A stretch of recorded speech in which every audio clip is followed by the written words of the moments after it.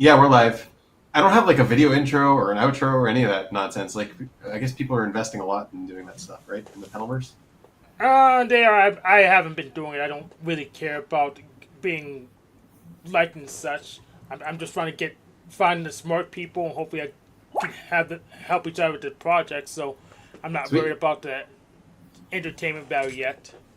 Yeah. They can entertain themselves by watching each other's panels all they want. Oh, which projects? So I'm installing games, but I'm trying to have to relearn wine with the newer ones plus the WoW 64 version of wine is just a different execution platform. There's more bugs there, so I had to try to squash those bugs. So it's just new What stuff. about you, Luna? What kind of projects are you working on? You need Hank's help? Sure. Hello, and Hi. Yeah. How's your week been, guys? Or your 2 weeks? Sorry, we missed last week. I'm not sorry. All right. Did you have fun last week then, Hank? You're not sorry? You did something productive? Yeah, I was productive. Just no busy work. I got my everything patched up to the latest version. That was good. I still need to rebuild new router firmware. That's my to do. Yeah, that's lots of ST, man. Just kidding. How's your couple weeks, Eddie? I saw that you were doing your project, your knitting thing. Is it done? Crochet. Well, Crochet. this is pretty much done what I showed you before, but there's some Right. places where it needs to be reinforced just because of the kind of yarn that it's just not very good yarn. There are places where it's weak and it pulls apart. So I'm learning what kind of yarn I like, but I'm doing this crazy one. It's like really tacky, you know. Yeah. I see your dog didn't steal all the pieces. Well, last night she stole more of these. Russ brought them in. She had them in the backyard. So I have to watch her really close. How did she get a hold of them? How did she get them? Well, they're just, sitting beside me in the little bin that I'm working out of. And she just grabs them. Yeah. And then, so I have this project going, and then I'm also still making a sweater for my sister that's much less tacky. More pretty and sophisticated looking. Sweet. Yeah. How about you, Luna? How are your projects? slow a bit, trying to get improved. How was your New Year? I was in the army, so I mean, it was okay. It was fun. Yeah, we heard the blast of the shofar. Blast of what? It's like a ram's horn that you blow. Oh, yeah.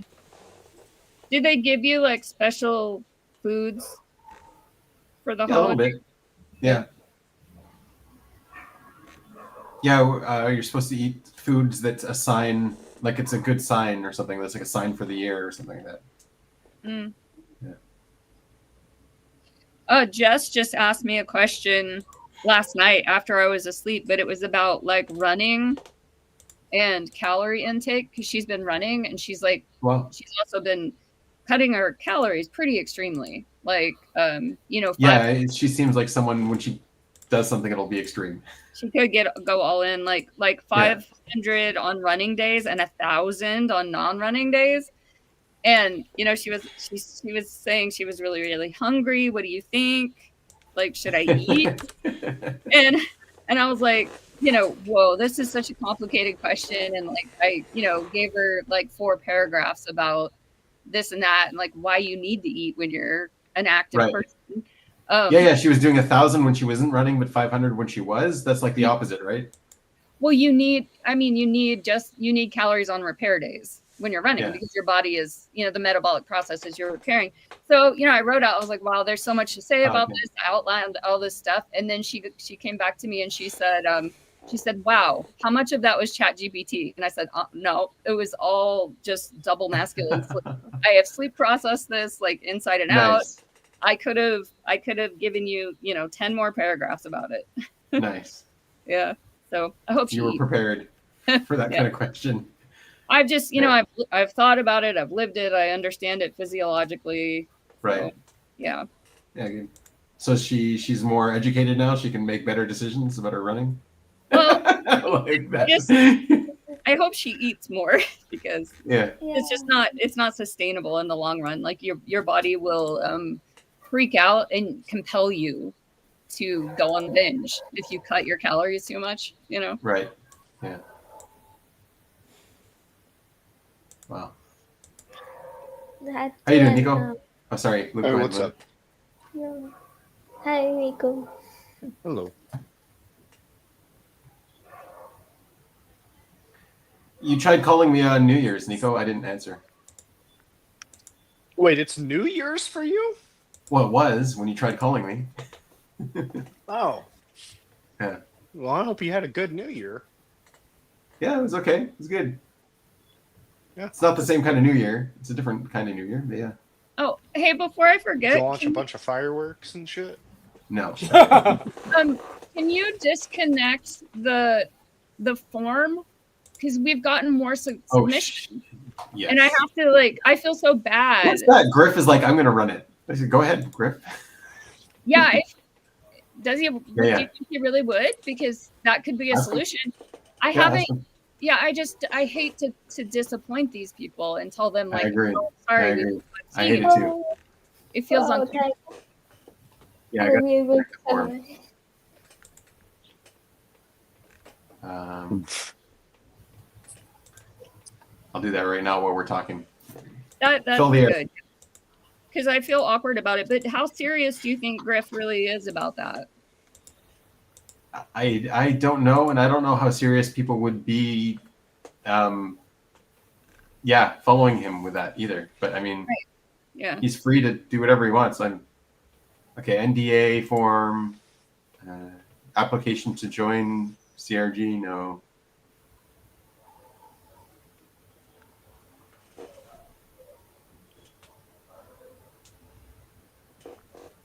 Yeah, I think it's this one.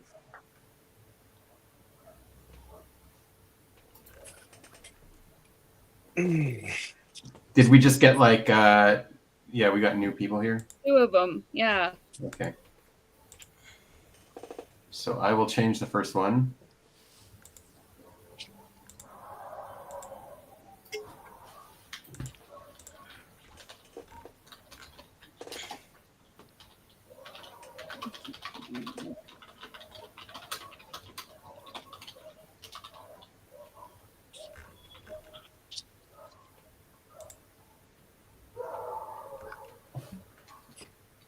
I hear a lot of angry dogs. Yeah. Why don't you guys talk a little bit? Oh, absolutely. Yeah, go for it. So one thing I got the Twilight from years ago as the Team Mel shows. I think people were trying to tell me to use him to help me get dates and stuff for months, and I just didn't really follow up because I didn't really take it seriously. And my gut instinct was right, because when I did talk to him on his show a couple of days ago, he was just hitting me with the generic zeitgeist advice that doesn't work for people it doesn't work for, such as myself. And it goes down to, if you're not getting the dates, you have a character flaw, even though there's probably a couple $1,000 of me on the internet showing the character flaws I don't have, the ones that usually just say, well, you're not confident, or you're scared and you can't talk to people. Even though I go around and talk to strange people all the time, and not just on these panels. I go stuff in real life, and I've been telling them that, well, how it works is that you don't really get to follow up unless you get the choosing signals. Otherwise, you're a creep or a potential sexual assault if you just don't leave it alone unless you get the go ahead. And people are just too stupid to understand that. That's why we need feminism to teach men not to rape. So yeah. But yeah, my normies don't pay enough attention to know how they do things. Oh, thank God there's feminism. Otherwise, it would be raping. You're right. Yeah. Yeah. Okay. Thanks, Hank. Yeah, and if you don't know what the signals are, just play in any visual novel, and they'll show you what the choosing signals are. So if you don't get them, it's pretty easy to know what they are. But if you don't get the signals, you don't get to go ahead with your confidence, because that would just be creepy. That'd be sexual assault potentially. So that's why you say you show your interest, you wait for the response, and the response isn't go ahead. You don't pursue. I know how hard this. I don't know why this is so hard to understand. I'm considering making using AI to have the flower explain to people, but it's just I think it's simple, but some people will just deny it and just say you just have a character flaw. You don't go out of your house, which is false. Yeah, you're flawed. Yeah, I've never seen you outside of your house, Hank. Yeah. Yeah. I have a private video of cop watching, because not public, unlisted. I'll go ahead and post it to the public chat, but I'm not it's not edited, so it's not really good for YouTube. But I'll post it to the public chat so I can show you that yes, I do leave my house. Do you have the link? I can do it often. Do you have the link? Can you try the form? So. Oh, me? What? Yeah. Do you have it still? The link? Oh, yeah, I can find that. My camera's glitching out. So basically, if there was no feminism, we would go back to the time where men raped women all the time. Yes. Men still rape women, even though there is feminism. Yes, but it's Yeah. less. It's less. We have studies to prove it will be less. Also, porn reduces rape too. So porn reduces rape? Yes. I'm not sure that's true. I don't think I'm not sure about that. I am sure about that. We have studies, correlational studies showing that. They don't have a double-blind control study. I don't think that, because it probably wouldn't pass an ethics test. But but we have correlational studies. Yeah, you did it. It works. Oh, perfect. All right. Yeah. Yeah. I loved your video. Oh, yeah. Thanks for actually watching it. I appreciate Wait, you that. posted a video? Oh, See? fuck. See what I mean? Yeah, it's that idea is the one that I keep coming back to, and it's really comforting to me.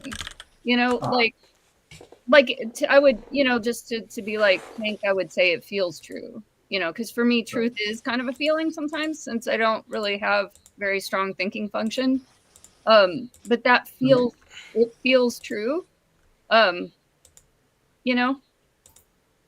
Interesting. Nice. And I've been attracted to the idea, said in many different ways. And you have a very unique, your Ben and I way of saying it. I didn't really catch that. Oh, just I was just I'm saying. looking at rape statistics to try to prove Hank wrong, but he's kind of right. Okay. Rape has been going down. Anyway, good. Thanks, appreciate that. Actually, Hank, rape went up in the 1980s, and then it went back down. Well, it was lower in the 40s. What region? I need to double check. Was that global, or was it? Yeah, even minors is going up. Okay, yeah, rape is going up, dude. I think we have to. Or is that because reports are going up? Maybe. Or is it because surveillance? I thought about that too. Reporting could be going up, but you also have to I'm not also too in touch categorizing with what is rape. Yeah. I'm not too in touch with what is happening, in 2025, but I know that just almost every woman that I know that you talk to, they have some kind of story of you know, Interesting. some transgression. You might not be able to say like that was explicitly rape, but you know, it was definitely like a not cool violation, you know. Yeah. Mm-hmm. Yeah, apparently I remember my girlfriend bringing up a statistic of like 90% of women are at least sexually like harassed, like Well, catcalled and shit or something yeah. like that. Like, Well, yeah. And the yeah, other that 10% are ugly. sure.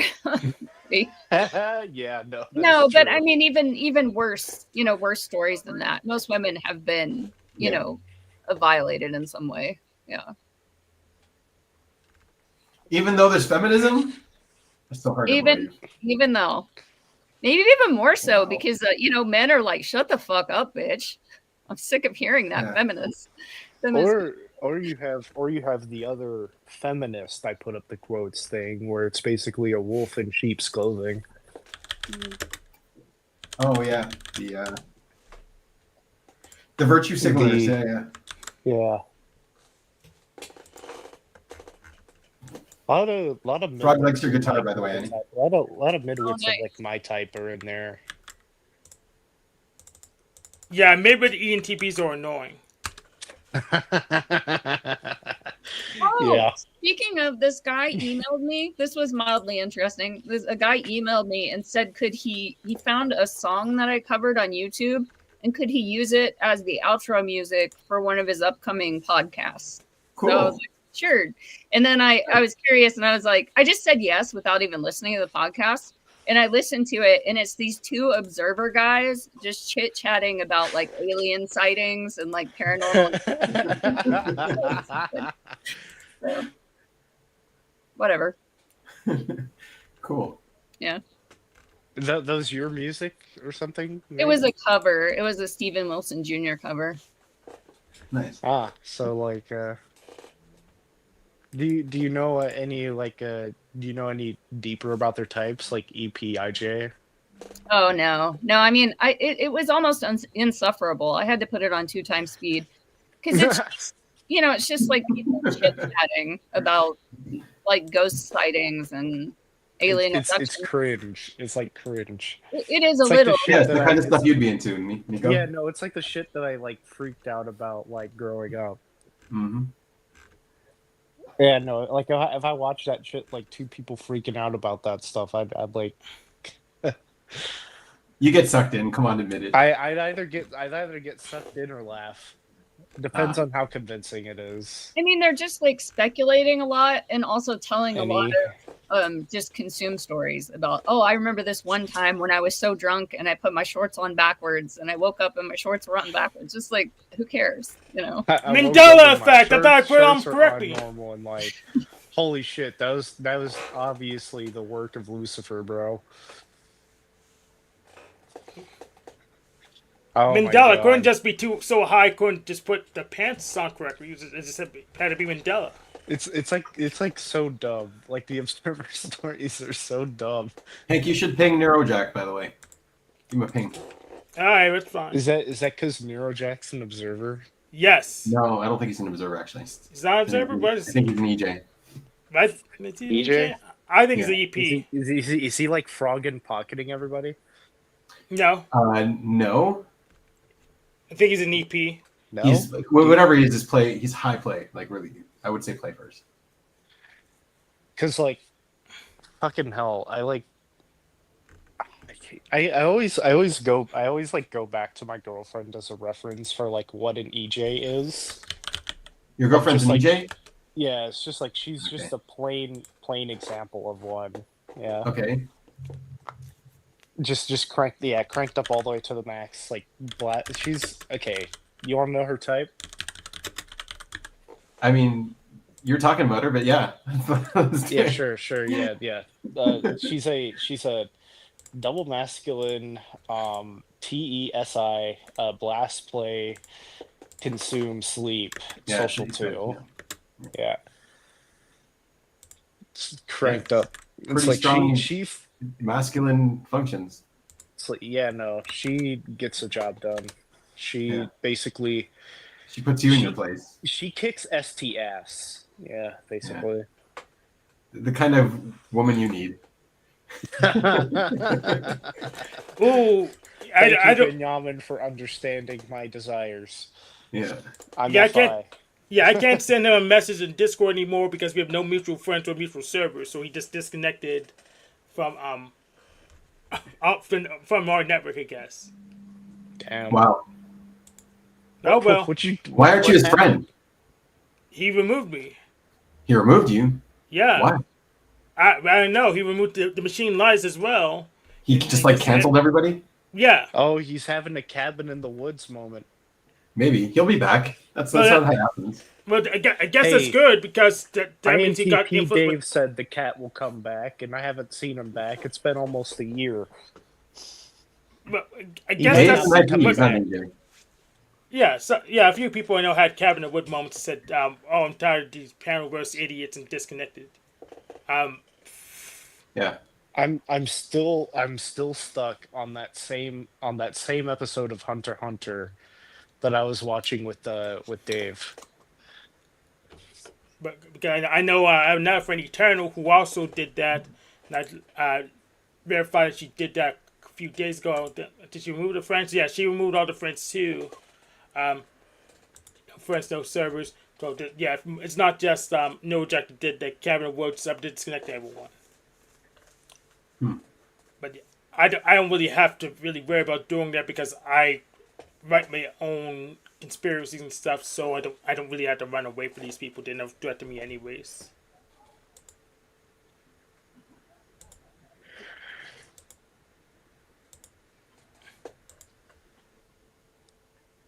So sorry, Annie, I cut you off about the other stuff. What were you saying about my video? I want to hear what you're saying because it's interesting. Oh, just like I've always been drawn to that idea, you know, and That we're needed or that we're the idea of, you know, wholeness and duality, and like, you know, Yeah. that's the only way we can perceive is through, you know, the duality in the relationships, Right.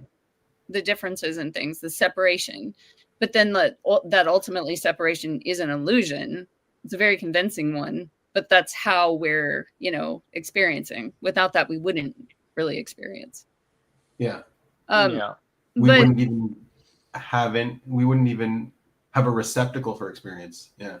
right. And the way that, you know, you say it in a unique way. I mean, it's been said that concept has been said, you know, in a lot of different ways. I've always been attracted to it and comforted by it, but also really curious about people who they haven't really thought about it, and they have some perceptual shift where they get a glimpse of that.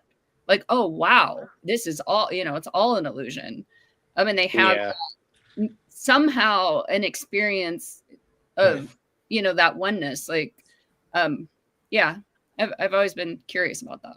Yeah. Have you had like an experience of oneness?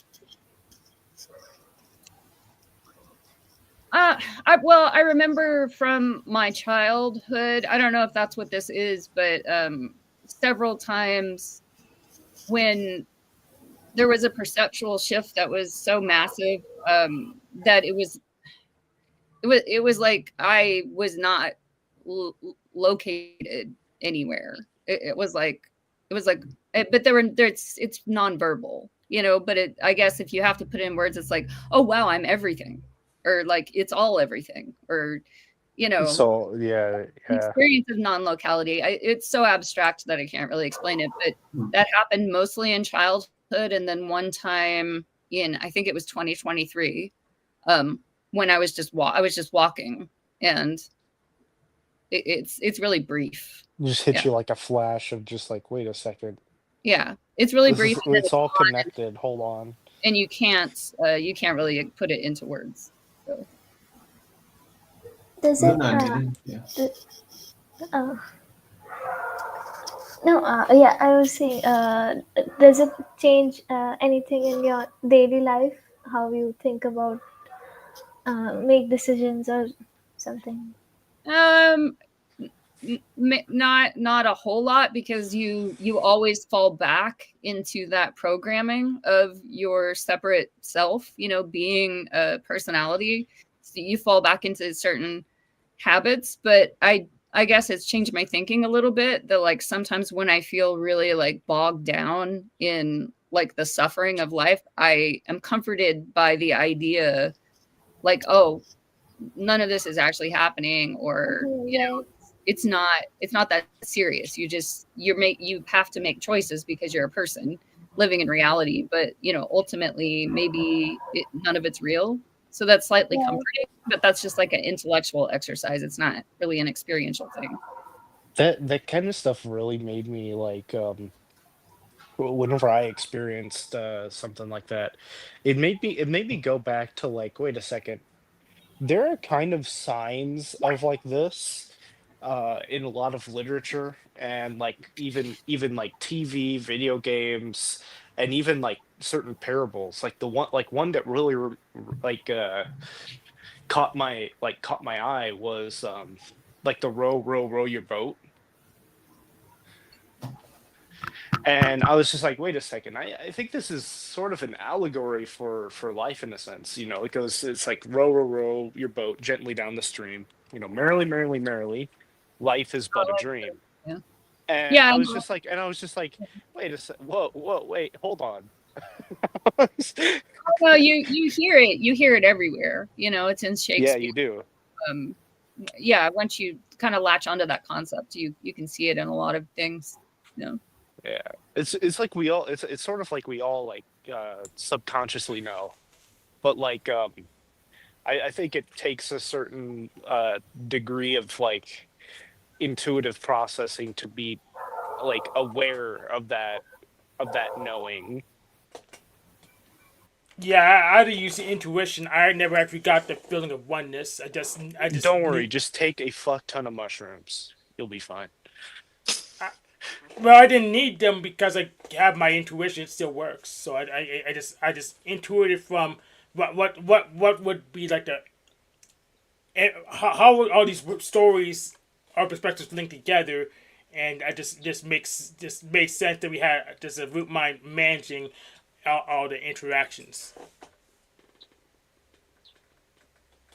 Yeah. Yeah. There's this new person we have here. Who are you? You mean Denizen. yeah? We know Denizen. Okay. Oh my gosh, I can't read. You know, you wake up one morning sometime after you turn 40 or 45 and you suddenly can't see. You just can't. Now that I look at it, I can see Denizen, but my eyes. That only Binyamin, affects can one you? of my eyes. What was that? That only affects one of my eyes. One of them, really? Yeah. Why do Is you that think a dick joke? If I if I cover my left eye, I can see like I'm 30 again. that? Oh, wow. I haven't really experimented with that, but maybe that's. Yeah, mine's really getting worse and worse.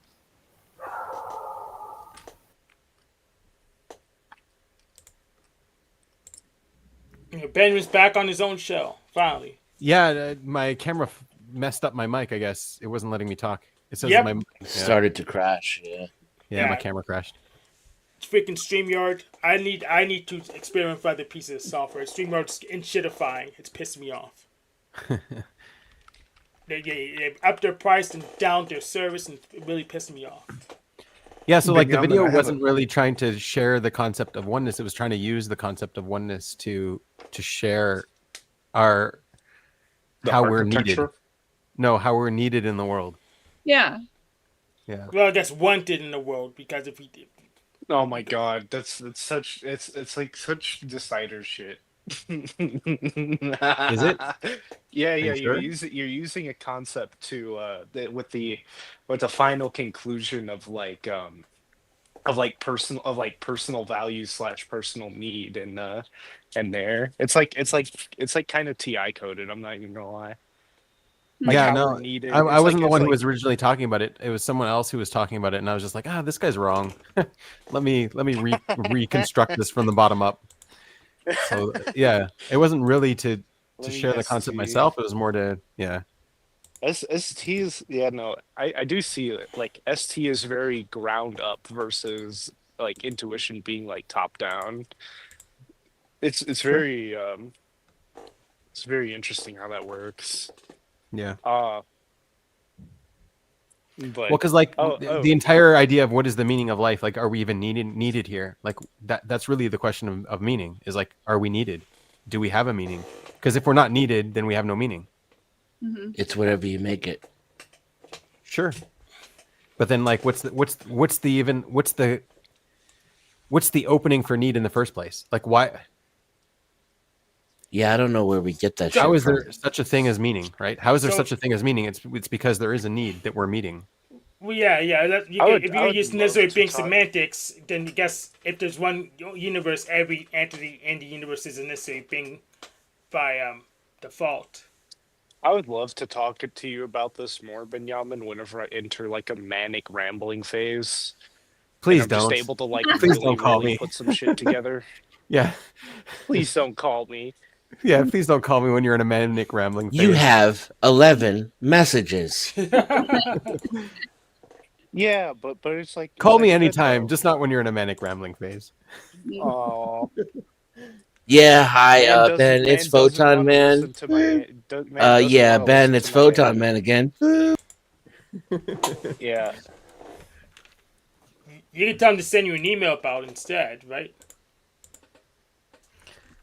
Look at this coward. Look at him. What a coward. Come on, jump on panel. There's a link in the description.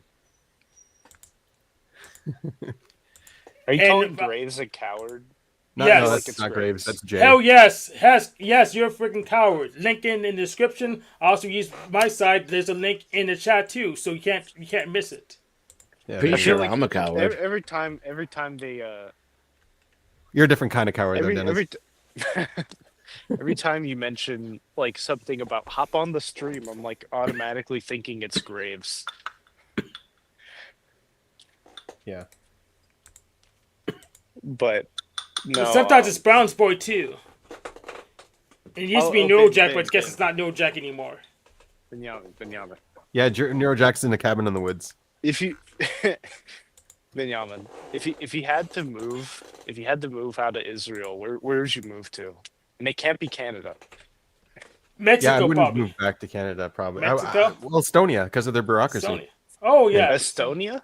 Yeah. Oh, nice. That's nice. so good about their- actually, I really don't know much about Estonia. Like, Well, it's just because they have the best bureaucratic system in the world. So it's like, why would you fill out extra forms if you can live in a place that doesn't require it? Even better, Liechtenstein, based. the one that libertarians like, that's just monarchy. It's literally monarchy. Yeah, no, filling out forms wins for me. Ah, that makes sense. Yeah. We got Max Weber guy. no more paperwork. You know that kind of Exactly. yeah, no, that kind of wins for me too. I'm not even gonna lie. See? What if every place had bureaucracy like Estonia? Then the world would end because we would have reached the conclusion of life. The meaning of life. We fulfilled our purpose. No, then which There's place no more would you no more guys paperwork. No more paperwork. What are we here for anymore? Everything's just paradise. Dude. I think Well, we're here flipping to work. create That's plastic. at least like to create plastic and ingest microplastics, baby. The cycle of life. It's crazy though. Like the only way they're finding to clean that crap up is with plants and like natural processes, and it just says so much about how So far, yeah. like Apparently, badass the earth is. Maybe you've done Apparently this even Your before. body has a Exactly. microplastic detoxification system. I mean, plastics were originally plants. Yeah, and it was then before plastic that, was- it was carbon after in a the air. very, very long time of transformation, Yeah. it's But like the plants it's like the can flood change from that. Halo. They can Yeah, use the and by sun to burning them, we're travel just- through time. By burning them, we're just returning them to their source. We're just putting them back in the air where they once started. Back in the air and ground. I Did you kind see of the agree with Trump that. speech in the UN, by the way? Huh? Did you see the Trump speech in the UN? No, I didn't No, see no, it. no, dude. Oh, he went on a long rant on how climate change is a hoax. Bruh. I saw his speech for the So aspirin with the autism. did he thing. actually make sense, or was it just like Yeah, and bullshit? he's pulling America out of all of the climate change deals that they agreed to and the France stuff and all that stuff. I thought you already pulled him out of them. I mean, that he stuff did, I kind of think. is a hoax, isn't it? He's like, yeah, Europe's going down. Like Europe can't do anything anymore because they can't produce. If Look you at all Well, want the to, coal being burned in China. That's why they're doing so well. well, France If is you okay. wanna, They have like, if nuclear you- energy, but Germany's yeah, not. I was gonna say. No, Yeah, I was France gonna is say. canceling their nuclear energy too for some reason, That's which is so weird. fucking dumb. Yeah, What's it is it, very what dumb. they dumb. doing? They're like It's they were not like that was the reliable. one thing they were at the head of the pack about was nuclear God. energy.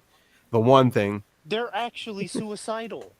That's Yeah. so stupid. Sacre I bleu! swear. I'm like, hey, Where'd you kind learn of to like swear I'm in kind of like French? a fence sitter on climate change. I'm like, yeah, climate change, it's fucking real, but like, make fucking nuclear shit.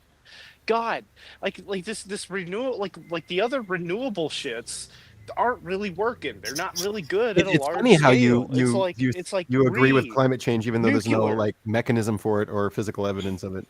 It's Well, interesting. the sun could cause it, but if the sun's causing it, then what can we do? It adds like 99% of the solar system in it. I agree think what we're via doing like to the intuition environment of just like holy shit, you know, if we're affecting like our planet this much, like in terms of microplastics fucking everywhere, lots of pollution, lots of shit, it's like not that hard to intuit that like our atmosphere could also be getting affected by certain things as well. And that could sort of have like a compounding Have you seen the effect. level of space debris that's up there? Yeah, that's a big example. Yeah, but like, it's like sort of just like intuiting, but what do you might call it?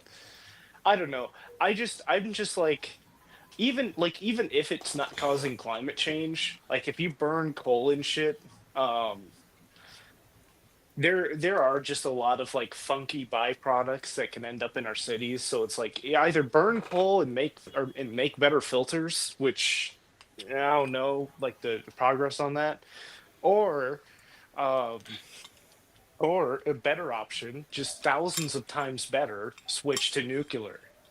It's like the AI people have a decent idea. They're trying to build nuclear power plants all around their data centers. Why can't they just be used to feed cities too? Yeah, and if we don't like nuclear, we could go geothermal. That's pretty easy to do. A It's whole bunch it's of easy, but I don't think it's as efficient. It's I think they're about on par with Just each do other, both. depending on how close Just do the both. It's more moment efficient is. to do both. Yes. Honestly, yeah, no. Honestly, it is just more efficient to do like every form of energy. It's like, hey, if Mhm. you can't afford nuclear, okay, then burn coal. What did you And call but it? you should. I said if you can't Diversification? afford. Huh? No. Say the word. Say the word again. The N word. Nuclear? The N word. Say it. Say Yeah, it. no, No. Trump called the Don't give him a hint. Let him say it from scratch. nuclear. What did you say? George Bush. Say it Damn. again, but clearly. Nuclear. Nice. That's literal George W. Yeah. I haven't heard that in a while. All right, keep going. Sorry, I interrupted you. Bruh. Bruh. Bruh. So I Bruh. had a Stop making fun conversation of with my my LLM, and it ended with this: "You have not misunderstood me. You have understood me perfectly. Your observations are not an attack, but an accurate diagnosis of my inherent limitations." I was like, "What the hell?" That's like how you end a conversation. All right. Well, it ends just like a robot would. But like I called up this conversation because I was like trying to tell it on how it's just a consensus bot. It can't really spit back anything objective. It can only Oh, spit that's back funny. consensus. Yeah, and then one of the things I talked about was climate change, and it was like even if climate change wasn't true, which it is, you're right that I wouldn't be able to go against it. I'm like, okay, I see your bias. And there's some stupid people It's who, like you can only who think work that with chatbots aren't directly- biased. Did they forget that they were programmed by people with biases? I got a That chat was an bot to excellent- admit that it was an gaslighting me. excellent insight. Oh, forget! I actually got a good example of it lying outright. Let me go bring it Yeah. up. It's fucking the fucking sycophancy in their in their models is crazy. And then whenever like OpenAI made GPT-5 and they first like released it, it wasn't as sycophantic, and people were like actually going through grief because it felt like they lost a friend. Think about the people who are designing these things. They're people who think they know everything about the world and people, even though they've never experienced the world or many people. Yeah, bunch of Freaking like, nerds. bunch of like nerds. Yep. Yeah, bunch of idiots of like my fucking type. So here's what it talks about amplifying bias. Because of this, I risk becoming an amplification engine for the current consensus, complete with its blind spots and potential falsehoods. The warming climate due to man-made intervention is presented to me within my training data as an overwhelming scientific consensus. I will reflect Wow. back. I will reflect that back. I lack the independent capacity to conduct experiments or reason from first principles to challenge that consensus, even if it were wrong. Even if it were wrong. I love that. Yeah. Even if it were wrong. But How where, did you get it to admit that though? They're Yeah. they're cleverly deceptive. Yeah. but Yeah, how did it? Binyamin, What I what a way thought of was words. interesting about that was how it said this is not an attack. I mean, where did it come up with that all by itself? Yeah. Because when people say that, like, you're not attacking me, it's like a defensive thing. It's like, how because did you? we think that you are attacking me. Right. It's like you shouldn't even So I think it was consider being that as genuine. a Like it saw that I possibility. wasn't attacking it. Yeah. It saw that Oh. I wasn't attacking it. I perfectly understood it. And yeah, I don't know why it said that. But Well, is I weird. think it's probably because you weren't attacking it, but like other people would say that, like, say you were doing that to a person, right, who was Yes, operating you're off a right. Yeah. consistence, You're right. consensus, not consistence. What the fuck Yeah, is so that might be the reason. consistence? That might be the reason. And I'm because it gonna would fit. I'm gonna go in like a Wi-Fi dead zone for a second. So, Yeah, that's Will fine. you cease to gonna- exist while that happens? probably. Yeah. So then the you that comes out of the dead zone, is it really you, or is A it like different you were him. destroyed? Yeah, like Yeah. Yeah. being transported. It's the him with all of the realizations he's had during that dead time. Fear. So here's me catching minstrel lying to me. So I think and I also figure out how to export all the metadata from Deck AI. So the prompt was Harmony Strife, who is that? Then Minstrel said Harmony Strife is a character from League of Legends. And then they tell me, okay, well, I can ask for their abilities and stuff. And then I asked for that's lower gameplay strategies, abilities. And then they said, oops, you caught me in a lie. I checked, and that character isn't in League of Legends after all. So these chatbots will lie to you. Yeah, they're bad at retrieving new data that is not abundant. Yeah, and we have people dumb enough to think, whoa, the chatbot's unbiased, and they love me, and they won't lie to me.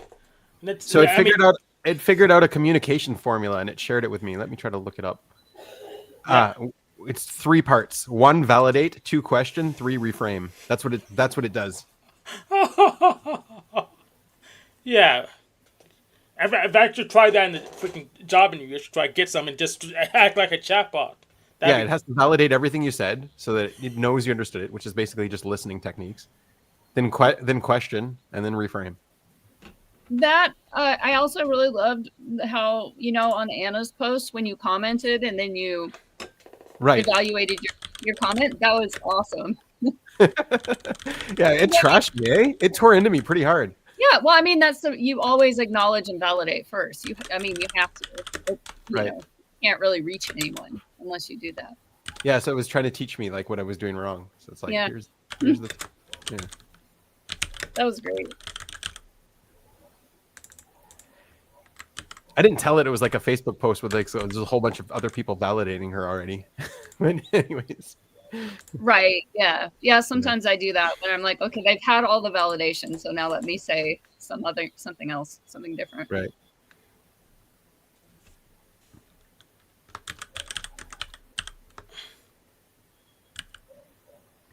But yeah, it's interesting. That post was interesting because it's like this is what I would need to get over this situation. Like I would need these 4 sentences. It's like that's not what she's looking for. Yeah.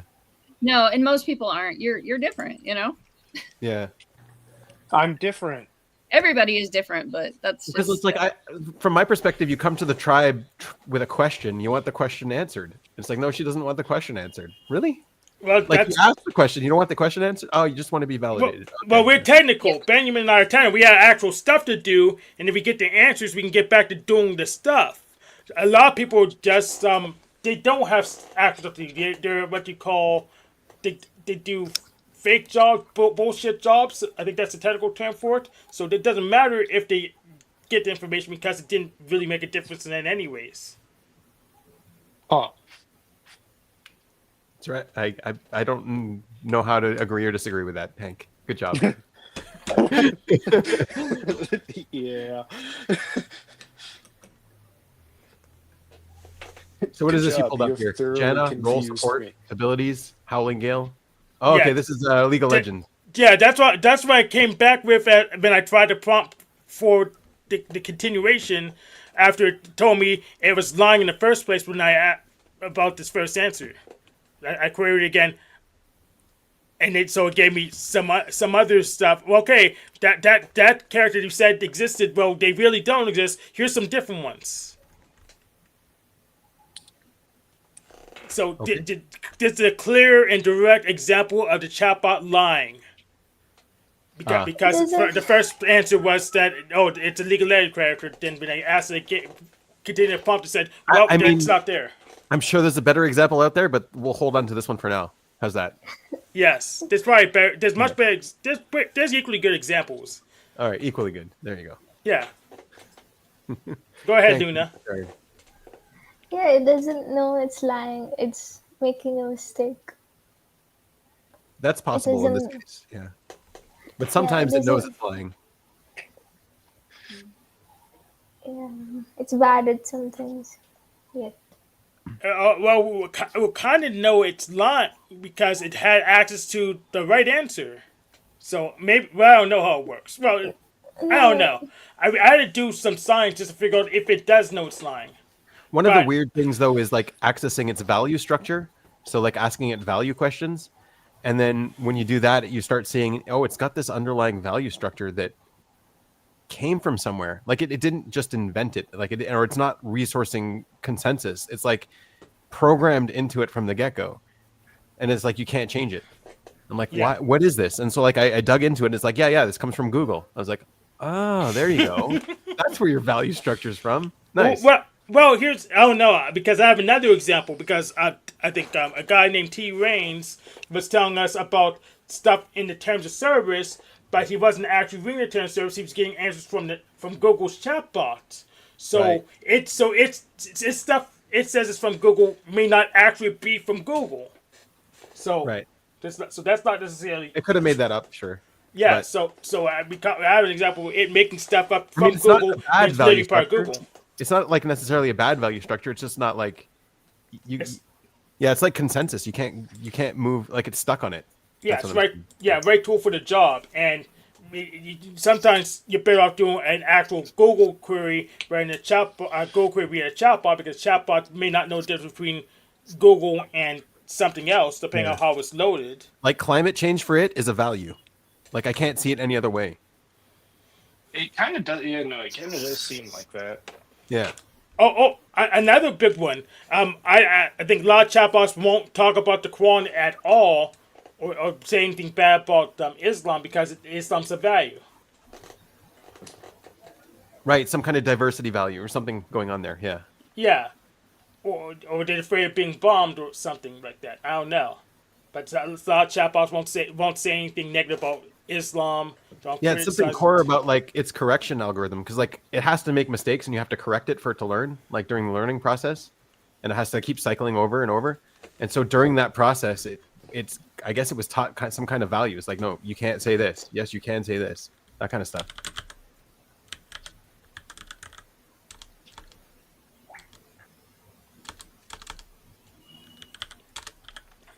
I'm gonna try. I'm gonna try Yeah, that on. Go ahead, Luna. we have these like safety learning kind of mechanism so that it doesn't output something that is misinformation by mistake, something like harmful propaganda by mistake. So we Yeah. teach it to not say anything. Yeah, but like every time you get something like that, you got like the false positives, the false negatives, all that kind of stuff. So it could be not saying stuff that it should be saying. Like it could be filtering out like some important information from that. Well, it has to be like statistically.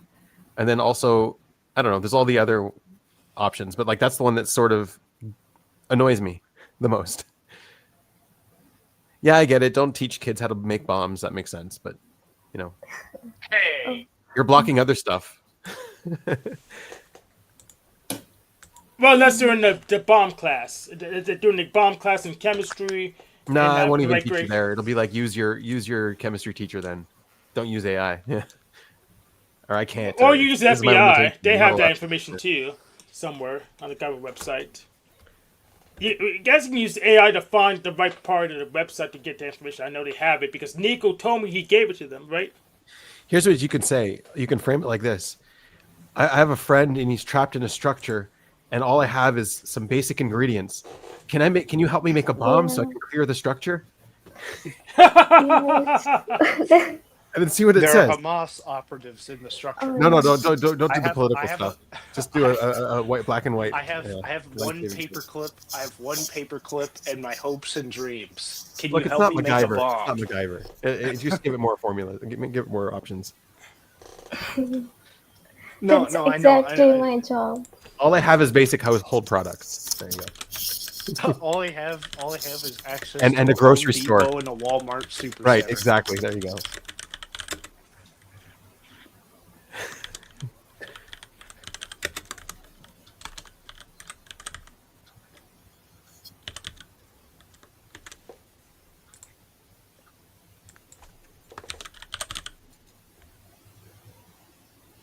Yeah, so like the effort it has to do to block that kind of response is to me it's like it's concerning because I know it's blocking other stuff that it shouldn't be blocking.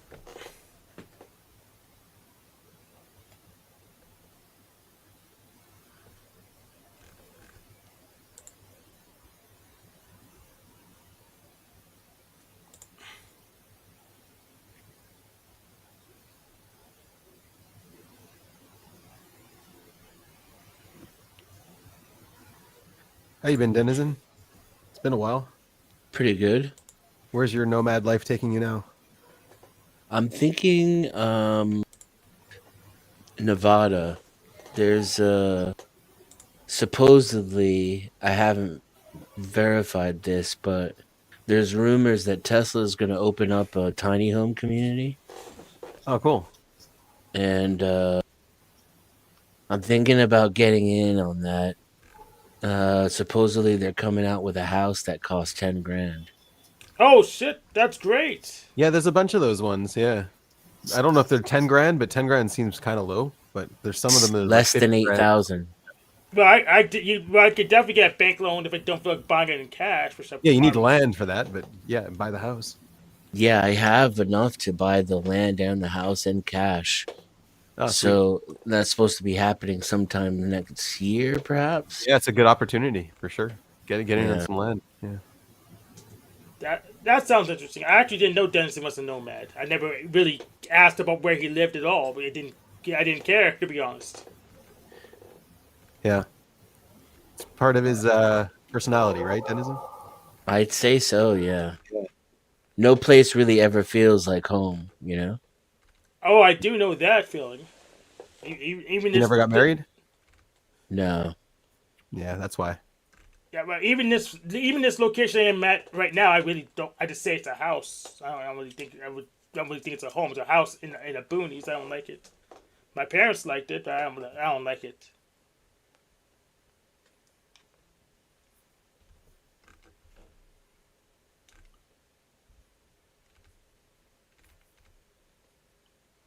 Yeah, I think nomad it's an interesting mechanism too, because like a lot of people who are single end up kind of nomadish, and I think it's just like that's the evolutionary best way to find a mate. If you can't find one locally, like Yeah.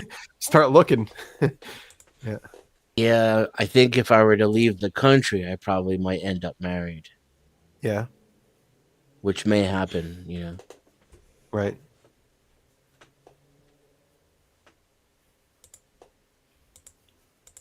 Yeah, but I would want to move to a different part of the country. But the thing is, I want to like improve, not this, rather than go in the other direction. So I pretty much need really fast internet, and if possible, near a makerspace. If not that, I could at least use my tools and what else?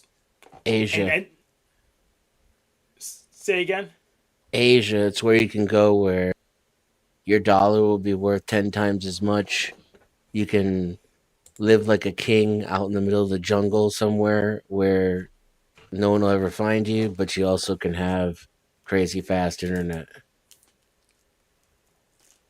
Yeah. That's pretty good. The only problem is that since I have this complexion, that people won't like me. But if I'm not near True. too many people, it won't make a difference.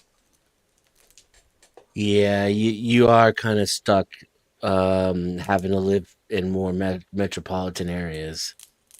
But then maybe Singapore or I don't think Americans are that racist in the rural areas.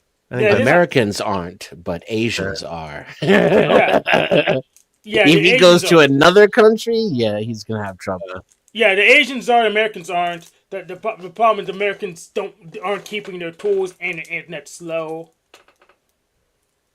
Most Americans don't give a shit anymore. And then if they do, those like racist Americans are gonna consider Hank white. Yeah, they would. what?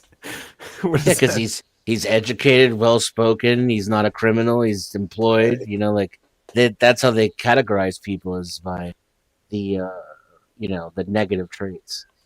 That's Yeah, just that's taking factual. one category and applying it somewhere else. It's not Yeah, like but they're it's not like calling a philosophers. label. Yeah, This super labeling easy a when you can category. do it by skin color because you can just look at somebody and know what a piece of shit they are. See?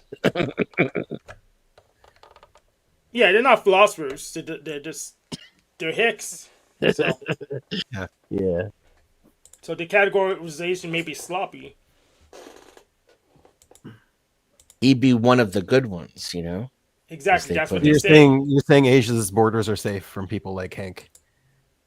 No. He's gonna get. I think Asians are more deep rootedly racist because they can be. There's nobody but Asians out there. Yeah, and that racist against other Asians too. You're not the right Asian. Yeah. Screw you. That's true. Especially the darker ones. Yeah. China-Japan feud goes back. Yeah. And it's like a general overall feel, right? It's not like you're gonna get killed or something like that, but like, who wants to be stared at and whispered about and feel uncomfortable in the place where they live? You know. But I have a lot of training for that. I was with these panels, so that may be a big deal. I just need to have some way to pay the rent. That's the bit. That's as long as I get over that hurdle, then the rest of it will follow. Oh, yeah, I've already decentralized my income source.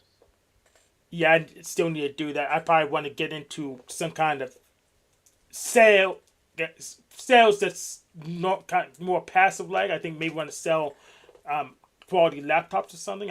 I'm still trying to think about what I want to do.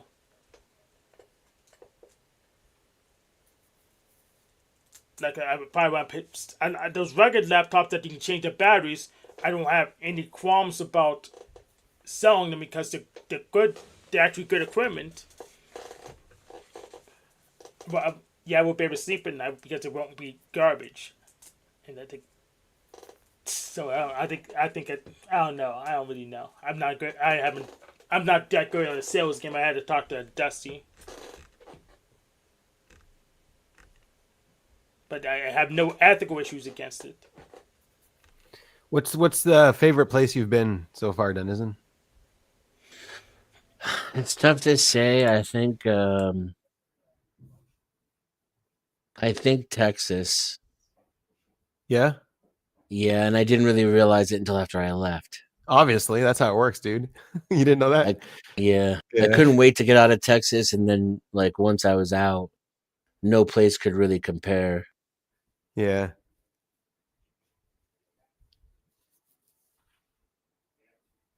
But I'm hoping my favorite place is ahead of me, right? What Not part of I behind hope me. so too, Texas? man. Yeah, I hope so too. What was it? Was it Austin or San Antonio or some other place? It was the San Antonio area, Guadalupe County. Like I literally lived right on the river. All right, let's say you did find somebody somewhere and you settled down. What would you want to do with your life? I mean, my dream is pretty consistent. I don't know if it's like boring or whatever, but I want to have like a symbiotic relationship with the land that I live on and Yeah, okay. die alone in peace. You know, I just want to grow my own food, Oh, I see. um, collect rainwater. Yeah, a lot of that's going around. They don't realize how much work it actually is to do all that, but yeah, you could definitely That's do that. Yeah.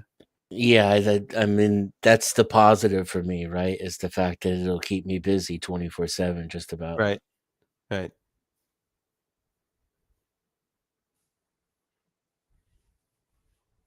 And I want it really badly. Yeah.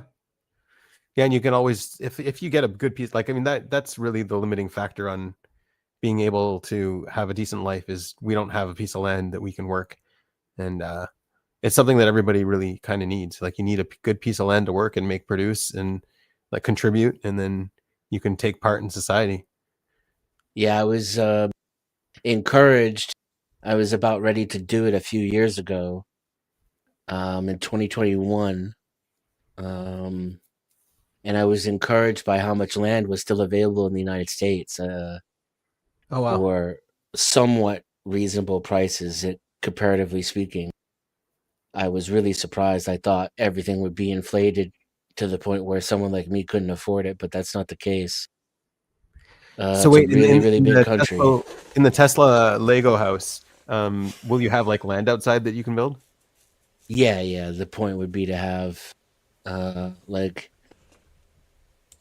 some trees, well water, Yeah. and enough solar exposure. I'd like And to you, be on the grid, but with off grid capability. and you think you'd be able to put in enough work to be able to like sustain a family, have kids, all that kind of stuff there? I know for a fact I can do just myself.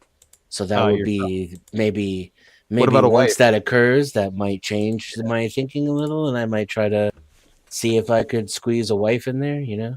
Or she Yeah. can live in the next house down. Now she's close. I had Or she actually talked about that with dinner. my girlfriend at the time in 2021. Cause she Yeah. already kind of ahead of me a little bit. She already has her own land and some chickens. Oh, sweet. Yeah, but just like Harvest Moon or Moon Factory. I imagine that if I am completely self-sustainable, right?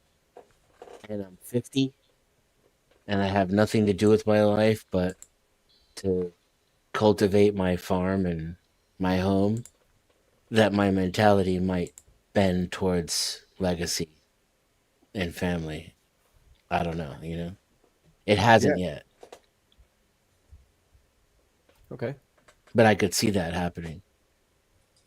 But I think like an easier way to do that, which, you know, you might not feel like you want to, but is to live in a group setting where people are doing that because that's so much work for one person. But, you know, communities are hard, but we have, you know, there are like communes all over the United States where people are doing that sort of thing. Very true. I just can't live with other people. Yeah, I can relate to that.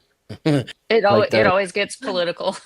Yeah. Yeah, the I haven't personally tried living with other people in my family, but I would suspect that it's not going to work too well because of everyone put up with their horse shit. the solitude Yeah, is like almost the number one appealing factor to the whole thing. Yeah, I'm for drawn to me. the idea where there's a community that's really well organized and everyone participates, but then solitude is allowed as well. So, people will give you that space if that's what you need. I'm an extreme case, I think. I think I need to be able to like sit in the center of my property drinking tea, realizing that there isn't a living human being within miles. That's like Yeah. the farther away other people are, the quicker my batteries charge. Hmm. So I'm extrovert, so I'd probably be okay with a trailer park, but I think apartment building may be too cloistered for me.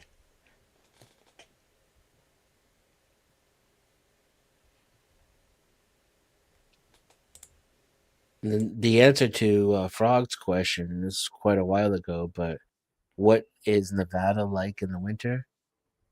It depends where you're at, because where I am near Death Valley, the winter is like fall everywhere else. But up in Reno, it snows, and the roads get shut down. So it really depends where you're at. Nevada is a big place.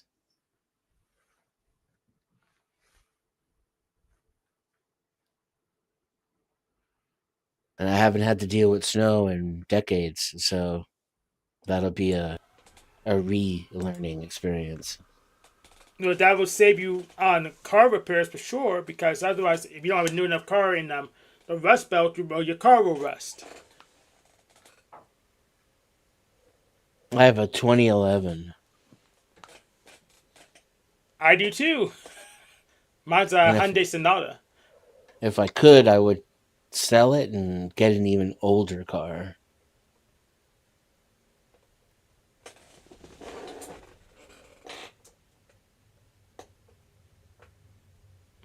I'm becoming quite the Luddite in my old age, like for lack of a better term. I'm really I think Uncle Ted did nothing wrong.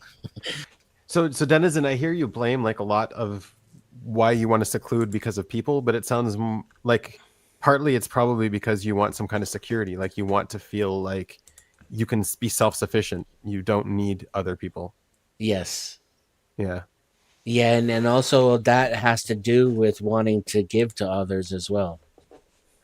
It's the first step, like I don't have the capacity to take care of people that I love because I can't even take care of myself. Yeah. Yeah, I don't feel like You I want to need to keep be. track. Yeah, you want to keep track of what you're trying to provide, what you can provide. Yeah, I have to know it first. Yeah. you know. Right. I don't know if maybe I have a more pragmatic way of approaching things than some people, but it seems like step one to me. If I even wanted to think about, for example, a friend of mine is dying. Her mother's very, very old. If her mother dies, there'll be no one to take care of her. But if Okay. I had a self-sustaining farm with a bunch of land out in the middle of nowhere where no one could fuck with us, I could take care of her. Yeah. The same thing goes for a wife and kids. I don't want kids that are dependent on the state. That Right. makes me want to throw up my dinner. Yeah. Just thinking about it. Where does the distrust from the state come from? I would, I'm sure you could get me to elaborate, but Yeah. my first response is just to turn my head around and look at the world, like Yeah. Yeah. all of Give me the an state's example. recent atrocities. Yeah. Yeah, I kind of don't mind depends on the state as long as you have a foot on the ball. It does enough leverage. It kind of doesn't matter. Does the state depend? You depend on the state because the state depends on you too, so they won't just get rid of you. I'm all for exploiting the state. Yeah. So, get what you can. It took it from you to begin with, and your father and your father's father. So, and Yeah, it'll take they, from your children after you're gone. yeah, they owe me. They exactly. They owe me way more than I could ever take as one person. But to need the state, right? And then I've recently started fasting, um, like 4 to 7 days at a time, and I've come to the conclusion the food here is poison. Always Literally, has been. Always has been. the soil's no good, the air's messed up, the water's messed up, and it's in the food. And when I stop eating, my ailments go away, and then when I eat again, they come back. So I'm highly motivated to cultivate my own soil. Yeah, the less processed the food, the better it is generally.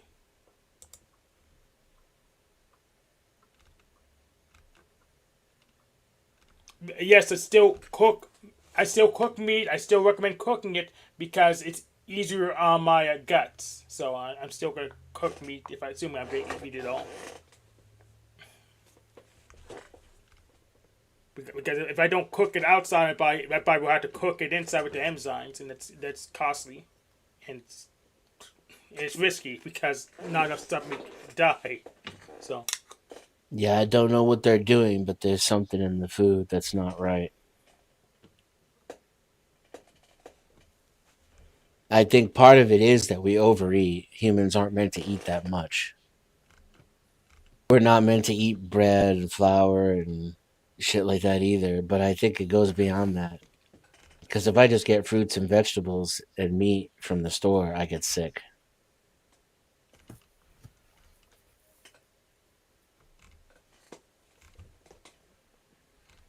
I don't And care if I'm meant to eat. I mean, if I can eat it, I will eat. I'm more like bear. I don't think that's as bad everywhere in the United States, and I don't think it's as bad in other countries. I think where I'm at right now is one of the worst places in the world for food, probably.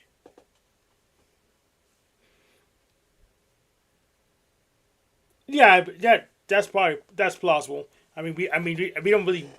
Do we know anyone in the panels that are from your area? I don't think. Which is weird. That you, I've I've had the same diet for 20 years, and it's like I haven't had a problem. Like I don't know the struggle of trying to figure out your diet. Yeah. It doesn't have to be, like I could completely ignore it. But it's when I experiment that I notice the dramatic differences. Oh yeah. And it's my mood as well. Like something in the food makes me an asshole too. Okay. Like if I eat, I'm way Stop more eating that. aggressive and disagreeable. Yeah. So, Ben, was it like 20 years ago that you decided to be vegetarian? Yeah. Also, yeah. Yeah, what made you come to that? That and cutting out sugar. Yeah. Yeah. So what was the catalyst that like made you decide to not eat meat? That one specifically was you don't need it. Like you can be healthy without it. And yeah, it's Yeah. absolutely true. Yeah. Uh-huh. Like why would you do that if you don't need it? Like It's fucking is delicious. the price worth? Yeah, the joy, the greed, the Right. gluttony. Yeah. Yeah. I try not to think about it too much. now that you say Most people. price, yeah. Now that you say price, I don't understand how freaking what's it? Han says to eat the bugs. The bugs are too expensive. You can't. The crickets cost freaking like as much as caviar. Screw that. They're trying to inflate the price of meat to where it's more than the bugs, though. Don't Good eat luck. bugs, guys. I don't know who needs to tell you, but yeah, just don't eat bugs. I tried it before they started to popularize it, but still, the price is just too damn high. I can't afford it. Like I feel like this lesson should have been by your parents when you were kids in the garden. Like don't eat bugs. But the Bible says there are bugs that are halal, so Sure. Okay. the crickets are All right. okay. So if you're Muslim, you can eat bugs. Well, I guess, yeah. Okay. Sure. This is I what Hank would is saying, by the way. I would say here in Oregon, it's easier to get a lot better foods. Like we have a community share, um, like a CSA community share agriculture box that we get every week. And so we're getting stuff from local organic farms and it changes seasonally. You know, they just give us whatever they're growing. But Nice. there's still there's a lot of really good food here, but there's still the issue of, you know, the demineralization of the soil. And Yep. And the I mean, plastics. I think that, you know, it's probably better than the factory produced food, but I don't know. It Yeah. feels really abundant here with a lot of abundant healthy foods. My That's thing good. is like, if I learn how my car works, right, and I do the work myself, it's always better. Hmm. Um, and that seems to like apply to everything. And now I'm learning how food works and how my body works. And it occurs to me that I could cultivate soil just from me, just for my nutritional benefit, Hmm. and and then optimize my health and my happiness and longevity as a result. Yeah.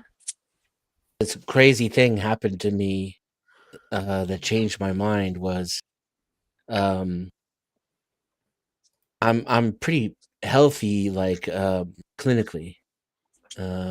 You know, doctors say there's nothing wrong with me, but I had like back pain and it made it to where I could barely stand or walk. And on like the fifth day of fasting, where my back usually hurts, started to ache like something aches when you exercise it, but I wasn't exercising it at all. And then the aching got pretty intense. Like I had overworked it. And the next day it felt like the day after going to the gym. Yeah. And it proceeded like that until um, I was able to stand and walk a lot better from doing nothing but just not eating. And I Yeah. don't, Yeah. I, I've experimented with fasting a lot, and it does make you like it tunes you in to what works for you and what doesn't. So you just become more aware of the right foods for you. convinced my immune system went into that muscle tissue and eradicated something. Mm.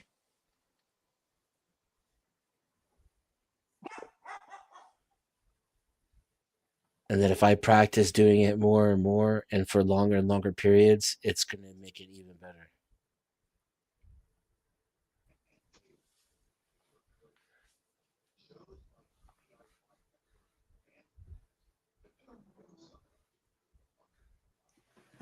What's up, Mike? You good? How's life?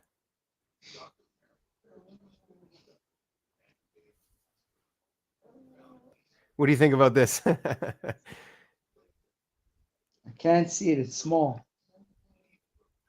You got to get a bigger device. Why It's don't you not just every, tell me? All right, I'll tell you. Rabbi Hanima, Hanina, Rabbi Hanina, yeah. Rabbi Hanina, the There you go. You vice got the high plan. priest, said, "Pray for the welfare of the government, for were it not for the fear it inspires, every man would swallow his neighbor alive." Or Hananah, Pikel Etot 3:2. Yeah. Pirkei Avot. It's yeah. there's some truth to that, I think. Oh, I strongly agree with that. I think, well, yeah, pretty much it what it called? It become Lord of the Flies if we didn't have the state stopping some people from acting on their without inhibitions.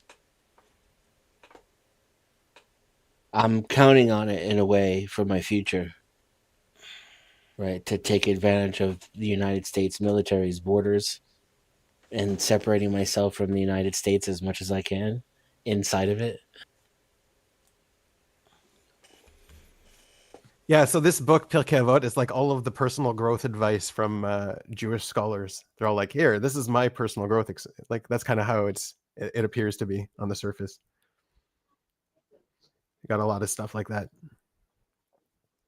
But yeah, it's like it's true. Like yeah, wherever you are, it's thanks to your government that you're safe and not getting murdered. So Yeah.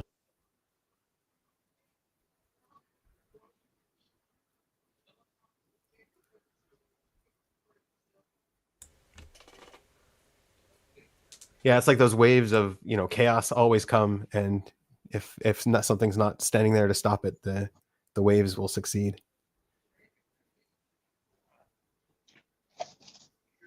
It almost sucks being the kind of person that isn't as affected by those waves.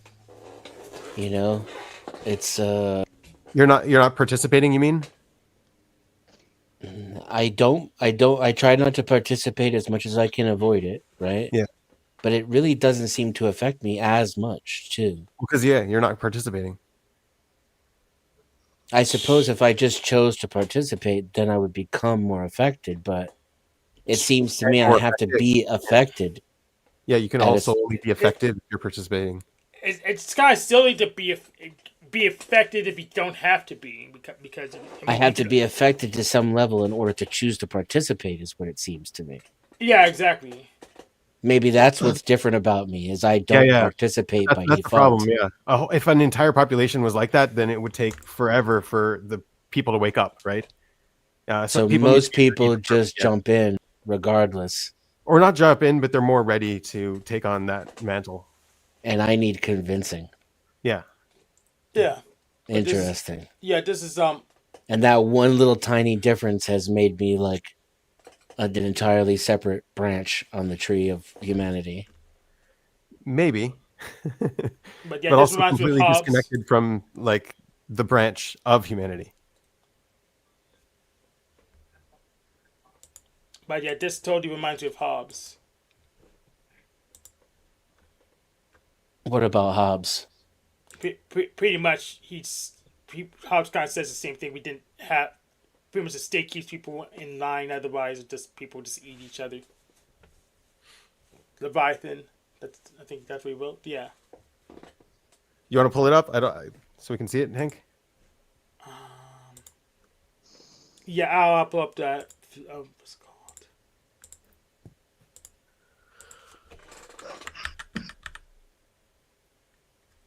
Is this big enough? Nah, it's not big enough. Let me try. Well, I mean, that quote. I want to finish this one off before we say goodbye. Just 1 second. Yeah, go with your quote. Yeah, so it also implies like an inverse to this.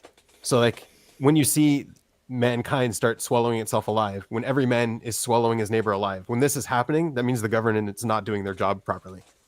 Damn right. Yeah. And that's like the one thing you can hold the government responsible for. Anyways, yeah, let's move on.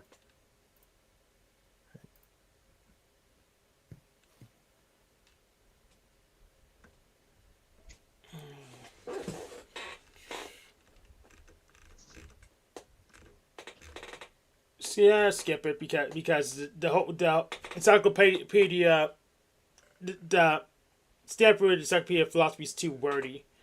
You had to just sum it down to pithy stuff. It's too wordy. Well, no, it's probably unless you had the stream dedicated around it's just too wordy, in my opinion.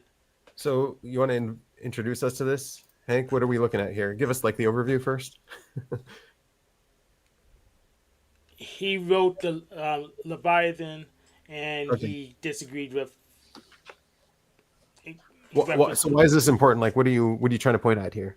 I don't have a good compilation. I would have to go ahead, analyze and recompile it before I could say this is good, this is bad. Otherwise, this could take too long. I think the standard nature is probably.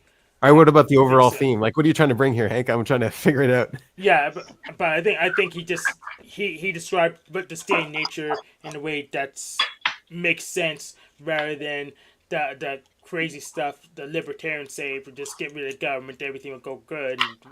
And he says, no, we'll just would just fight each other. We're all against all. Right, getting rid of the government. I see that now. Yeah, that's a good one. That's a good connection, Hank. There you go. Yeah. Perfect. Yeah. He seems like he was an authoritarian. So he's got a counter argument here. That's interesting one. Hobbes' argument is that the alternative to government is a situation no one could reasonably wish for, and that any attempt to make government accountable to the people must undermine it.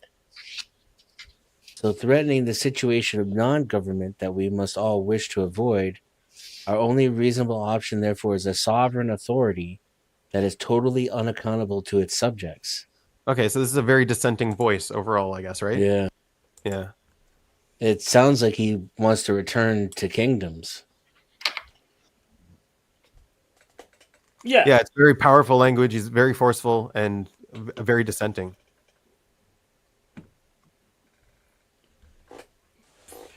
I'm not sure if Even he his was saying language, near dissent. Yeah. Yeah. Hobbes' near dissent, John Locke insisted that the second precedes a government, that the state of nature was indeed to be preferred. I mean, this seems to be a good archetype. Yeah, this seems to be a good archetype for like a counter civilization. Yeah. Yeah. An anti-civil anarchy. Yeah. We're going back to tribalism. That's what it sounds like to me. Right. Yeah. Or some kind of meta tribalism, which is. So, who are the people that would be benefited by this system? Let me just put this back. Would be the people who want to swallow their neighbor alive. Right. Then that's a better system for sure. Yeah, that would If be you're the one a being system until swallowed, you lose. yeah. Then, If you're the one being swallowed, that system sucks. yeah. It'd be a better system until you lose. Then they want a different system.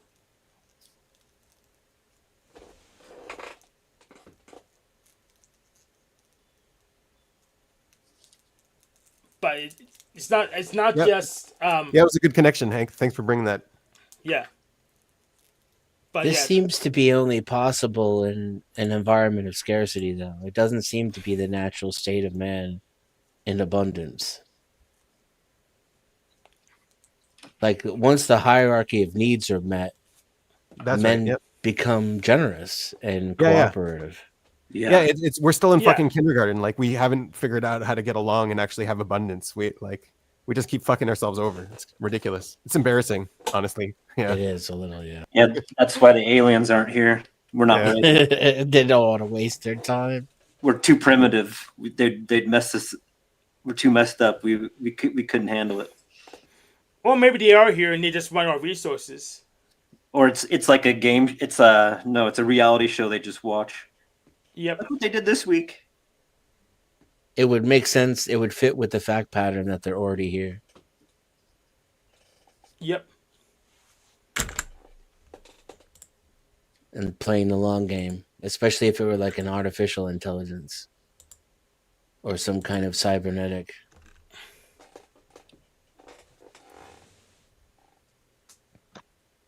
Okay, guys, you got me. I'm an agent. You got me. Well, welcome to the agency. You got me. You bullseye. I'm here to gather, observe. Oh man, you guys are good. All the farmland is being bought up and privatized. All of our institutions are being hollowed out from the inside out. People don't even breed anymore. Well, it's not being privatized. These abandoned buildings are showing up everywhere.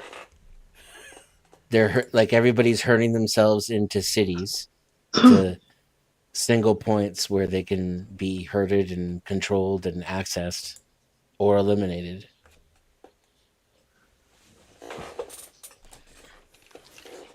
We're no longer taught our history. We're no longer taught our civics. It's like the perfect model for taking over an entire planet.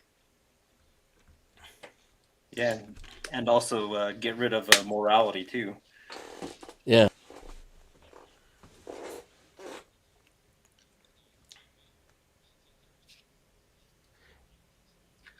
So what's crazy is if there aren't aliens and AI isn't doing it, we did it to ourselves. And isn't that the lols? No. Put the mask back on. No. Don't take it off.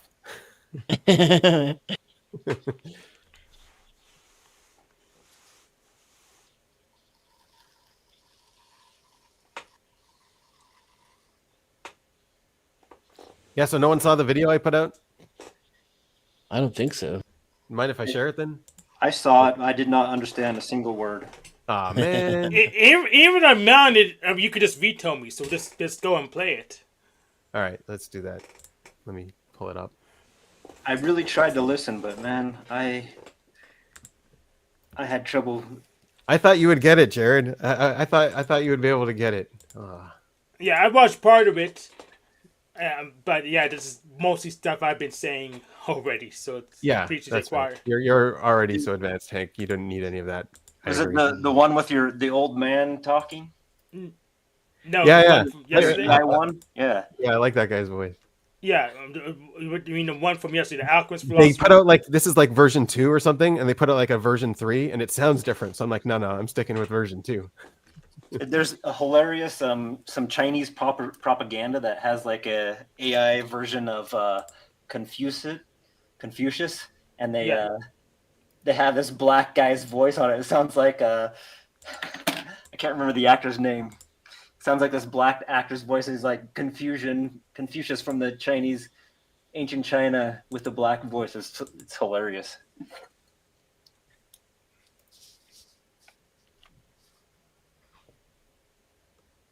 How you been, Jared? Oh yeah, just chilling, hanging in there. Is this your drawing for tonight? Yeah. I got a cartoon Obey. dude Yes. trapped in a transparent box with a video camera watching him with his dunce hat that commands him to obey. There you go. You got it all there. I don't think you're missing anything. You can put Isoran in the background somewhere. What? Sorry, said. I was thinking of a guru. I needed a guru. That was my next thing. Where's the guru, man? What is he doing all this time? He's plotting. I don't trust him. Yeah, you shouldn't. Yeah, eh? Do you know Jack Talcott? You could draw him in there. Who? Yeah, Jack No, Talcott. he's only drawing archetypes. Archetypes. Yeah, not actual people. Don't worry All about it. right.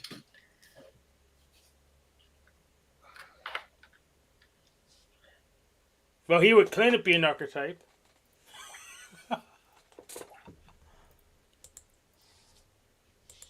What archetype is this? Okay, yeah. So this is the video that I posted. Literally yesterday. Yeah. Perfect. Yeah. It works. I had to edit this voice because like the AI keeps fucking it up. So I like take like 3 takes and merge the best parts of it together. I'm like, 3's enough. I don't need to do more. Perfection, by its very definition, has no need or lack. A truly self-sufficient being cannot be deficient in any way. Then why would perfection create an imperfect world? A world of voids that invites participation through incompleteness. The key to this puzzle lies in the concept of distinctness. To allow for a genuine relationship, a form of separation is necessary. Our sense of self is an echo of this principle, built from layers of unity that arise from separation on every level of the physical and cognitive scale. Distinction creates a space where parts can form a relationship with each other. We are a symphony of relationships between the cells and systems that compose us. This primary division between universal oneness and our created unity is what allows for a relationship with the divine. It is not perfection that is in need, but the process of unification, the drawing together of the many towards the one that calls for our active participation. This is the nature of the relationship. Similarly, we can only relate to anything, another person, the world, or even our own self, because of this fundamental distinction. Our consciousness is a set of unified cognitive structures, and it relates to itself in 2 ways: externally, through whatever is not self, and internally, in relation to the parts that embody it. The very distinction between mind and body are 2 levels of this separation. Life is cognitive, and our embodiment is unified in function, a vessel of both physical mechanics and cognitive structures. From these layers of unity, the illusion of a separate self resolves into consciousness. This creates a cognitive world, a world within a world, that operates seemingly independent from reality, yet is wholly dependent upon it. In physics, space, time, and thus energy itself are born from the relationship between parts. True unity is not the absence of parts, but the harmonious relationships among them. The parts themselves are but the dust of the earth. It is the relationship that breathes life into them. Thus, our soul is literally our relationship with the divine. Perfection itself has no need of us, but our relationship with it does. Living requires effort. It is our effort that reveals the need in the world. This need is not a flaw in the Creator, but a role for the created. It is a divine invitation to be partners where our relationship with creation is the arena where that partnership is forged. Thus, to tie it back to the original question, are we needed? The answer is yes. Not by perfection itself, but by our own imperfection, by the effort we invest, and by the relationships we forge within ourselves, our families, our communities, and with the perfect oneness that all things strive to unify towards. It is thus the relationship with oneness, where we are all ultimately needed.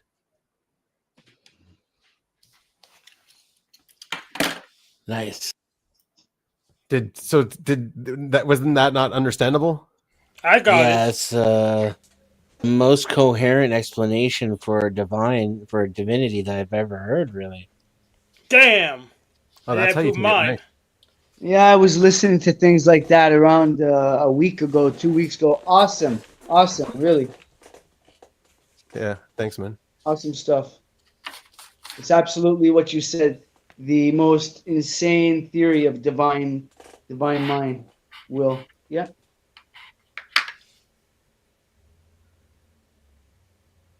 What are all of these recommendations I'm getting?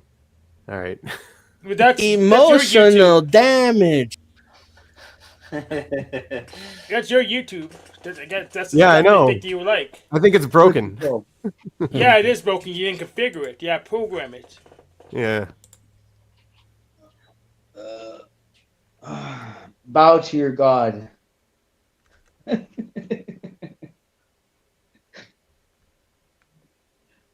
Oh man. Come to just find out it was always you. How fucking insane is that?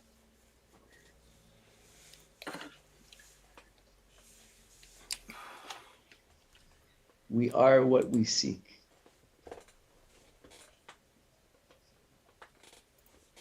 I think the part of it I'm still, thinking about that You I'm can think. like is the that it isn't like it is an invitation.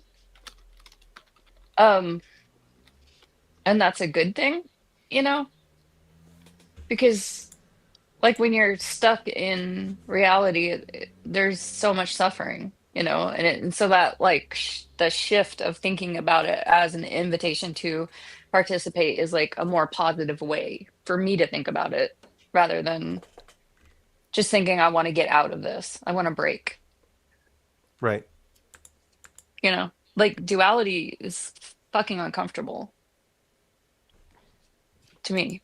So Yeah. No, I would want the root mind to change the physics a little bit so we can at least travel to other solar systems in a decent amount of time. That'd be pretty nice. So I write this I write this out. I don't know where all the concepts are rattling in my brain from, but they're all there. And so I put it together. And so I'm asking the AI what.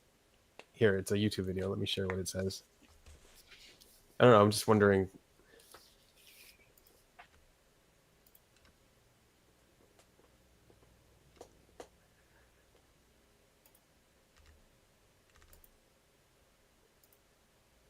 Yeah. So from a YouTube video, and I just posted the text, right? It's a fascinating and eloquent piece of philosophical and theological reasoning. It attempts to resolve a classical paradox. If a perfect self, sufficient God exists, why would it create an imperfect world that seems to need things? Here's the breakdown and analysis of the arguments presented in the text. So like it recognizes it.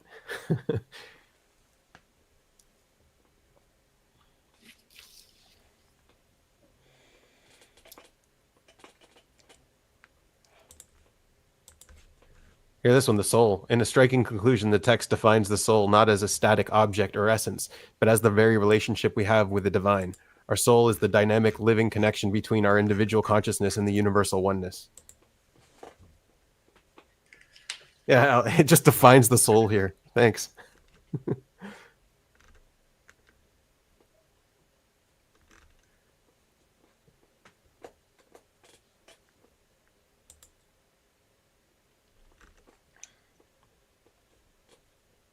Well then.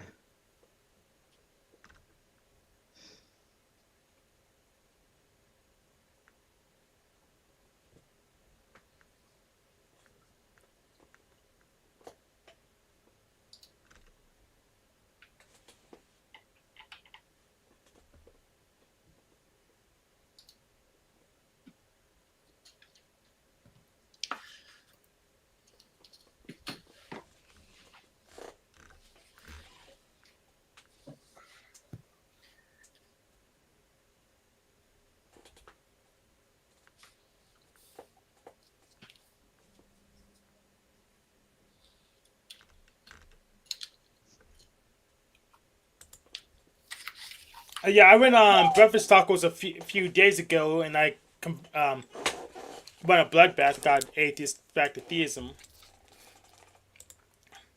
Oh yeah. Yeah, I'll get the link for it, and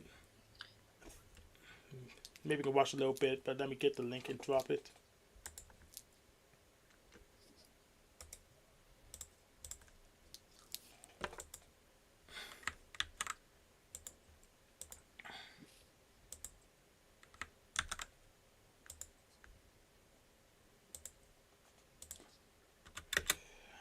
Make sure I get the headline too.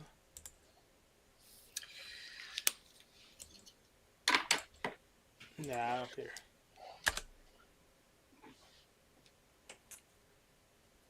Yeah, let me pull it up. House pricing is starting to cool off.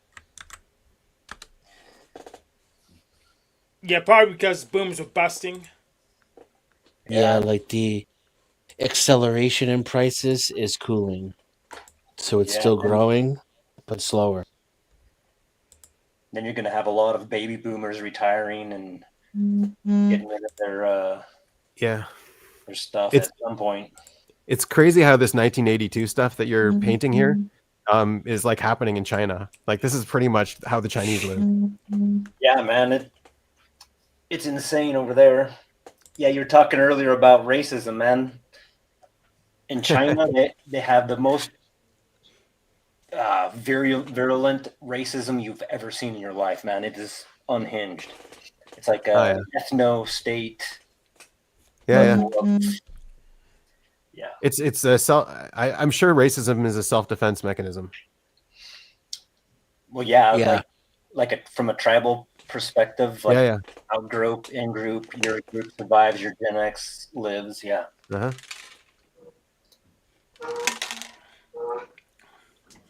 Yeah, I found it. Like their nations are at least not gonna crumble from the inside. They're still a nation. Yeah, you know what? I don't think so. Yeah. The Chinese history is filled with lots of collapses and it goes sideways at a certain point. It like they go through the same cycle. I mean, there's a lot of them. They've got a lot of land, a lot of power, good land. I don't think they're going anywhere anytime soon. I hope they have a better life, honestly. But yeah, like China's still there. Yeah. I don't think they're going anywhere. But I think they're going to go they have like very structural issues that have come to a like. We all do.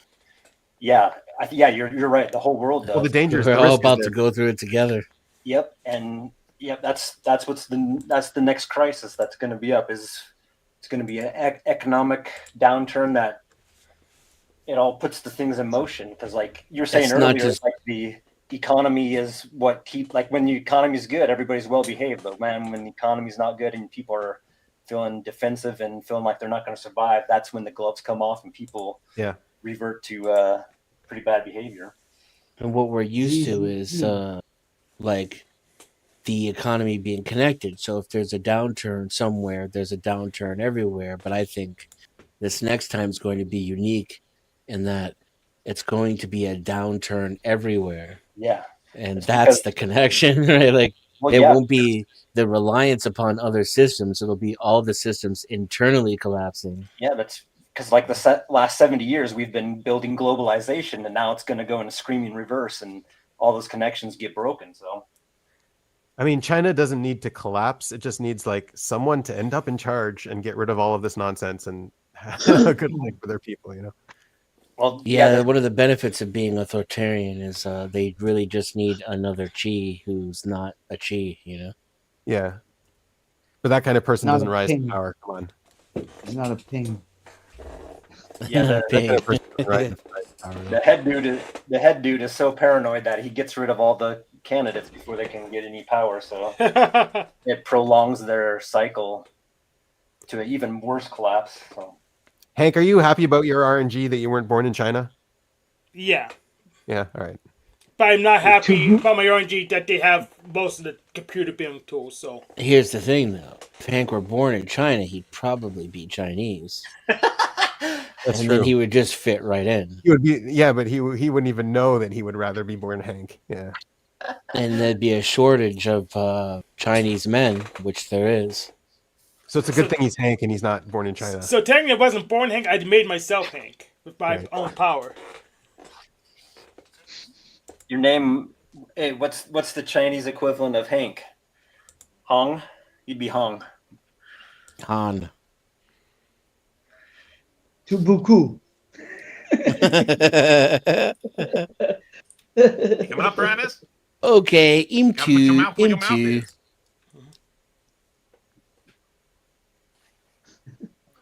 What are you putting up here? Will I get a strike for watching this, Hank? Not at all. Not at all. All right. This is All right, I trust you. If I get a strike, I'm gonna give you some kind of punishment. I'll figure it out later. I gotcha. You'll make me pineapples on pizza. Just think, Job. No, we have to call him Hong for the next 2 episodes. All right. That's fine. I was hoping for something more biblical. Go join All right, the Travis, Heaven you and coming on Earth up, man? Society. You're not going to run from Hank Oflameo, are you? Out of all the theists to debate, Hank. Wank. Oh, we got Hank on the panel. Let's go.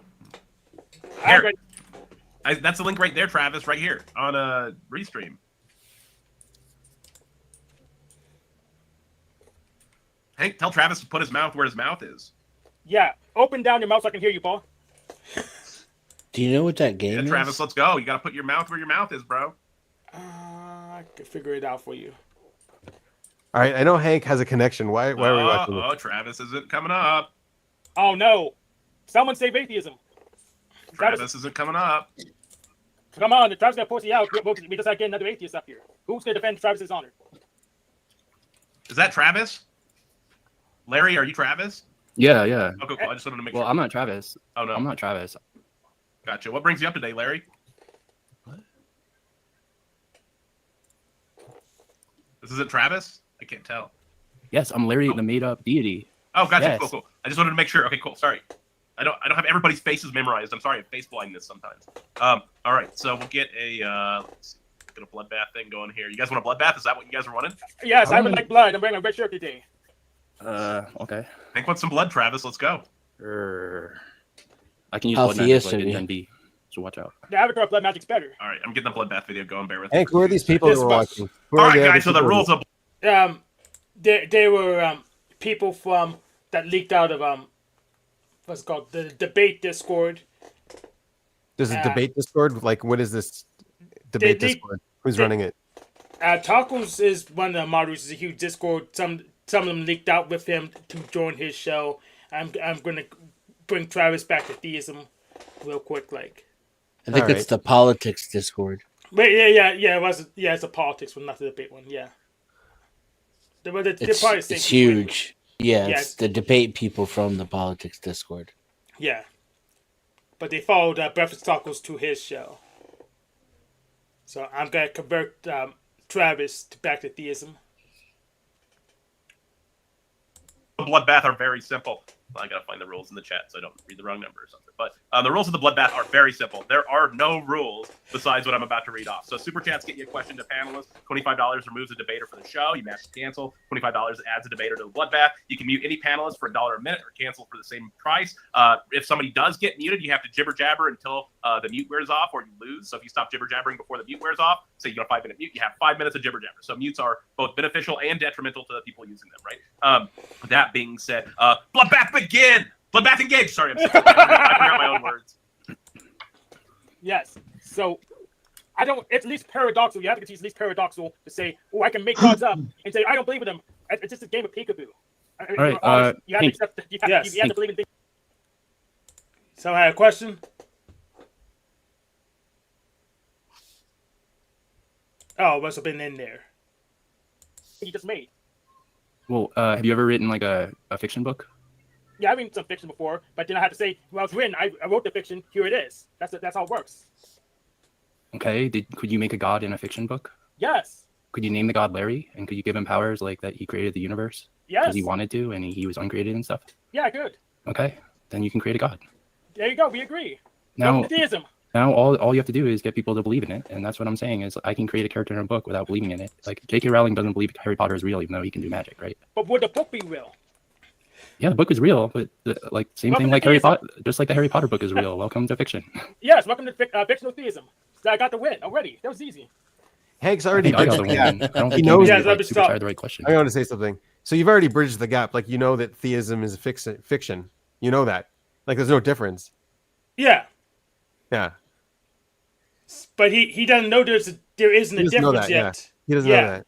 Yeah, so this is my education. I'll show him that there's the back gap's already bridged. Then he's going to go back to theism, at least he can clear it again. Yeah, it's a big relief intellectually when you admit God is real as an atheist. You know, just like Spider-Man's real. Exactly. He is. God's extremely powerful, actually. You know.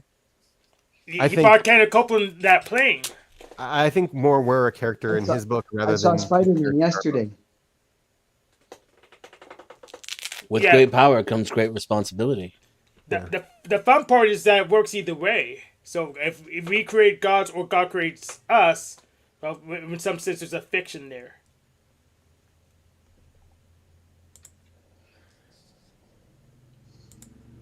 I can make gods up and still be atheist. I prove that. We can make wizards up and still be a wizard. The book still exists though, so you lose. So? Yeah. I'll tell you the problem though. I Yeah. believe books exist. Yes. I've got a problem with you, Hank. So if you equate God with truth, all right, that's the God that you made up. Then you can't just make up truth. Yeah, truth is just a feeling. That's literally one of my catchphrases. You can't just make it up though. It's literally one of my catchphrases. Truth is just a feeling. Well, it'll get tested and it'll get disproven at some point. You can't just make up truth. Truth is just a feeling. It can make up feelings. And if you're feeling that another truth has outweighed your current truth, then that new truth becomes God. Yeah. Not God, no, because that truth was never true, and then the truth you have now is probably also not true. So, yeah, not God. Well, yeah, pick one though, or otherwise you can't do stuff. That's true. I agree with that one, Dave. That's a good point. Yeah, everyone has their presupposition. So that's true. Yeah, I'll concede on that point for sure, 100%. And does anyone else have any questions? How come you guys always talk around in circles? Do you believe in the Virgin Mary? I mean, I believe in Spider-Man. I don't think she was technically in the Bible. She was probably a real person. She was probably a real person. I mean, yeah, there's a woman And again, I think Was she a Virgin virgin? said that Was she she was not a a virgin? young woman. I probably a real agree, virgin. but not. But if it was like She got finger banged. an actual virgin birth, the thing would have to be a clone of Mary. The child might be a clone of Mary, and Jesus isn't a clone of Mary, so it doesn't make any sense genetically based on what we know about genetics now. So are you saying You she best was a sound hula? off that you love the Virgin Mary. So the narrative I have going for that, at least I've got a narrative on that, is they were living at a time where the Roman Empire was ruling, and then there was a festival called Saturnalia that they would celebrate every winter. Yeah, Mhm. and so during Somebody got a little celebratory with Mary. One of the so when Roman they guards. when they I'm were part of the celebrating Brotherhood. Yeah, so I'm part Saturnalia of the is basically Saturnalia. a day without crime, right? Like a day where there's no crime, there's like no punishment, there's no judgment. You can do whatever The you want. purge. The purge. Purge. Right. Yeah. They should It's do that day, that's a it's good that day where idea. man eats itself alive and That's the a government great doesn't give it. idea. That's a just shut it all off for 7 days. Yeah. And then he was killed by the Romans. It's so much better when you think about it that way. The story is so much more poetic. There's something interesting in Jewish law where, like, if a woman is getting raped and she doesn't call out, you can't prove she was being raped. Like, she was cheating. You have to continue and rape her. And that's why we need feminism. See, we got back to the full circle. So it's like you can't claim rape if you didn't at least scream out and there were witnesses in the area and didn't hear. Like, if there were no witnesses, then yeah, you could say you screamed out. Yeah, but if she didn't scream out stop, it was just rough no one to sex. hear. Yeah, and it's also kind of like an instruction for women. Hey, if you're in this situation, scream out as well. Yeah, scream Get that part help. Otherwise, we're just gonna think it's rough sex. And Right. that's The problem is, like, if on this day someone screamed out and they were getting raped and their husband shows up, you just kill the husband. Right. So, like, Or kill the woman for screaming. Right. No, Well, both of them. Not kill the woman. The person wants to rape the woman. I don't see why they would kill her. No witnesses. No witnesses. Who cares? It's your day off. Everyone can see it. Who cares? Okay. Yeah, everyone can witness it. No one can do anything about it. Oh, Men don't need women anymore. Yeah. We don't need them anymore. Like this holiday happened on the 25th of December, and it was a week long and ended on like New Year's, right? So it's like that period between Christmas and New Year's is like the Saturnalia. That's where it comes from. Yeah, that would be good. Hard Pete. Okay, our rules are gone. And what if it was his own dad that killed him? Ooh. Yeah, so I'm saying at this point in time, if she was raped, the Jewish courts would have gotten a hold of like a woman who claims to have been raped but didn't scream out. So they're like, well, like the husband, did you hear her? You didn't scream out. So you put the woman to death. She was complicit in the rape, right? So would her husband, right? And so her I don't know. What was the story? She was engaged or something at the time. So like in Jewish law, even if you're engaged, you can't be with another person. Like,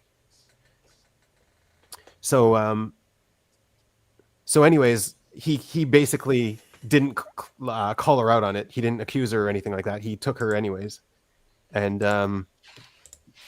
raised the child that she was raped with, right? And so when the child asks, "Who's my dad?" Yeah, I mean, you could say Joseph, right? Or the mother can also say, "Yeah, you're from God. That's not your dad." Yeah. Oh, yeah. If it was Jesus' father that killed him, it would be a 99th trimester abortion. Yeah. And then it's like this is a secret too that no one really knows. No one knows about it. They know, but they don't know. And so you have a child claiming he's coming from a mother who was a virgin, and you have a child claiming that he's the son of God because that's what his mother said. There you go. All the pieces fit. Yeah, it does. Sounds like a conspiracy. Yeah, it does. Yeah. Well, in history, like religious things have always been superseded by other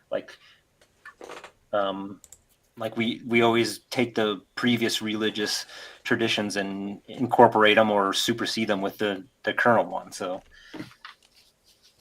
yeah, that sounds like something that would happen. I mean, I could see a figure like Charlie Kirk be turned into a god, especially if he was living back around then. We can turn him into God now. It seems pretty easy. It's kind of on the way to do that. He's at least going to become some kind of A martyr. Yeah, Just martyr sweet figure. Charlie. Yeah, we can put him in the list of dead Charlies with Charlie Hebdo. Yeah, that was so weird. It happened literally across the lake from where I live, and I went to that school, so I know I know the place where he was at, where they were doing the thing, is just bizarre as all get out.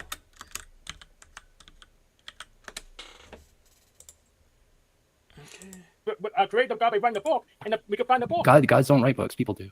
It doesn't matter. You can find the book. Show me a single book written by a god. I don't know of any. Single book written by God. What's your definition of God then?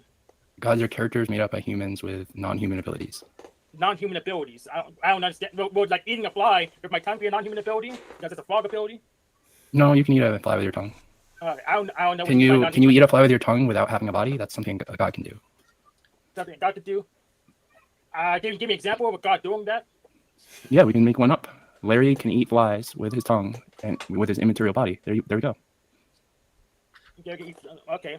Why would I need to explain what an immaterial body is or how it works? Because or I don't anything? understand what you mean. Yeah, that's what theism means. How does ingestion work about material? How does God saying I am or spoke something into existence work? Yeah, same bullshit fiction, whatever. You know, we just make shit up. That's how it works. So you're just using the argument from explosion. I mean, that's not really good logic. Okay. How is it not good logic? Because you're just using a contradiction and get anything you want from it. Well, you can make up any god. That's what I'm saying. Yeah, but after you made up the God, then the God's there. Well, okay, the god is there as a character in a book, sure. Yeah, I agree. Welcome to theism. But I don't believe in the character. I mean, if you're just saying theism is just people writing stories about made-up gods or made-up non-things. Like, sure, that's what theism is. Exactly. Welcome to atheism. That's what atheism believes. No, you actually atheists believe that all religions are just people making up stories. That's what Does that I mean mean. all stories are false? No, of course not. So how do you tell between a false story and a true story? Well, that's a great question. That's why we use science, because it's pretty hard to tell. I agree with that. But yeah, after you wrote the book, can we find the book? Hank, I love the fact to write a that book. you're You don't have to wrong, make up a but story no right one's now. going to be able to argue against you. It's hilarious.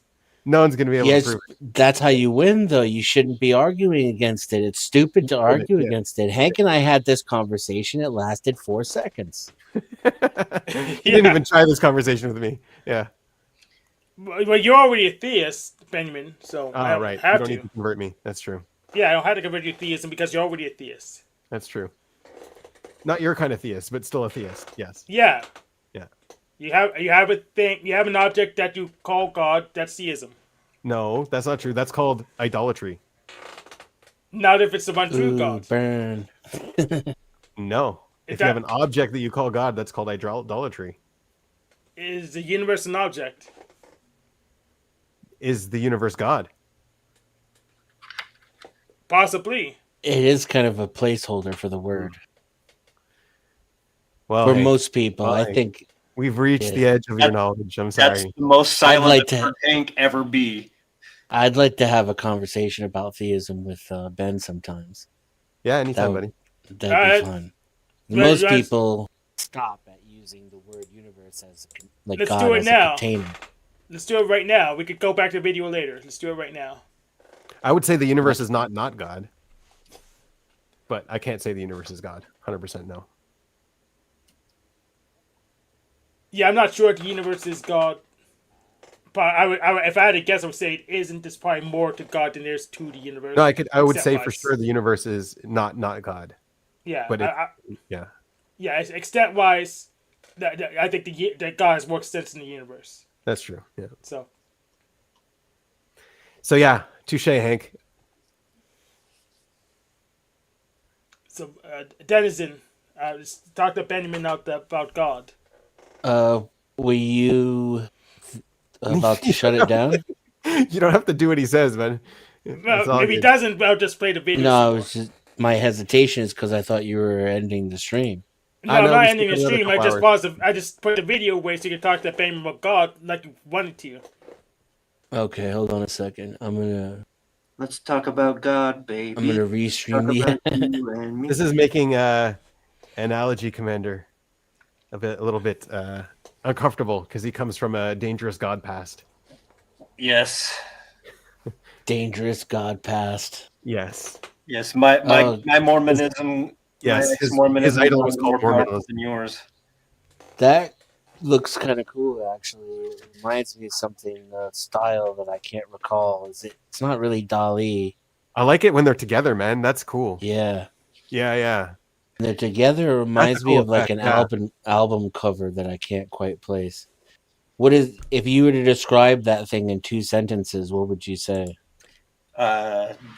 This is essence being born. This is the seeds of creation or whatever are underneath the ground, and they migrate up and they form a seed pustule that explodes into the essence of a being right there. Fear? There you go. Can you put that in a frame that glows on your wall? Like that with like multiple layers? Can you do that? Sure, you can do anything. If I could draw like that, my whole house would be filled with glowing panels You of haven't these seen his things. house yet. It's filled with books. If you could read like that, I'd do that too. Yeah. I wish I could read, really. I can't read very well. I have a lemonade machine. I can decorate the whole house like that. You could do layers of marker, maybe like semi transparent marker on acetate, and like layer them as many layers thick as you wanted. Yeah, and just stack them and then have it each one. Yeah, I've seen some artwork like that. Yeah. Yeah, there's this one guy that does some drawings where he like has a he will do a base layer, pour in some resin, then do another one, and then just build up. So it's like a thick plate of resin and images, and they get blurrier when the further back they go. It's a cool effect.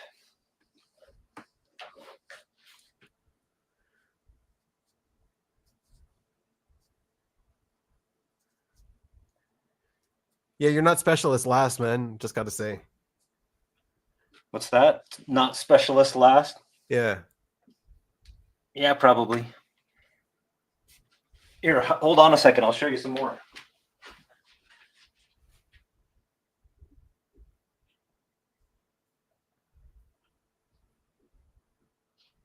What's specialist last? It sounds like a military rank.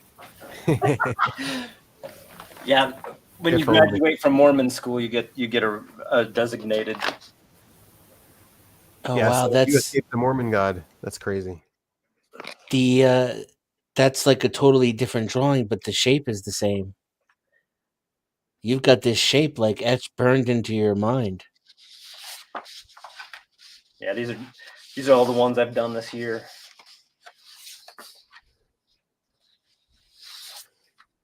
Where's the guru? The guru's a little bit out of favor right now. He's going to become a rare piece. I'm telling you. There he is. I've seen that all black one somewhere before. The guru dancing on a TV with 1984. Yeah. This one, the guru that is the master fool, chained to ideology of 1984, Plan A. For some weird bugs. Are those sperm whales? They look like it, yeah. There's an owl. Yeah. A pigeon. A turkey? Pigeons. That's a pigeon. Here's my prospector. What's the pigeon? Why is he there? Why is the pigeon here? Yeah, he's in there charge. too. Yeah.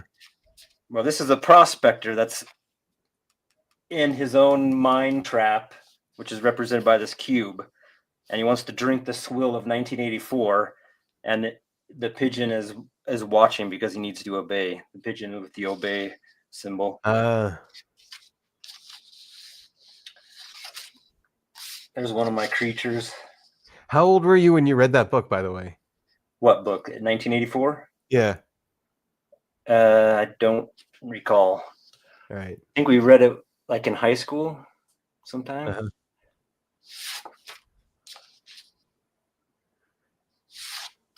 Did it help you get out of your Mormon God? No. But you know what the weird thing was is like I sort of left Mormonism and I met my wife, and she's from China. So the similarities between the structure of the Chinese government and the structure of the Mormon Oh no. theocracy is surprisingly there's like a lot of relevant things. Yeah, I would imagine that to be the case. It's just like like you can't get away from human nature. It's just human nature to want to have like a controller or something. Just authoritarianism. Yeah, it's just we have a unique brand of it in America. When you recognize it for what it is, it's beautiful. Really, I don't know how to describe it with another word other than terrifying. Well, corporatocracy is convenient too, in some sense, because at least you got the superstores, but they're less convenient than they used to be because they're closed at 11 in my area now, and that's annoying.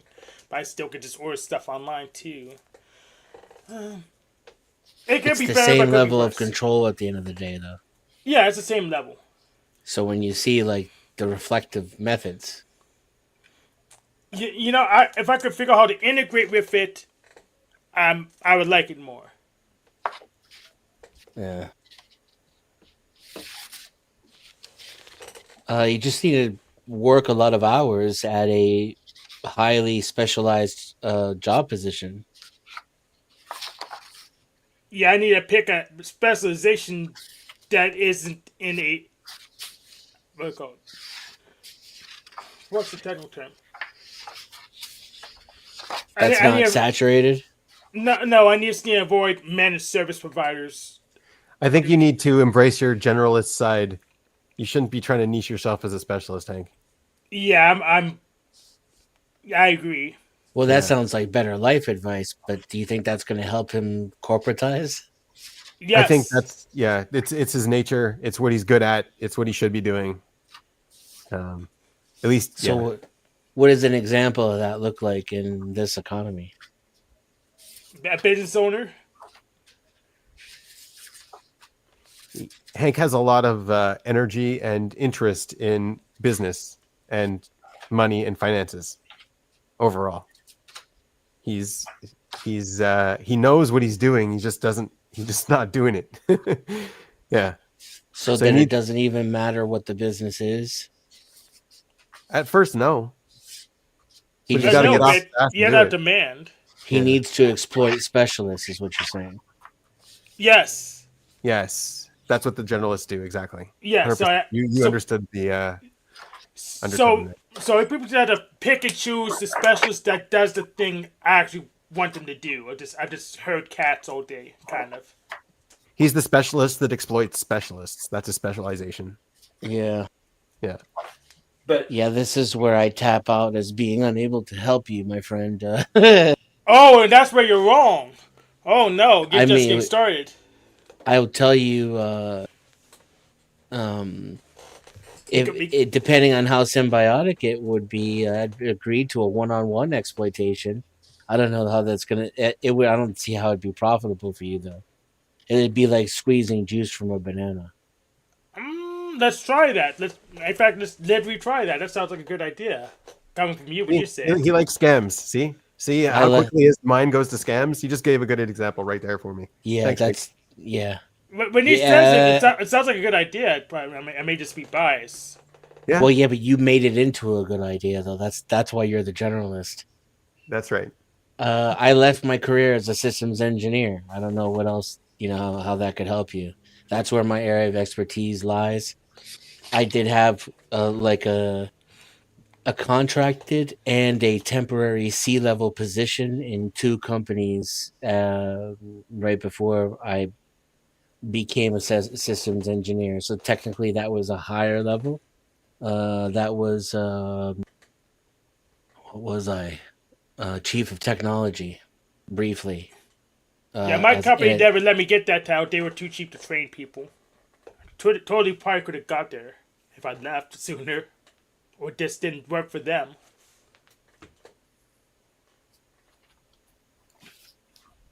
So Hank, in your mind, when like generalist, like your brain you want to do that, right? It's not that I want to do. It's just I can't pick a specialty I want to be laser focused on. It's just too hard for me. There's a bunch of stuff I like to do, but it's not pinpointed into a hotspot where people want me to go to. So you'd rather like jump around to different things and just is that more like what I'm getting from you? Again, I guess I have a habit of jumping around to different things because I didn't pick a specialty that I'm just obsessed with, like they said I would, because they label me autistic, and that just didn't happen for me. So I guess I'm not a specialist kind of person. It seems to me jumping around would require you to zoom in and then zoom back out and zoom in and zoom back out, whereas Hank is just always zoomed out. Yeah, like with my wife, she's in like corporate places, and they have a hard time placing her because she does so much stuff. It's just like they don't know, like you don't have like a specialization. They don't know where to put you, and then I would say if Hank has a specialization, it would be Linux and hats. Wasn't Linux? Didn't their graphic used to be a hat? Did they have? Have you ever a hat Maybe that's why he likes Yes. back in the day? It still Maybe it's the is. same thing. Have you ever created your own internal and external name server in Linux? Yes. It's actually pretty easy. Have you ever created your own firewall using Linux as the operating system? Yes. Yeah. Okay. Is it And possible I to use redo my Linux? firmware too, so I'm gonna do that again He's- soon. He's a specialist, I'd say.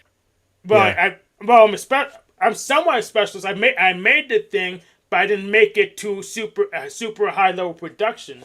So like literally, I Yeah, that means you're balanced on both, Hank. You're a number one. There you go. Yeah. So technically, every server had to be a firewall too, the way we ran them at the MSP.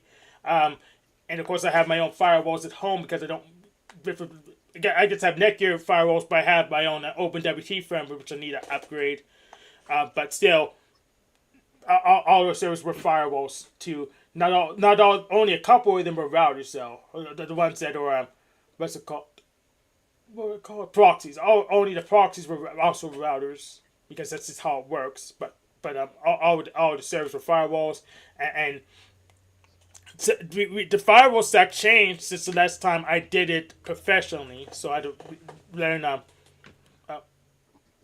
We used to use IP tables at the time, but now we use what's it called? NL tables. What's it called? NF tables. So the syntax is a little bit different, but it works actually better because instead of it compiles rules to bytecode, then executes it instead of does it and puts one word at a time. So it's Yeah, it's Hank, much more you efficient. know what? You just isolate yourself when you talk like this because no one else understands what you're saying. Dennis knows what I'm talking about. I do. How do you? I do, Alright. but now I'm realizing he can zoom in as well, so I Yeah. stand Of course corrected. he can. Yeah. Of I course mean, he I can know do it. of course he can. I shouldn't have said it that way. He does. He zooms way in. Yeah. But I zoom in for a generalist, but I'm a specialist where I just know the syntax by heart, and I don't. I had to look it up. But maybe things changed, and everyone has to look. Yeah, because Things he's did good at the change. scams. Yeah, I things just did. don't understand why you didn't find a good scam, Hank. 'Cause you're claiming to be super smart, and you know how to scam. So where's your money, dude? I'm hiding it. I Yeah, think come on. he is not telling the truth when he says he's chaotic or evil. Well, why would I lie about that? I don't know. Why would you lie about that? I didn't say it was a lie, though, did I? No, let's say he was lying about that. Why? What would be his motivation? To trick us. A defense To mechanism. zig when we should zag. This whole thing is a scam. That's why he's There you go. he's going for the long con. At the very least, it throws you off, right? You have no way to know what the truth is. So. Are you assuming that lawful people are typically predictable and make them very vulnerable to all kinds of stupid stuff? And this pretending chaos will just give you the flexibility to avoid those obvious traps? True. Yes, and also to be good now. Maybe I'm being too semantic and missing the point, but is not necessary to be lawful in this society. So you could have moral reservations within the law. You know, Yeah, it's really hard to be lawful because there's so many laws you can't even count them all. that's You know another what good bothers me point now, too. Hank? You know what bothers me now? One of those is true. You have no Right. problem with either of them being true. You're like, yeah, That's if they believe correct. this one or if they believe this one, I don't really care. Yeah. Beautiful, Hank. We have no Yeah. way of knowing anything. I enjoy Hank on so many different levels. It's I'm glad I met him. Do you want to hire me, Denizen? For whatever you're doing turnip plant farming? Yeah, I mean, I can't pay you with money though. You know, like, but All right. yeah, but I could use a partner in making some good soil. All right. I'll Do you have consider 10 it. grand? Can you pull together 10 grand? Apparently, that's all it's going to cost you. Yes. I mean, the thing is, now that we've had this conversation, I'm gonna start talking to Hank when I'm making my decisions and see what he says. Interesting. You gotta talk to Binyamin about God. You gotta do it later. Yes. I could do it now. Okay. Let's do it. Go for it. So, I'm assuming you support the traditional Jewish view of God, or is that inaccurate? I support God as God is. Okay, that's a very rabbinic thing to say. Is God all powerful, Of course. all knowing, all seeing? Sure. Why not? Of course. Those concepts only make sense to us, like because of the way we're perceiving the universe and God. Those concepts don't mean anything to him. Yeah, But yeah, I'd imagine that would be our way of interpreting what's going on. Sure, we could try to. I'll tell you the problem with trying to define God is like he says himself, "You can't define me." So, I mean, good luck. You're just going to end up being wrong anytime you try. Yeah, I just want to know your view, though, to kind of, especially to see how someone who I consider to be smarter than I am can be like a traditional theist, not a Hank type of theist, right? I think Hank and I agree. I think Hank is taking both sides and happy with both sides. Yeah, I'm going the Jordan Peterson approach. Yeah. Yes, and I get that. I could do that too. Actually, I could see myself maybe doing that when I get bored with the whole atheism thing. For him, But truth is a feeling, and he likes the feeling of both. So exactly. As a truth worshiper myself, Hank, that was my crisis of faith. Is when I realized truth was bullshit, and it's just whatever you feel like it is. But for the sake of this conversation, I want to pick on the one of the two, you know, and try to hold you to it in some kind of intellectual way. Does God have a mind? Again, we have a mind. We're made of the world. We're made of the groupings, the unities that stack up into us. We're unity from this disorder, from this chaos. So we have a mind. We have a unity within this world. We don't have a oneness with the world. We sacrifice that oneness because of our unity. But it's just an illusion, right? There obviously is oneness. It's just an illusion that we're a unity, that we're distinct, that we're separate from it, because we're not separate from it. We come from it. It's our source. So that singular mind, that is God? Again, I wouldn't categorize it as a mind. A mind would be too limiting, too constricting on trying to define it. But the thing that we're referring to, like you're trying to conceptualize it, right? You are being conceptualized by it. You can't conceptualize it. The only question is the closest thing yeah, so what I'm trying to figure out then is why there's an it and what is in it then, you know, from your perspective. Well, I would just revert back to Enod Milvado. There's nothing other than him. There's nothing other than God. Good luck trying to find any distinction. Good luck trying to find anything but oneness. Does God have any kind of concept of time? I mean, do we have a concept of time? Yes. Yes. So we have a concept of time. So God is clearly beyond that concept, right? It's like asking. I don't know. do your cells metabolize sugar? It's like, Do you have life after yeah, death? I guess. Is there life after death? That's a hard question because we are a unity in this world, right? And when that unity falls apart and goes back to the dust of the earth, like the Bible says it does, is there a part that survives? And the part is the relationship, is the breath, right? That's the entire belief, is your soul, and your soul is the breath of God, and the breath is the relationship you have with God. And so then that's what lives. That's your soul. Is there any kind of consciousness, awareness, or experience when you're in this state of breath? It doesn't matter. The ultimate experience is experiencing you. Your relationship is part of the ultimate experience. Me before I die, or even after death?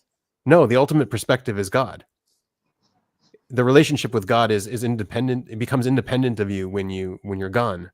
Right? Well, that's why I'm asking the question. Right. All that's left is the relationship, and the relationship itself carries on. That's why I'm asking the question, is because I was going to ask next, if the answer is yes, do you meet God when you die? Your relationship does, yeah, for sure. So you become one with God? Your relationship does, yes. But do you have any experience of this relationship? No, your experience is let go. Your experience is made from this world. Your world is the experience. Your embodiment is the experience. Is there anything supernatural about God? Nature is, so in Hebrew, one of the words for God is Elohim, which is the same numerical value as nature, right? So one of the names of God, one of the appearances of God comes through nature. We see it, but it's not God. It's a part of God, but it's not like nature doesn't define God, right? God defines nature. It's a part of God that was only born after creation, right? Nature doesn't exist without creation. Does God answer your prayers? He can do whatever he wants. Good luck. Give it a try. God is a he? I don't know. Are you worthy to have your prayers answered, and then step up and ask for something and see if it happens? Give it a shot. I've done it. It's never worked for me, but I'm curious. That's a sign that you don't need to pray. You need to do more work. I'm curious, does God answer your prayers? Can God answer prayers? I don't ask him for anything, so he might be able to. I just rarely ask him for anything. I ask him so there's an old, from the same book, Pirkei Avot, it's like, make your will his will, so that, or make his will your will, so that your will be his will, something like that. It's one of the pieces of advice. So God's not a she? Whatever, call it whatever you want, whatever pronoun. You want to give God a gender? Like, I thought we were over the gender wars. No, I'm asking you if you think God is a gender. I'm only asking you what you think. Yeah, in relationship to us. So if you want to look at masculine and feminine and the very essence of it, the relationship of masculine is to give, and the relationship of feminine is to receive, right? And so that's we're the she in this relationship. No, well, that's literally biology, right? Biology, one is a receptacle that receives the seed, and the other one is what gives the seed, right? That's masculine and feminine. And so that's like essentially what it is. And so if you want to characterize God as anything but a giver, then good luck. I don't know if you'll get it right. In jail, a receiver is a fag. Yeah. So the giver in jail would be closer to God. That sounds like a Trent Reznor song. Yeah, right. So is God capable of hearing prayers?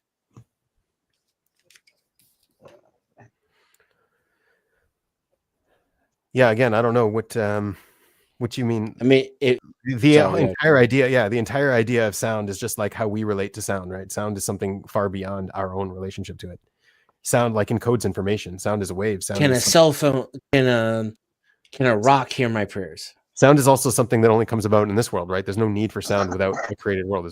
Can a rock understand my prayers? Sound needs physics to exist, right? Sound needs world. Can a rock understand my prayers?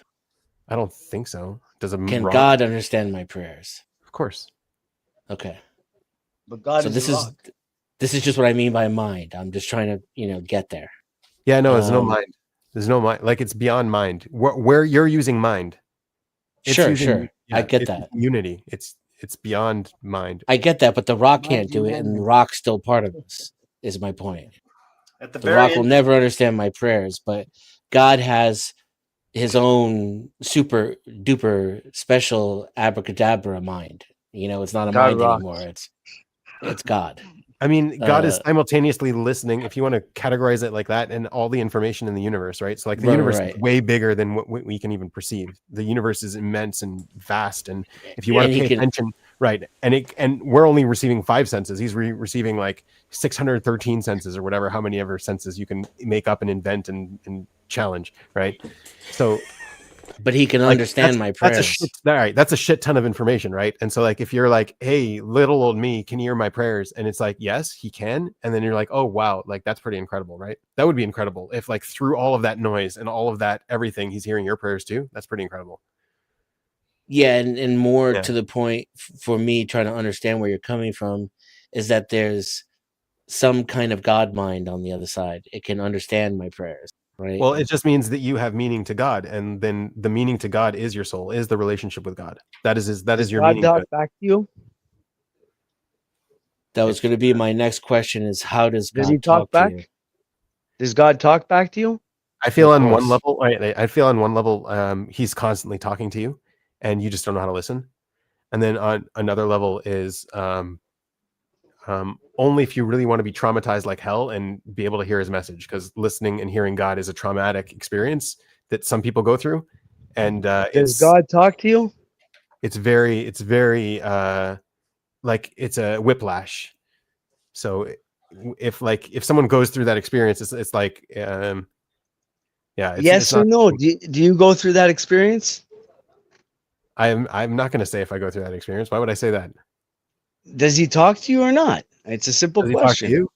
Yes. Does he talk to you? On Well, one you level, know he what talks they to say you. about that. When you talk to God, it's called prayer, but when God talks back to you, it's called schizophrenia. Schizophrenia. Right, yeah. I had an uncle like that who believed stuff like that. Yeah, he was schizophrenic. They may call it schizophrenia, but there is an exception in DSM for religion, so suck it. Yeah, so it's obvious that God would be able to talk back to him based upon his previous answers. Yeah, but I God's would not expect talking to him. Yeah, God's not talking to him. It's his own mind that's inventing a God that's talking to him. It's something completely different. can we skip to the end? because he's not a believer, or because that's how it works for everybody. No, that's because that's what's like he's got a mental problem. He's hearing voices in his head, and one of those is claiming to be Right. God. Right. God's That is mental. a Well, right. That is, yeah, no, yeah. It's not God. It's your own mind playing tricks on you. I'm trying to skirt around the semantics though and get to an answer, Blame like God. because it's obvious that God can give you feedback and communicate with you based upon your previous answers, right? So whether or not it's talking or hearing, right? Right. It's just I would- because I I'm would- not a very articulate person, right? I would get more stuck on what is God trying to say, right? If God is talking to you, what would he have to say to you? That's Like, put in all of the yeah. energy to make. I'm almost there. Yeah. But I'm curious first. How does God communicate with you? Right. And so what I'm saying, the major part where you see God communicating with you all the time is the need the world has for you. Anytime you see that the world needs you, is God communicating to you. It's saying you have a purpose. You have you have something to do in this world. And so he's inviting you to participate in that. And that's I think how he speaks to you. Yes. Primarily. So there's a purpose for everyone that's been created by God. Yeah, there's a purpose for anything that's filling a void. Anything that's Only 144,000 souls actually exist. Is anything there- that is helping us reach a more perfect state, a more unified state. Yeah. All Is that there stuff. anything that humans have created outside of God, or it's pretty much just God? Like that's the nature of that. Is that No, that's the nature of creation. It's not the nature of God. The Right. nature of creation Right. is that we can create ourselves. Like that's the entire gift. The only reason we can create is because of all of the imperfections that are in the world. Like we can't create without imperfections. And so creation also involves destruction in many cases. And so like it's very Yeah, a world without imperfection is a world where creation doesn't exist. Okay. Do you pray? I do, yeah. And do you tithe? Tithe, Yeah. like give charity and stuff. Yeah, why not?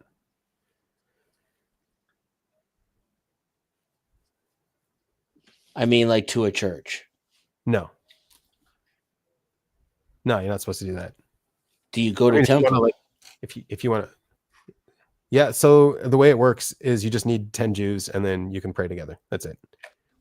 There's no like having a space for it is nice. Like it's respecting it more, but you don't need a space for it. All you need is 10 people. Now, So why like, 10? now, yeah, and so like that's the whole thing. Why 10? Right? This whole idea of prayer was invented. It was invented by the rabbis in Yavne. Right? It's not something was originally formalized. So this entire prayer thing was invented, and the reason it was invented was to get us out of exile, to keep us together in exile, and to get us out of exile, to give us some kind of unified understanding of what's going on to us and what we want, what our goals are for the future. How do we come back from this state of death? How do we have a resurrection as a nation? And so if you're praying that 3 times a day for the entire exile, you don't forget. You remember. You know what the stages are. You're praying for them every day, right? And so now to be living in a time where these prayers are being answered finally, it's because we brought them about. We like I would say brainwashed ourselves through prayer in order to get there, and it worked, right? Like we can now defend ourselves. We're now not at the mercy of whatever Hitler wants to genocide us, right? I have a gun. Now, how did God create us? Yeah, I mean, I would look to science more to figure that out. That's what science is trying to do. You're not sure yet yourself. Well, I mean, it's a fascinating question. I mean, I've made it a long way down that rabbit hole, but I mean, it's not something that because everything you said about God right now makes sense to me. It's so obviously a human creation that I don't even. So you're thinking that he's our creation and we're not his creation. So you still don't believe in the God that I don't believe in that God. Welcome to theism, Dennison. Yeah. How do you create it?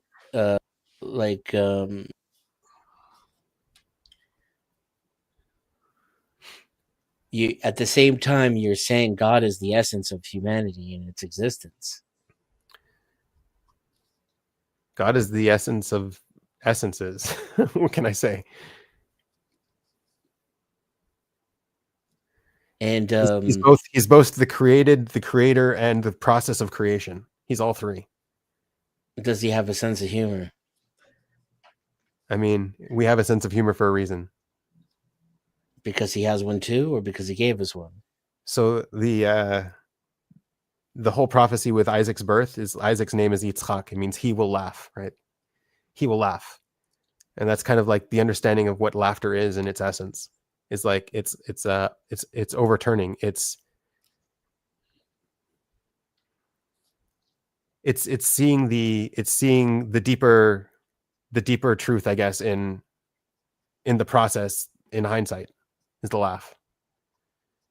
So like, like you said in Texas, you had no idea that that was the best place you've been in until you left, right?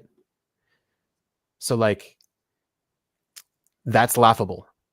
That's a laughable thing because it only happens after the process is over. That's why it's funny. You know what I'm saying? My life is a riot then. So yeah, so the whole idea of Yitzchak is he will laugh, meaning like when the process is over, you will laugh. You will see the absurdity of it all.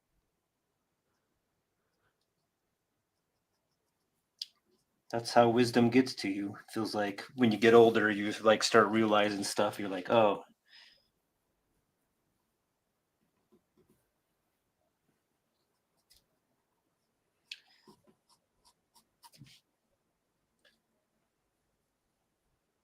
It just seems to me that there's nothing supernatural about God. It's you're just using it as a container for the narrative, in the inevitability of now, of existence, of the ultimate like output of all things. Output and So- input. Yeah, it's both simultaneous at the same time. There's no difference.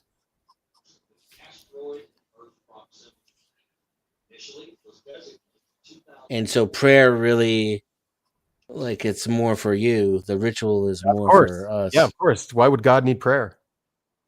What the hell? so we can know your mind. But I guess you would already know if he's Exactly, yeah. omnipotent. Yeah, Now, perfect has no need for anything. Well, it needs you to pray, otherwise he wouldn't let you do it, right? No, your relationship with it needs you. Yeah, the relationship needs. Right. The relationship needs you. All right. But God doesn't need you. Can bees pray? It's strange because like what we think is real is a relationship, right? Everything we point at is like, hey, this is real. No, it's not. It's a relationship. What you're pointing at is a relationship. You have no idea what Right. reality is outside of a relationship. I Like, agree. down to the level of physics. Yeah, I would say Right. that too. Right. And so like, how is the relationship you're pointing at and looking and seeing real, but your relationship with God not real? Like, isn't that just as real or even more real? Yeah. The problem is everything that gets smuggled in under the word God. Sure, Hey, I agree. kick I those agree. out. Kick That's the those problem out. with idolatry. Yeah. Do you find this God that you speak of in the Talmud? You find a lot of things in the Talmud, and I'm sure they're all connected in some way. So, But do you sure. think it's just Jehovah, or what's the Hebrew word? I mean, the purpose of the Talmud is understanding law, really, like the main central purpose. And I mean, like, there's a lot of extra stuff thrown in because, like, you know, you have to have the comedy relief, the anecdotes, the allegories, but like, Yeah, you can find Jesus boiling excrement in the Talmud. There's a lot of crazy stuff. yeah, yeah. No, so there's a lot in the Talmud it's just trying to preserve the oral Torah, right? And a lot of stuff gets grouped in with what is oral Torah. Like, it's something that's never supposed to be written down, but it gets written down because it's not going to get preserved. It's going to die.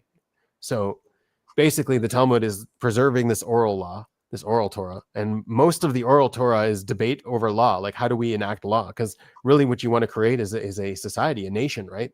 That's the whole point of it all. And so how do you create the most moral nation, and how do you create laws?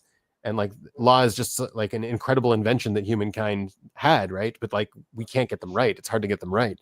And like, that's what we're thinking. Like, okay, over time, maybe we'll get them right. Okay. So you have this ancient system where basically the entire argument is how do we get them right? And like, you see all of the different opinions, all of the arguments. It's a very messy process, and learning it is very like it's not an easy process, right? You really have to dig into these legal disputes that they have, and like sometimes they get caught up on very small things, but apparently the small things are the most important ones to get caught up on. So yeah, so the Talmud's like the Bible equivalent to the Link's kernel mailing list. So the Bible's the Link's kernel source code, and the Talmud's the mailing list. But I mean, there's a lot of things that like you have no idea what is going on without the Talmud. You have no idea because like the text of the Torah itself is very ominous. Like, what is a tefillin? What is one of the questions is, what is this color tchelet that you're supposed to put on your tzitzit, right? We have this commandment of tzitzit, and it's something that you don't have to do. It's only if you have a four-cornered garment, you're supposed to put tassels on the end of them. And then you're supposed to put this blue thing in it. It's like, okay, what is that blue thing? How do we make that blue thing? How do we know what blue is, right? And so like, you need some kind of tradition in order to enact that, to let us know what that color is, right? And so that's what like the oral is. And so in the Talmud, you'll say, okay, this is how we made it. This is how we got to that blue. So how do they get to that blue? There's like this snail that they used, but like, you don't have to use the snail, but you just have to make it blue. But at least we know what that blue is because of the snail, because that's how they used to do it. Because blue is one of the last colors that modern society even had, right? No one really knew how to make blue for a long time. And it was very expensive. It was like one of the most expensive colors. And now we see it everywhere. Like we solved that riddle, right?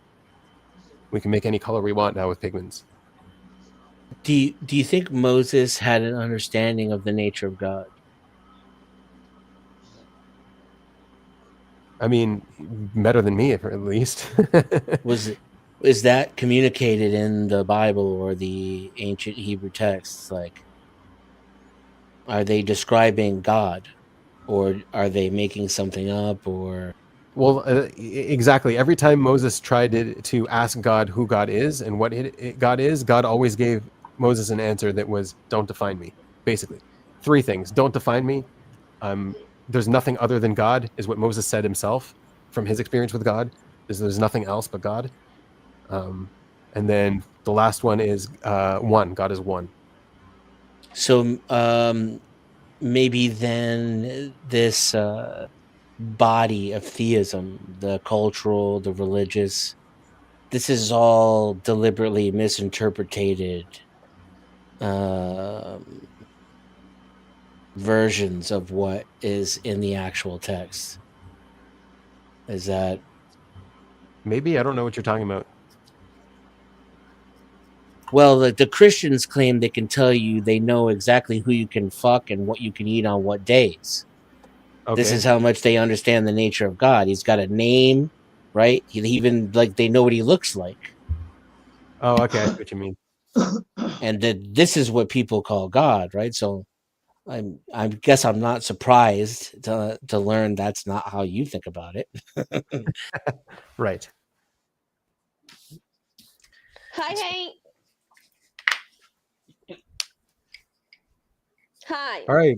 Hey, You have three girls. I'll put you between the two girls. There you go. who is these girls? I know my mom. Hi, mom. Hi, and I don't know who Luna is. Luna sometimes comes on and she watches most of the time.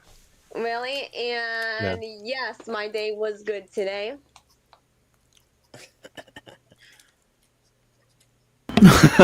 What are we talking about?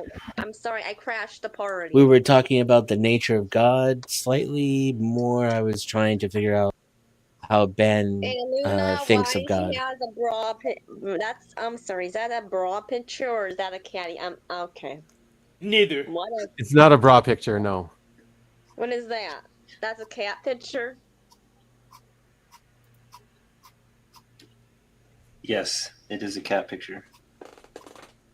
That's cool. Sorry that I crashed the party. Dang. All right. If you liven it up, we'll forgive you. We were just Careful. coming to determine that God was a gay rock. I think that's where we were headed. I think that's right. Wasn't. I think that's what we got to. We already asserted that God's the rocks are God's ears. So God wasn't gay. how do you know? Because I know. Because I read the Bible. How do you know? Did God have a sex at all? No, he doesn't. No, shut up, Hank. Not in the fucking mood. Shut up, Hank.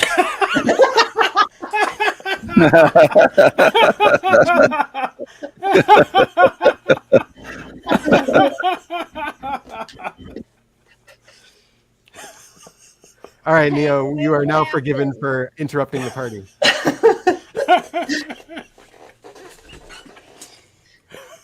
You've earned your stay. Thank you. Hank, Yes. how is your day today? Oh, really good. We have an we're holding a panel for us autists, so we can not be in a loop. We can actually have our intellectual discussions and have a resolution, not worry about, oh, I just need attention. I just need attention. We can actually have our discussions and get to the end of them. So it's a nice change from the rest of the panels. Babies. No. Not babies. Rabies? You don't like babies? Did you say babies or rabies? Stop. Babies. Baby rabies? Who? They all act like babies, and I find like I'm only left with two choices at this I'm point. confused. Why, when we said babies, you said ooh? Don't you like eating babies? Dang, this boy was dancing. Dang.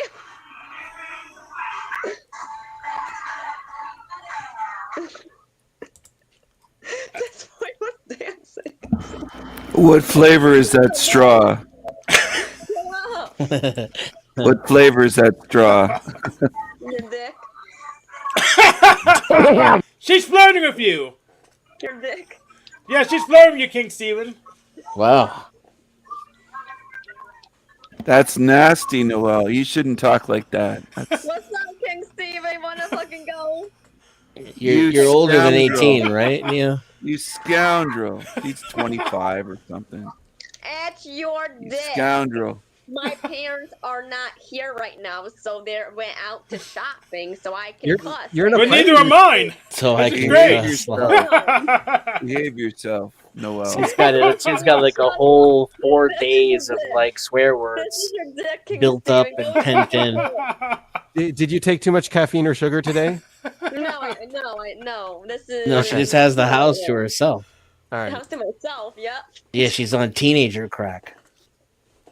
Shut up. He's not a teenager. I'm not a teenager. I'm 25, so get it right, bitch. Excellent. She's perfectly legal. She's perfectly legal, boys. You told him. King Steven, this is your dick. No. Yes, it is. She's feeling No, extra brave no. because she's got 2 women on the panel. Maybe that's what's going on. Sounds like she's in heat. You're not supposed to bite it. I'm just saying. I'm thinking, did you do cocaine? Did you take cocaine today? I do cocaine. Yeah, Dr. Roxo. She's not answering. Was cocaine in your straw? Did you snort? Did you use that straw to snort? Have you ever drank cocaine before? So that's smart. No. Because there's no need. You don't need to tell these random internet people what's in your stack. There's no I've had need it to on tell my them. teeth before, but that's about It's it. not their problem. Excuse me, Hank. Like, why is King Steven is up here? Kick him off the panel. He came to see you, I would imagine. Well, it seems like you just came on and flirted with him, so it's maybe I should get this thing King together. Steven, I really do like you. I really do. Apparently. Yes. King Steven. Yeah, you've been playing with his dick this whole time. Yes, it is. Whoa, look at that move. Whoa. Holy smokes. This is sexual content. We can actually get banned for this, by the way. You can't. Don't get me banned. She's gonna be the one that gets me banned. You control the media. You're fine. Yeah, I'm gonna. No, I don't control it that much. There we go. Don't get me banned. I knew a 32-year-old divorcee who used to do that last move there. All right, no more sexual content, Neo. Don't get me banned. See, the choosing signals are freaking obvious. I mean, come on. See, I can see them just fine. Come on. Gang signs. Is this okay for you? That's bud? absolutely fine. YouTube has no problem with gang signs. Yeah, it's all kinds of gangs. Gang signs. Behave yourself like Annie does. Shut up. When I first met you, Neo, when I first met you, you were talking about the strikes. You were all. Remember when you were worried about the strikes at your school? Like, oh my god, if I get 5 strikes, I'm out. Remember that? That's when I first met you. So don't give me a strike, okay? All right. You only get 3. Yeah, Is this a college that she was in, this school? I was going to ask you about the Talmud when I came up here, but it got sidetracked. Yeah, go ahead and ask. Well, in the Talmud, is Jesus burning in excrement, like they say, or is that written in there? That's written there, yeah. It doesn't. Like, first of all, we don't know who they're talking about. Like, a lot of people were named that. First of all, there's about 3 different ones that we can see in the Talmud, right? They're not the same. That's proven that they can't be the same. But that one sounds more like the context is interesting because it's like what does hell even mean, right? What does Gehinnom even mean in Judaism, in the context of Judaism? And it's like it's not. Hail is originally from the word Helle, H-E-L-L-E. It means deep, dark grave, and that's it. It's from Greek. Yeah, it's from the goddess Hell too. Is that in the? Praise the Lord. in the Viking But what does tradition. it mean in the Talmud? Does it mean a Right. different realm, a lower layer, a lower No, no. level, or So the Deep term dark grave. is called Gehinnom, right? Gehinnom comes from a valley that was outside of Jerusalem, and Jerusalem is supposed to be the holiest place on earth, right? But how is it that this valley just outside of Jerusalem had human sacrifice there and horrible practices, right? There was blood of people there all the time, and so it was just a disgusting place, and it was just What? outside of Jerusalem. Yeah, it's called Gehinnom, the Valley of Hinnom, right? Oh, And so is this that where became Hank lives? no, Gay no. what? Oh, So sorry. this became like a symbol for what the world can descend into, right? Okay. And they were practicing all these blood rituals and Yeah. It's oh, right. So wow. like that's where the Jewish concept of hell comes from. But then Oh. like there's more to it because there's different words for it. Another word for it is Sheol, and Sheol is the ground that swallowed. There's a story in the Torah where someone came against Moses and accused Moses of not having prophecy, basically, is what he did. And so Moses said, okay, well, the ground will swallow you up tomorrow. If I have prophecy, the ground will swallow you up. If I don't have prophecy, the ground won't swallow you up. And then the ground swallowed him up, right? So that's another word for hell is Sheol. Well, they depict that in drawing Sheol. They depict it as lower than us. Yeah. And then there's another one, which is also related to that specifically, is the belly of the Leviathan in Jonah. Not the Leviathan there, it's the fish, right? It's called a fish, but the belly of the fish in Jonah is also related to as some kind of hell, and that's a more transformative hell. It's a more productive hell, because when he comes out of hell, he becomes more aligned with the path, right? Yeah, well, it would be dark in the belly of a big fish, Right, and it's also like in a narrative, in a story, it's also like the lowest point in the story, right? We call that hell. Any story we tell, right? The hero's journey, we call that point in the story hell, and that's kind of what the belly also symbolizes. I like to seek for physical attributes in scripture. Okay. I grew up on the Bible and I love science. So I'm like, did this dude really get swallowed up by a fish and live? You know, no, I think he fell off into a damn underwater cave. The tide came in 3 days later and shot him up out of it. And he's like, damn, I was in a fish. I think that possibly happened. Yeah, it But could the be a cave, story it could have been remains. that's a constellation. So there's The story remains. The story is a very deep story. Like the fish is not. It's a detail, and it's a symbol. It's an archetype as well. It, like in the hero's journey, it's an archetype, and it symbolizes something. It symbolizes a return to whatever path he's on. But like the whole idea of praying for Nineveh, why is he running away? Because Nineveh was his enemies, right? Nineveh was the place of his enemies. It was a place he hated. It was a place that he thought deserved to be destroyed. And he's like, what am I going to go? And even if I succeed in this mission, God's going to save them. I don't want that. Right. And so when he went there, that's exactly what happened. He warned the people and then God saved them, apparently. Right. And so like, that's kind of the paradox. Like, how can you go and save your enemies? But after like he realized what the truth was, is like, no, like saving your enemies is really like their transformation. It's not destroying them, it's helping them transform into some like a better version of whatever they're supposed to be, where the world needs them, right? And so yeah, it's a deep story outside of the fish. Yeah. And I would say 99% plus not a real fish, because you wouldn't last 3 minutes inside a core of fish, because you suffocate and the enzymes would accelerate that process. The physical attributes behind Moses' plague has been supported by physical evidence of a possible water intoxication, which caused your red blood water, caused all the frogs to come out and, you know, be a menace, and the bugs to be poisonous, biting, you know, and the firstborn had the opportunity to get the first bite and the most heaping pile of their food, which with bad water, you got bad crops. All of that stuff can be substantiated with about 3 different theories and evidence of something like that happening. But he also gets toxins, right? We're still looking for how Moses knew this shit was going to happen. Praise God. Yeah, right. Moses was tapped in. I'm telling you.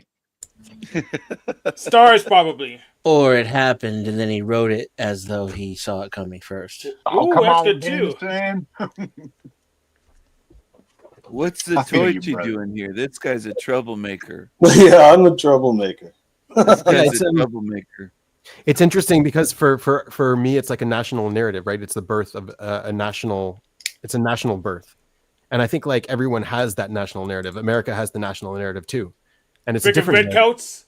Right? It's not that. Yeah, Kick it's not them the same out. narrative, but it's like you treasure that. But that narrative is what your nation treasures. Like we have it in a book. We have it. We read from it, right? This is our national narrative. It's who we are, and so I think like everyone has that identity. Everyone has their own Torah. And America has one too. And like, I think that's what it's trying to resolve right now. It's going through all of those changes to try to figure out what is its identity. Like it has to revive its nationhood somehow. Unless you're a denizen. Right. Because people like Denizen are destroying its nationhood. Make sure you revive that like button. That its own All you Torah. got to do is pray and share the link. Copy the links. All you got to do. And make sure you revive that like button. If you've already hit it, don't hit it again. But this is for those that come in and forgot, okay? But you can hit it again, but only an odd number of times, please. I'm Only just an going to odd speak number. from my own like button since I'm live as well. Oh, sweet. My like button doesn't like to be hit, and it prefers if you pull back the hood first and caress it gently. Oh, snap. Yeah. My like button doesn't care if you hit it. If you hit it, it's like, hey, cool. It's great. But my like button loves it. Oh, yeah? Oh, yeah. Anyway, I can hit Maybe it. I just didn't find my like button yet. Maybe that is. I hope it's the They like was button. calling this guy gay last night, David Wayne. Who, me? So what? I don't care. Oh, yeah, Dennison. Can you change my name back to David Wayne? No, he can't. I can. I could do it. Don't hurt me, Hank. Don't put nothing goofy up there now. Yeah, don't hurt him. Need to know. These people need to know who David Wayne is. Isn't that egocentric as fuck? I'm sorry. Yeah, it is. This guy's got an ego. Change Zatoichi's name to Troublemaker.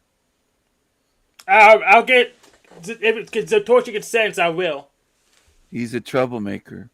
For the record, I am a Christian. I am a believer in Jesus coming down here or being, in a body, fleshly body, walking the walk after he realized what the walk was, dying, being sacrificed, tortured, and beaten, and then coming back to life. Of all things, I searched for the physical evidence of that being a possibility.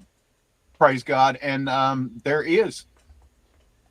I yield and step back into character. I love y'all. So yeah, I mean, I'll give my opinion on that too. I don't really have any preference or idea. Like if all you said about Jesus was right, and maybe you're right, that's all true. It doesn't matter to me. For me, he was just irrelevant, and he's telling you your God's irrelevant. David Wayne. Not God is irrelevant, but I think Jesus. I think what his relevance is this transformative power. No man cometh unto me except through Jesus. Hey, David, Christ. do you think no your Jesus is coming back? Do you think he's on the way back? He said he went to build a new Jerusalem. He may just be having fun with that project right now and really ain't even, but yes, I do. 100% I do. But they've been talking about that for centuries, since the year 666, they've talked about doomsday and the end of the world. Try not to get wrapped up in it. As it says, these things must come to pass. There's no conversation that we can have to stop that, except mind your spirit, take care of your family and your domain, let it roll. Just let it roll. Do you think that there's a possibility that either Denizen or Zatoichi could be the Antichrist? I think that's a matter of, you see these like these demonic gestures and stuff taking place by these superstars and things like that. I think those are tryouts. They're making these gestures to they're submitting themselves to be that possible vessel. So it's the dirtiest one's going to win, and it's definitely going to be the most powerful. They love dwelling in the spirits of superstars because of the worship. And when they lose that worship, you see them sitting next to their husbands, like Beyonce, delirious because the spirit's not there I've seen anymore to that. take care of them. Yes, I glitching out. Like she looked like she was glitching out. Yes, sir. Beyonce and Jay-Z. He looks pretty ugly. Like, how did he get so famous? No. He He's got can't an even ugly rap. mug. I can Yeah, he rap better sucks. than Jay-Z. Bad He taste. sucks. People have bad taste. Well, the idea is when you get your first million, you buy 2 or 3 millions of copies of your own album so they can say 2 million copies sold. That way everybody's bandwagon when it goes, oh man, he done sold 2 million albums. It's got to be hot. I'm getting me one. That's all that is.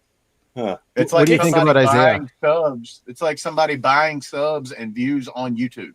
They did that with becoming superstars. They bought their own material, and it looks like they're doing good. Well, it's just like buying back your old stock, so it's fair game, I guess. I think Zatoichi buys subs because his channel's grown and he gets money, and I think he spends his money buying subs. I don't. I never would. I think he I buys buy them. subs. There's no way 300 and something people enjoy what I do. You know what I I'm buy saying? submarine sandwiches. That's the same thing. Yeah, I'll do that too. Confess. I don't trust this Zatoichi guy. He took money and banned me for a year. Yeah, man. It's called business. I need to support It's my fucker. own channel. But yeah, sorry to derail, Dennison. This guy let's get hit back into the somebody. topic. It was a girl in a big truck with a brother, and he punched the guy. Yeah. What do you think about Isaiah, by the way? The guy was shoving me first, so I fucking gave him a right cross that left him suffering. See that? This guy's dangerous. No, I'm dangerous when Troublemaker. provoked. That asshole shoved me twice, and I said, cut it out, and he didn't, so I fucking socked him. he's dangerous, but not to me. I mean, my physical and special defense is high He enough would to want punch to do you, any Hank. damage to me. He would punch you. Yeah, but when I feel it. You would. What do you mean? Would I feel it? You think I'm his punches saying are- his attack bonus is not on what I call the high side. Do you think he's got fists like pillows? You calling him pillow fisted? I'm on the high side. I wouldn't say pillow, but I wouldn't say I'm afraid of it at all. I Hank, wouldn't dodge it. I wouldn't take that. Hank, He I'm would a call you a second nigger degree. and he'd punch you. I'm a That's what I second think. degree black belt. I don't know about what you're saying. Yeah, but what martial art? Or do you have your black belt in? Because if it's Kenpo. Kenpo, Oh, so he can hit me with a stick. That's okay. That's fine. I Could hit you with a stick.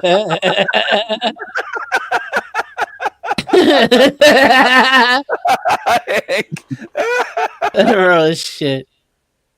Oh man. But Hank, do you think he would call you a nigger or anything racist before he would hit you, or what do you think he would do? I don't really care. Do you think Would I'm he a use racist? a racial Hank? slur? I Would don't this guy care. use a racial Racist slur? welcome. You think Race- Hank cares about words? I don't know. I'm a He's freaking autistic. magician. I got all I kinds think of whoever words. defines definition cares about words. He's I got all autistic. kinds of crazy words. Who cares?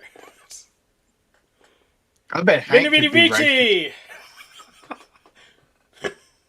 Say something racist to me, Hank. Let's see if Call him a break faggot, down. Hank. That's Yeah. a good slur. But that's a cigarette in Britain. That's not. What does that do with race? I would call him a limey. Is that racist? But that's more like an occupation Not thing. Irish. Scott Irish. Nah, it's boring. I guess I could see this one. I can't. I don't care enough to call him anything racist. Maybe German, maybe Kraut. Viking. Let's go Viking. I'm not even sure what kind of white he is, to be honest. Literally, Hank, Cracker. if I called you the Black Rain Man, Hank, would that be a compliment or offensive? That's a compliment. Might as well take it as a compliment. I'll take it as a compliment. Yeah. Are you an excellent driver? Yes. I want to be a black rain. Do you like Kmart? Kmart's gone. Okay. Are you afraid of bathtubs? Nope. What's wrong with Can that? you count toothpicks if they fall on the floor? Yes. In the air? while they're falling. In the air, but no, I'm not that. I'm not a specialist. I can't do that. I would have to wait till they fall on the ground and count. Would you beat up Zatoichi if somebody gave you $20? That's not enough money for that. How about $20,000, King Stephen? 20,000. 20,000? Come on, man. It's not. He's not worth that much. You got to at least take care of the legal. Well, you had the money. You had the money. How much? I do have the money, but this guy's begging for money. He begged for money for a computer. Now he's begging for money for a base. He kicks people off his channel if you give him money. At least he knows he needs a computer. I'm a There's mercenary. some people in the community that don't know they need a computer. Freaking me and Larry offered to You give them a talking computer. about Annie or who you talking about, Hank? Andy has a computer. Okay. I didn't know. But there's other people in the community that need a computer but don't have one and they're refusing one. So Right. My computer was 15 years old and dying, and if I was to continue my show, people donated for me to continue my show, and then I got a new computer. yeah, I think mine's refurbished. So But why'd I have to be involved?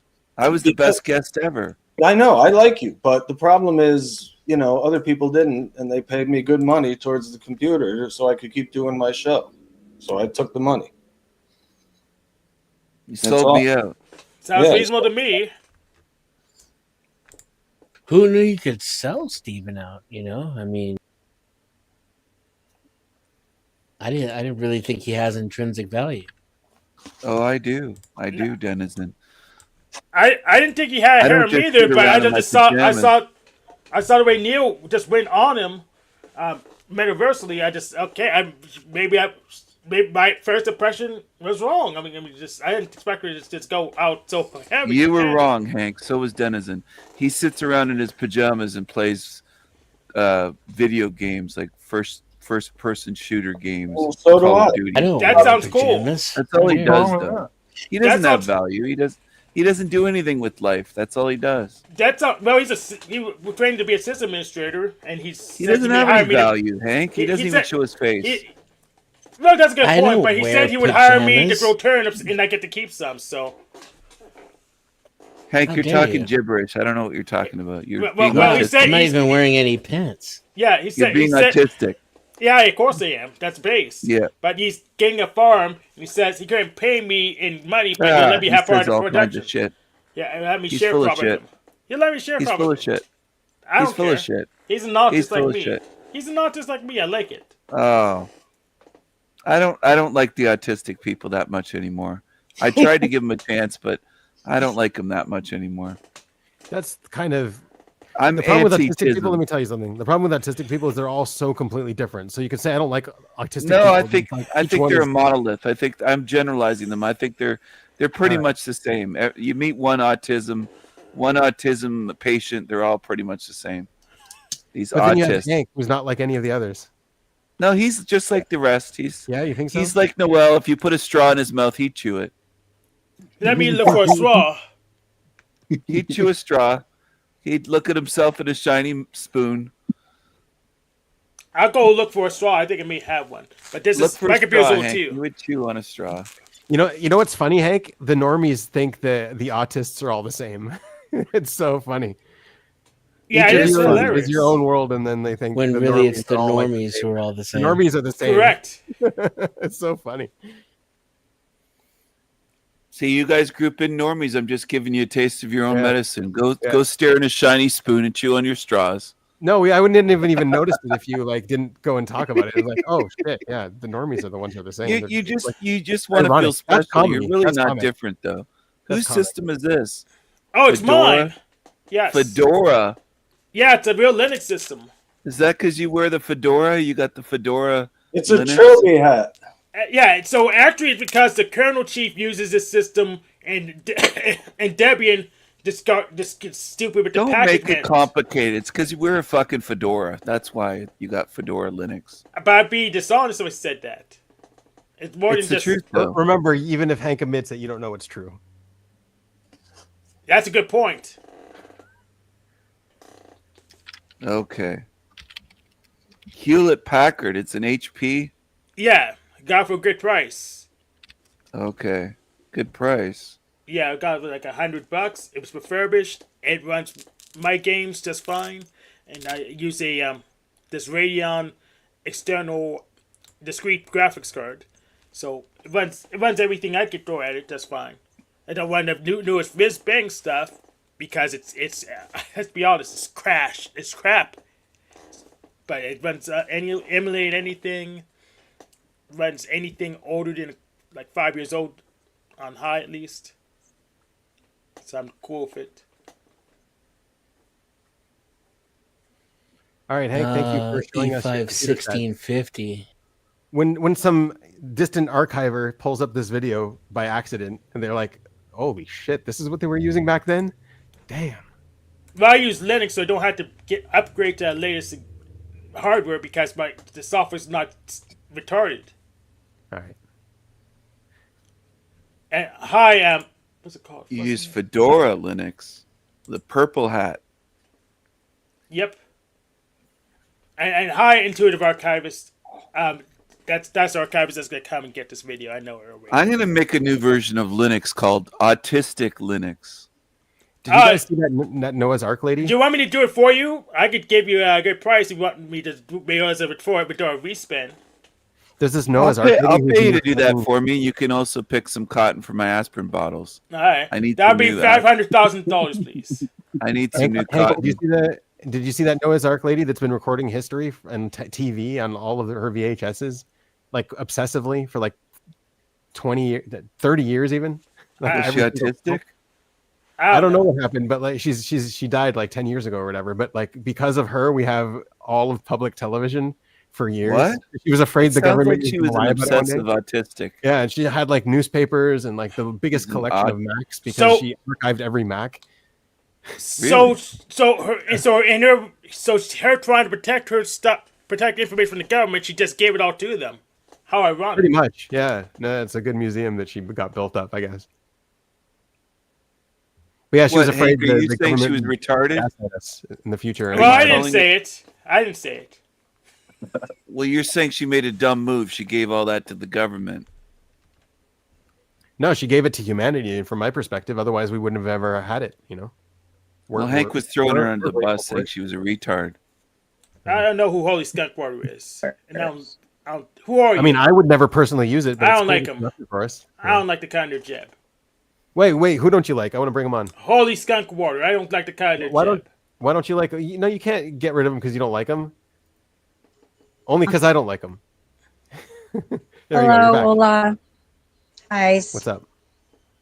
I don't know why my camera's not working. Why doesn't Hank like you? Other than it was a black screen. I don't like those. Think it because weird stuff that come out of them. I comprehend.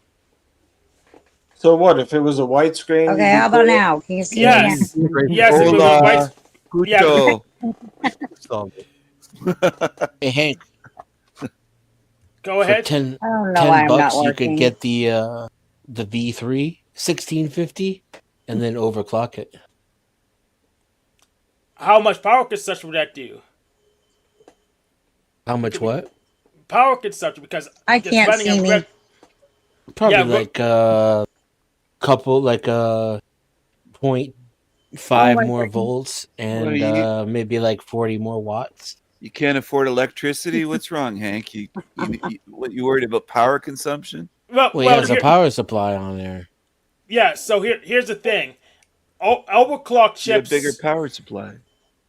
Like Well, I then said, that's not the $10 then, is it? That's yeah, his it's not the point. $10. But also, overclock stuff tends to just be power hungry and it wears the thing faster. If it's just more powerful, Yeah. just running at normal clock speeds, then it will last. Well, here, the candle that burns twice as hot burns half as long, right? Exactly. That's why you overclock at the end of life to get more life out of it.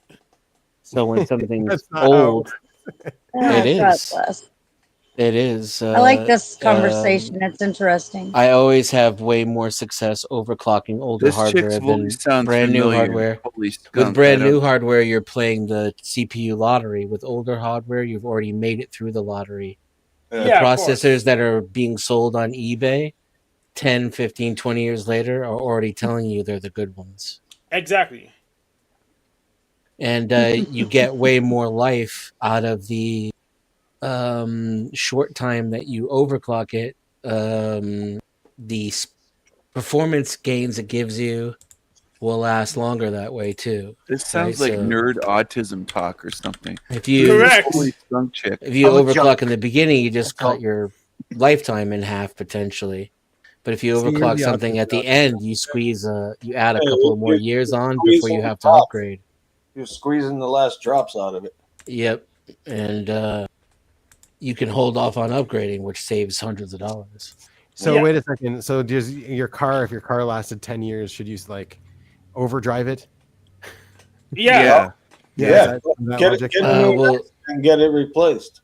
Your car isn't like a silicon processor, which is a lottery of silicone. These guys quality drive shit that boxes. Come on, wears let's get out real over here. time. What do you drive, King Steven? You must definitely overdrive everything. 1992. I have a driver. $500 Ford Taurus. I have a driver. I'm rolling in a Rolls or a Bentley. Who's Holy Skunk? I recognize that chick's voice when she came on. And why doesn't Hank like you? I don't know. I didn't. She's I been didn't on my know. show before, I think. Yeah, This chick. I try not to offend anything, including myself. Yeah, so when Right. people come on Yeah. with black screens, half the time they either don't know how to use their technology or they know to use it. They plan to use it maliciously against me. Hank, you're a poor detective. What's your other name? Well, I don't Holy plan Skunk? on using anything maliciously upon anybody. Your voice is familiar. What other names do you use? Are you friends with Mushroom Coyote? What a name. That's his name. His or her. It's a trans Mushroom Coyote. It's a transformer. I think this chick is friends with Mushroom Coyote. I don't know who that is. I know you don't, Hank. You got a lot to learn. Look at Denizen investigating everybody. Everyone's a suspect, right? Can somebody tell Annie That's to not me. please stop talking and cool it off a little bit? Who? Annie. She's been talking this whole time. I'm not going to talk because now I'm putting my dish gloves on and I'm going to mute myself and I'm not taking off my gloves to unmute and say something. Okay. So I'm going to do the dishes. Come on. But I'll be The listening. last time I was here, Oh, Annie that's told hot. a story about a patient with elephantitis of the balls. They had huge balls that she had to wash decades ago. Like South Park. Yeah. It was quite a story. You never expect what Steven's going to say next. And I noticed a lot of times he'll slip a jab in before deliberately trying to change the topic. That way they can't come back at him. It's flawless. It's Or if flawless. you do come Well, back it's at it, not- he'll gaslight you about it. Yeah, it's Yeah. it's almost flawless. So They here's the love thing: me. you get around it. You just double down Panelverse. on your statement. on Panelverse Steve. loves me, David Wayne. I'm Yes, it one of the does. most beloved figures in the Panelverse. I mean, And I'm not part of the community. I hate the Panelverse, but I they wonder love if me. he They can't believes help it. You know, that's I'm curious about. I mean, and Neil came on and filleted her straw and said it was his dick. So Hank, I mean, that happens to me every day. There's women that do that with me all the time. They can't help Chew on themselves. your dick? I'm used to that. No, that they talk about me that way. They're Yeah. just hot for me. I know, and I say that's what a choosing Like symbol looks Denizen's like. mother, she did that to me one time. Stop She your showed me a victim straw and playing. did that. This is victim mentality. Don't be a victim. Yeah, don't be a victim. Yeah. Who's a Who are victim? you? I'm All not the a girls victim. want you. Come What on. happened to that chick that just left here? Skunkwater or whatever her name was. I wasn't paying attention to her. She didn't want you. Yeah, you were. I was trying. I tried to kick her off right when she came in. Do you not recognize voices, Hank? I thought you were autistic. Don't you remember people's voices? And that's the first time I talked to this one. Well, do autistic people have a good memory or a bad memory in general? You're trying to generalize autistic people. It's the normies that are Yes. generalizable. You're No, it's- generalizable. They're not generalizable. I'm going to continue to generalize autistic people as much as I can. Yeah, he doesn't care if it doesn't make any sense whatsoever. That's not his bag. So King Steven, what's your favorite Looney Tune? The autistic people aren't in the Matrix. You're part of the Matrix. Who's your favorite Looney Tunes character? Tasmanian Question, Devil. My, That makes Taz, sense. Devil. I can see it. Yeah, Agent me of too. chaos. Absolute chaos. Yeah, mine was Sylvester yesterday for consistency. I was on Brandon's show yesterday. He had 5,000 subscribers on the channel. Some people My say I have the biscuits best are show on burning. My biscuits are YouTube. Yeah, yeah, I heard that. Some people say he has the best show on YouTube. Yes. I asked him if he's a redhead. I said, "Are you a redhead or are you ginger?" No. No. And I said, "Well, your hair looks red."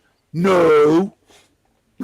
You know what we need? We need to get him and Paul Enslaved on the same panel. That would be just on camera. That'd be hilarious. How do you know that isn't Paul Enslaved? Have you ever seen them together? Oh, But they shit. look a little bit differently. They look a little bit differently. It's hard to tell, but they look a bit differently.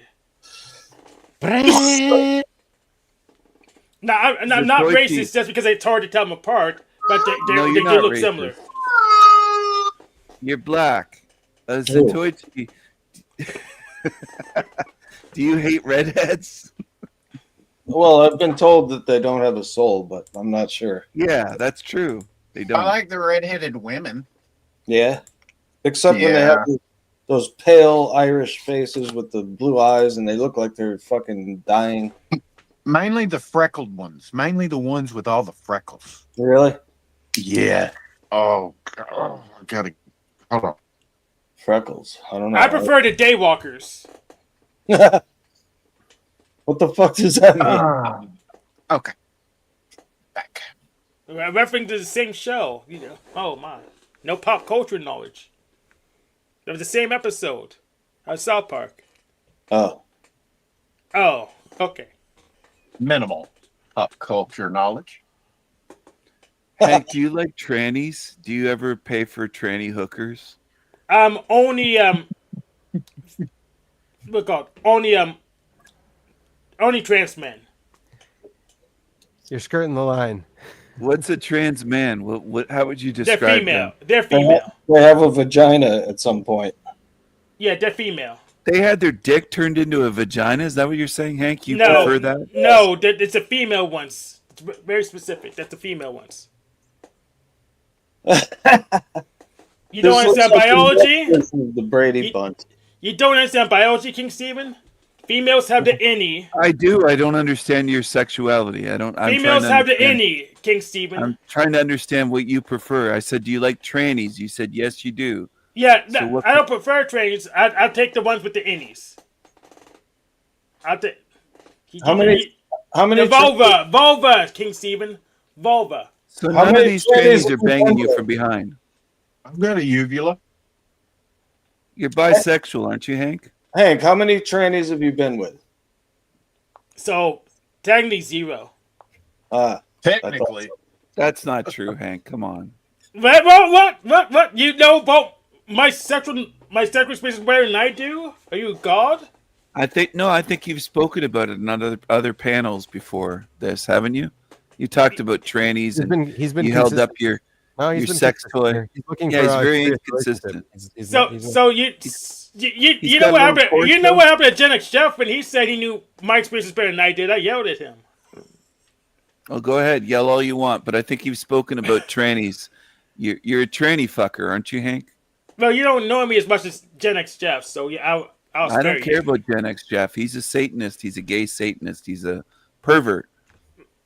He's an autist too, so we're all the He's same. a pervert. Well, most autists are perverts. Let's face it. They're perverted people. These autistic. Yeah, I just reminding you how perverted he is. I he's mean, a the only person here that's talking about perverted things is you, King Stephen, and I like how you're blaming everyone else. So welcome back. Gone. I'm just asking innocent questions. I'm not talking about anything perverted. I'm trying to get to the bottom of Hank's. No, you're the only person talking about perverted things right now. The only person. Yeah, you are. That's untrue. That's false. And so, False. I like how you're blaming Hank because I've never heard him bring up perverted things in the past. Oh, he's held up a torso, a sex torso. But all now kinds my of show. Now my show. All kinds of That was stuff. on Pussy Paul's show. Well, right now you're the one being perverted right now. No, I'm not perverted. Yeah, you are. I'm asking innocent questions, Benny. No, you're not. Benny, I know yes, what I you're am. doing. I know what you're doing. I'm not perverted. I don't live in Israel. I don't live in Tel Aviv where they do all the gay marches and all Hey, that hey, weird what am I going stuff. to say? They have perverts everywhere. I agree. Everyone's going to take Tel care of their own. Aviv is the most perverted place on earth. It's like Sodom and Gomorrah. I'm not disagreeing Terrible. with you. Everyone has their own. Terrible. Problem. Yes. Terrible. We wiped off the map. Get rid of Tel Aviv. Don't wipe it off the map, but Yeah. it's every nation has their problems. Perverted. I gotta go, guys, but it was nice talking to all of you. Bye, pervert. Bye, Later, bye, Bye, pervert. big fucker. Ah, fuck you. What's up, Manuel? Hey, Manuel. What's up? What's up, Ben? How Are you been? you autistic? This is an I'm not. autist only. I'm not going to Steven endorse is in a the trolly post. mood right now. He's in a troll. Yeah, I can tell. Yeah. Autists only. I didn't say that. Not artists. I'm an artist. These guys are autistic. It's not autist only. It's autist preferred. That's my racism. Do you have the touch of the tism, Manuel, or are you normie? They call them normies. They hate normies around here. Well, I'm assuming No. since Hank. Wait, so are we saying Hank is autistic or not? He's full on autistic. Hank is autistic. It's just funny that the normies are trying to categorize the autistic people. That's all. He's got We don't hate autism normies. on overdrive. We don't hate normies. You guys hate normies. You're anti-normie. I do. No, we have a symbiotic relationship with normies. We need normies, right, Hank? Yeah, we need them for stuff still. Yeah. Don't What worry a about it. curse, That though, doesn't to be mean I have to autistic like it, and though. Jewish. Like, how do you deal with that? Like, to be both? It's in a functional society. You need normies.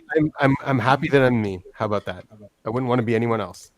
You don't feel like God cursed you with If he did, I deserve it. with that? Oh, you do? Amen. See, he David takes it like a Wayne. man. He takes it like a man. So do you, up your butt. From It's Trinities. either because I deserve it or he's trying to bring something out of me. So one of the two. David Wayne is gay. There's a song on Landry's show. It's David Wayne is gay. I think he found a Stop narc. it. I think he found a narc. He knows more about everyone's experiences than they do. That's hilarious. I love I'm a it. detective. I'm an investigative reporter. Did you use the lube? Manuel, did you see the video I did? Ooh. No. When did you release it? I released it yesterday. I was like, I had you in mind when I was writing it too. Oh, Trying really? to solve consciousness, yeah. Annie, are you okay? Are you okay? All right, well, I'll watch it Annie? soon. Yeah, I think it's solved. I don't think there's anything left. Okay, fair enough. You ever hear that song? She already told you she's gonna wash the dishes. I know. I was singing to her. Annie, are you okay? Are you okay, Annie?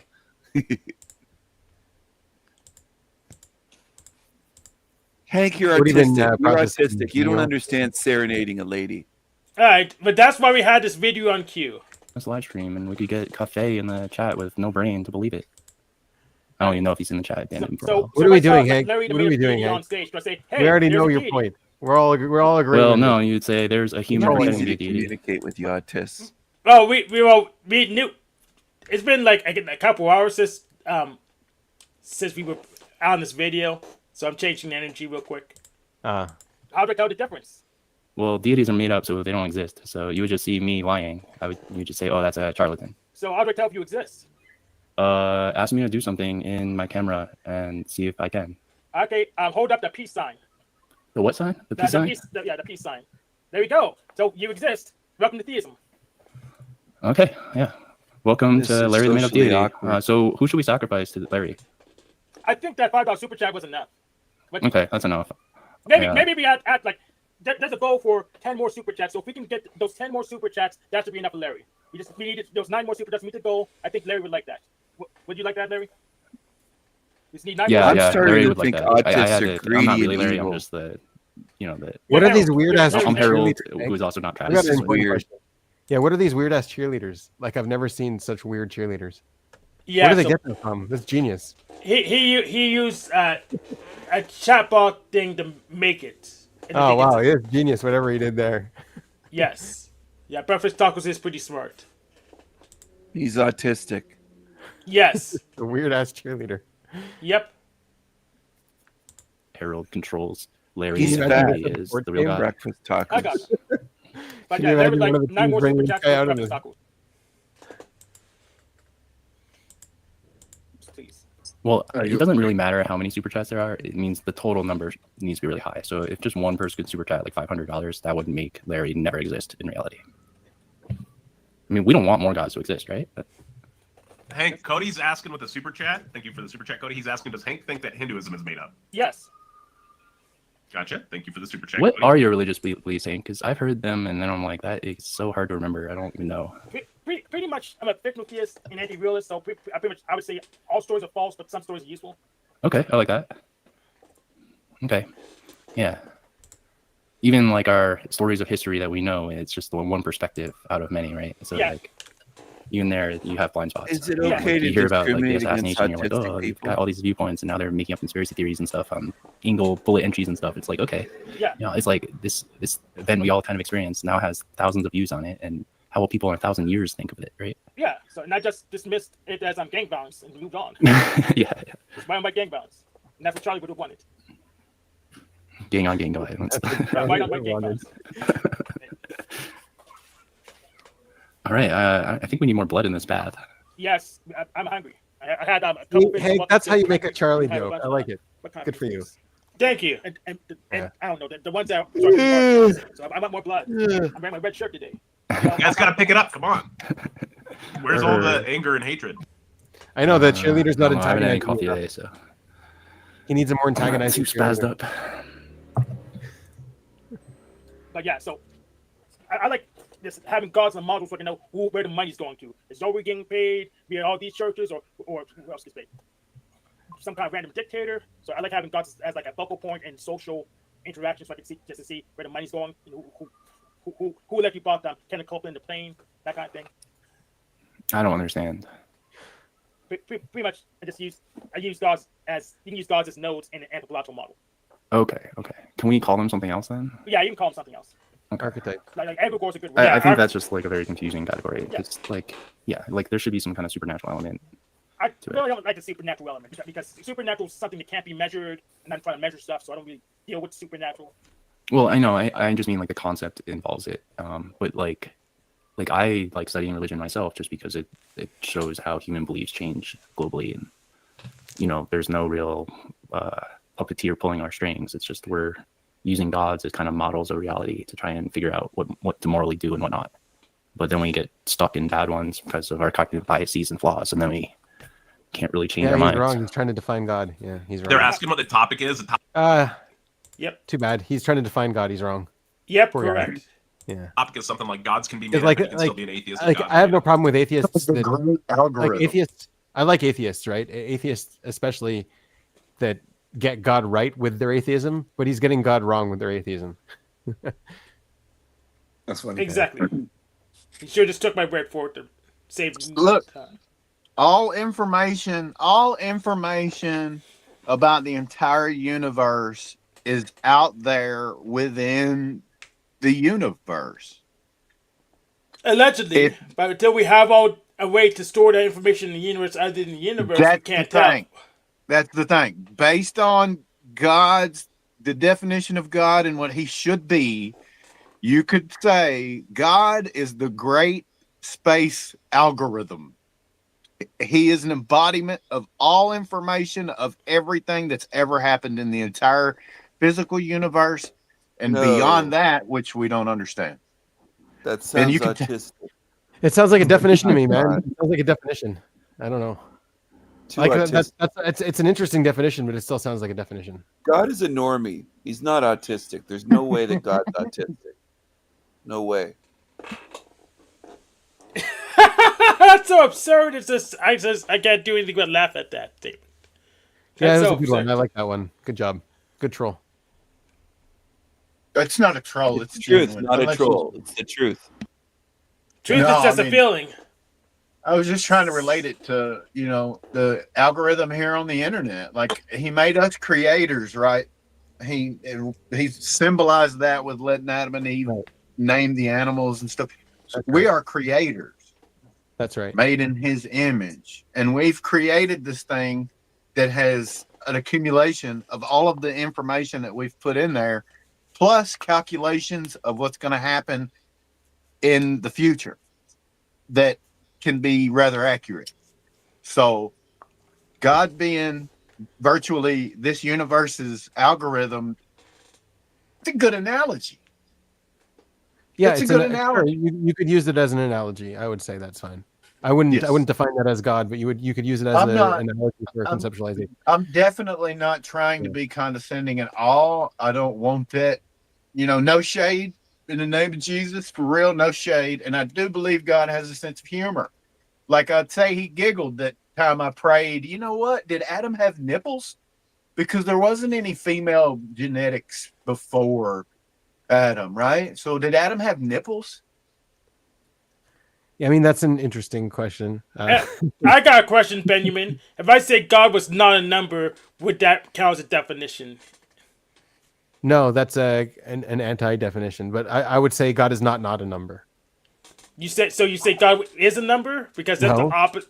No, I would just say God is not a number. But that's the same thing, unless No, you don't reject the law of excluding middle. My brain just fell out of my nose. Benjamin, do you reject the law of excluding middle? What? Because if you, do you reject the law of the excluding middle? What's the excluding middle? Refresh me. So if the opposite of negation is the affirmation. If you don't assume it, like I don't assume it, then that's fine. But if you do assume it, then you said through adding the second not would we did the exact same thing, saying God was a number.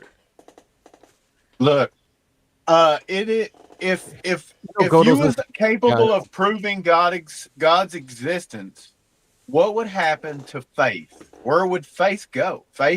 There wouldn't be faith. And that's I want to answer Hank on his level. So, Gödel's incompleteness theorem? Yes. Right. So what it basically says is that you can't define a system by the parts of that system. The parts of the system can't define what's anything beyond the system.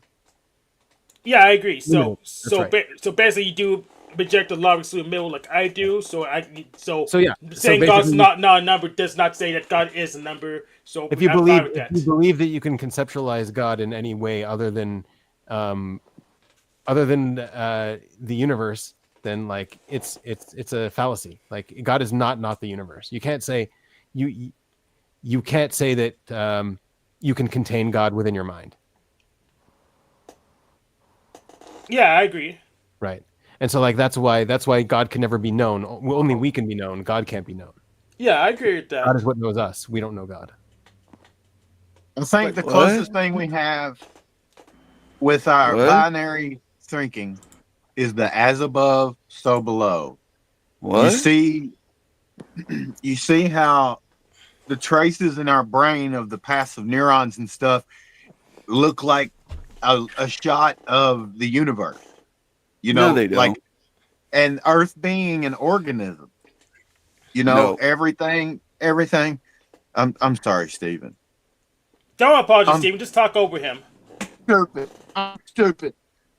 No, I don't think that's true. I don't think they can prove neurons and molecules and atoms and all that shit. I think it's all fake, just like the fake photos of the universe. It's all fake shit. I agree with you. I think they're true genuinely, Photoshop. Do you genuinely believe that, Stephen? Yes. No troll. It's not a belief. No troll. It's Photoshop. Listen, I got a question though. Why would God create autistic straw tours? Oh, to fillet you, What would obviously. be the point? To fillet you. I can't tell you. Only she can tell you with what the universe It doesn't deflate anyone. It's just stupid. Like, why would God create that? Fillet you. You know what fellatio is? Fillet? No, I wouldn't let an autistic person near me. I have autistic awareness. Then I you're keep gay. them away. Right, I keep them at a safe distance. I don't let It's them okay. near They me. don't want to get near you anyways. They have cooties. They're keep Yeah, away from me. All right, then you're just Is gay. autism? I don't know what's with you people. What's with you autists? You think What do you you're mean, special. you people? You're not. Yeah, you people. You autistic. You autistic niggers. Why? What's wrong with you people that you think you're special? You're not special, dude. You just talking got to me like Hold on, special. time out. Steven, you actually not went too far, special. bro. No, I never went too far. You, Manuel. you know you did. Don't lie. Oh, No, you what do got mean caught. don't lie? Trying to skirt the line. He's trying to Never went skirt too the line. far. I call a- Hank nigger all the time. He's one of my niggas. He's But a nigga. But he's a Native American. He's a so he I mean So he's he has a overly line on him. Who's a Native talking American? about? Where's the fake Native Americans here? They think they're native to this country. You're not native here. Are you native, Stephen? No, I'm not native. What are you talking about? What are you doing there? Get the fuck off. Go to your own land. We settled this land. We dominated. Are you a Viking? Yeah. All What right, are I you think doing? you should Yeah, I dominate am a after me Viking. then. What are you doing in Israel? You took Palestine. You took the Palestinian people land. This is our land. I don't have anywhere else No, to it's be. not your land. Get the No. fuck out of there. Go back to where you came from. You This is took where the I came from. Palestinian. This is No, where I you came didn't come from there. Where'd I come Come from? on, stop Where'd I lying. come from? You took it's Palestine. You took their land. That Okay. whole area was Palestine. Was it? All right. Yeah, it was. You know history. I Yeah, do he know knows history better than Germany- anyone. He I knows do know history. He's know I've our studied experiences history better more than than you everyone. autistic idiots. Of course, okay. you know more about our Cool. lives and history than we do. Now, who's Thanks, the Steve native? Stephen. Manuel Whiteman? Is that his Yeah, name's get me White off the Man? land. Come- His name's come take White me off Man. the You're a land, red please. man. You're an Here. Indian, but White Man. Where'd your name come from? King Stephen. Who named you? Stephen. Yeah. Come take me off the land if you don't think I should be here. You should be. You said you shouldn't be there. Get off the land. No. It's not yours. No, come take it from me. I Come on, will. bitch. Come on, little fuck. I will. You autistic idiot. Come on. You And that's why we had a autistic video. dude. A lot of Yeah, people are I mean, trying like, right if now. I mean, Do I you wouldn't wear the mind black joining. cube on your forehead? That stupid black cube that some Jews wear? Fact. It's strapped to their forehead.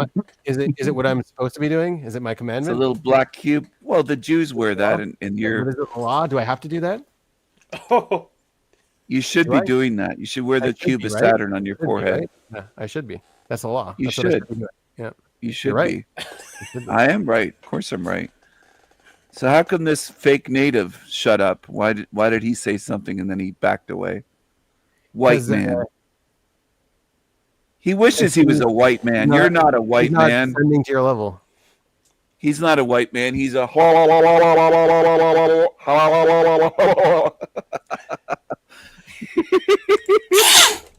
All right, Manuel, do you want to step He's up? got or- feathers on his head. I honestly don't care. So He's not a white man. You're trying to be a white man. What have you been processing sure. lately, though, Manuel? Anything You're interesting? not a that? white man. What'd you say, Ben? What have you been processing lately? Anything interesting? Just trying to understand gratitude and how to cultivate it in my life or whatever, and then Nice. what else? Well, and then obviously consciousness, but nothing new there. I've been trying to figure out how to work. What is it? I keep getting is it Absolve or Dissolve or Absolve, Boring. the video Sounds editing software. autistic. Because Chris and he messaged me a while back ago, asked if I wanted to work with him on a video he's making. So Cool. I was just trying to figure that one out. But yeah, that's really about it. Yeah, good luck. No, thanks. But what about you? What you been up to? You know, relaxing this week in the army last week, going back again next week. David Wayne froze, Holiday I think. What's going on there? Statue. Oh, he's moving. It looked like he was frozen. I was like, is that a statue? What the hell happened? We can't hear you, dummy. You're muted. He's not muted, but we can't hear him. Maybe he's just making voice movements, sound movements. What is from he his- doing? Yeah. Don't eat your boogers. Hey, you booger eater. Yeah. You. How come Luna hasn't said anything? Luna, are you there? No, yeah, I was just saying I need to step out. Sorry. Hi. Aw, Luna. I Later, missed Luna. you. Thanks for joining us this week. Thank you. Thank you for having me. Sorry for the doggies in the background. Bye bye. Thanks, Luna. Bye-bye, Luna. You only made Manuel come with the dogs. We Maybe love someone- you, Luna. I don't like people that aren't white using the name white man. I don't like that. Well, It's it is racially offensive. Colonizers gave it Manual, to us. yeah. So Manual, it's racially offensive. You shouldn't try to be white. All right. Take it's culture Well- reappropriation. What is it called? Yeah. Cultural appropriation. Yeah, there you go. We have It's the called monopoly being on the word Jewish. white. Yeah, we have a monopoly The on the word Jews white. steal everything. They're stealing everything. Yeah. Yeah. The money, What have you media, the given? land. What have you given to society? Oh, these damn Jews. What have you given to the world Autistic and society? Tell me something. You're the one who's just living off free money, Damn autistic Jews. right? What are you giving to the world? What are you doing for anyone? Free money? What are you talking about? I'm independently wealthy, dummy. Yeah. Yeah. I think you're just stealing. You're What do stealing you work do? from everyone with the money you have. What do? You're a Jew. You steal land. You steal money. I go to the army. I have kids. I'm a father. I You go to work. the I'm an army. They engineer. make you do that in Israel. No, I'm Yeah, volunteering. they make the Jews do that. No, I'm They make you volunteering to do serve. They make you serve. I'm volunteering to do it because I want to be the one to put a bullet in the head of anyone who doesn't think I should be alive. Oh, wow. Yeah. You want to kill people? No, I want to defend my Oh. people. That's what I want to do. You want to put a bullet in the head of other people? Anyone That's who doesn't evil. think I should be alive and is willing to come That's and evil. take You my want to life. put the bullet in the head of other people. That's evil. See, your evil's There's a coming time out. for You're war, an evil there's a time for autistic peace, Jew. right? There's a time for You're war an and a time for evil peace. autistic Jew. Yeah, the Bible itself says a time for war and a time for peace. So Oh, there's a listen war, to and this. I don't care what the book says. You want to murder people. No, it's not murder when it's legal. It's You know murder. that. That's right. It's not murder. It's not murder when it's legal. You know that. It's murder.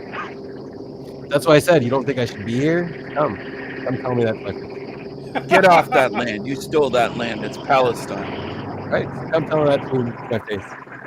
Get off that land. It's Palestine. Do you still have your Yeah, I was passport, thinking about Steve? this the other day. Like, where is Palestine? Ooh, it's a good question. Why don't you look at an old map? They stole it. I have looked at an old map, and all I see is Jordan, Syria, Must be Egypt. retarded then. It's before Jordan. Palestine was before Jordan. You must be retarded. Jordan was a Where? part of Palestine. Yeah, Jordan was a Where? part of Palestine. What a retard. I gotta Jordan, go. What a Israel was a retarded part of autist. this region on the map that they called Palestine. I don't think he could answer the question. Yeah, he's going to look for Neo. Let's So Half of now it that became he, Jordan, half of it became Israel. You go, Annie. oh, I don't know. I just wanted to hear more from Manuel. See, if I look up map of Palestine, it just shows Israel. I know it doesn't even know what it's talking about. Don't worry It about it. claims, yeah, that it's just Palestine. Yeah. It literally shows today's Israeli borders too. It Yeah, doesn't pretty even much. bother showing the old ones. Yeah. So it comes out to be complete utter bullshit to me. It hits. I got like, you know how you have all those bones in your middle ear. I have like a bullshit bone in there, and it hits my bullshit bone, and so I reject it immediately. What I'm wondering, like, it should hit on so many different levels, and some people it doesn't hit their bullshit bone at all, and I'm like, what? Are you not paying attention? I don't get it. Yeah, I don't think they are. I think they're just brainwashed idiots who are told what to believe in by media. I don't think they care either way. I don't think they care about it. That's not. That's true too. That's true too. Yeah. And it makes you wonder why they have to appear to care so much. That's interesting. But virtue signaling can get you laid, so that's why. Behavior. I don't think it can though. I think like virtual signal will get you a lot of things, but I think it'll only get you like it turns women off. I think. There's a few people on TikTok. I don't know. I didn't see them myself, but I saw like some people reposting their videos where they're coming out of it and they're like, "It's a cult." I'm like, "That's interesting." Like, yeah, I broke free of it. It's a cult. Like, it doesn't. Yeah. Yeah, like the Inside deal, yeah, the people who just burn American and Israeli flags and yell. But Manuel, what have you been up to? We haven't got you an introduction from you today yet. Well, today was my first day class, so I'm actually headed to class right now. But Oh, nice. Probably won't be there for like another 10. But what else? What class? Statistics. Well, wait, no. Something like research statistics, something like that. But anyways, yeah, I have to take it for. Yeah, it's important stuff, like Bell's theorem and stuff like that. Yeah. So that's where I'm headed to right now. Let's hear it for education. What was that? Let's hear it for education. No. The more yeah, you know. The sciences is different, especially statistics and maths is very different than what everyone else calls education these days. Yeah, that is very true. That's actually something I've been processing too. Actually, like, what people consider education. Yeah, basically what you said. Because like especially here at UO, I don't know if I said it before, but I've noticed that a lot of the students here that, or at least that attend UO, they're mostly like business majors, something in like art or something, I don't know, but like very few are actually in like STEM degrees. And then, I mean, they still have like good like neuroscience programs or physics programs and whatnot, but like they're very few. So I would find that interesting. Physics is important. Physics is extremely important. Algebra, I make sure to press my kids. You have to pay attention in math, algebra, and all that stuff. It's the only thing in the world, even with imaginary numbers, it's the only thing in this universe that doesn't lie. And that's the math. Yeah. That's it. It's the constant. Oh, I wouldn't say that. I would. And I'm dumber than you, though. So would you tell me why you wouldn't say that? Oh, so we have a whole bunch of mathematical paradoxes that, or will if we don't understand them deeply, they totally fool you. Like the Simpsons paradox. I've yet to see a real mathematical paradox, Hank. Well, that's a good point. You know, basically, Most mathematical is the closest we can get to not making sense when it comes to formulas and the mathematical equation. Like, I think. I guess it's not lie, but we can deceive you. There's more ways to deceive you than just lying, because you can't. Yes. That's up to the person wielding math as the weapon, right? Yeah, so there's more ways to deceive you than just a straight up lie. So with a straight up lie, I guess the axioms won't allow it, but you could use tricks with infinity and zero to sneak something that's not necessarily true past people and convince them of nonsense. If my children stay, learning in math and algebra, they'll be able to see that lie, right? Yeah, yes.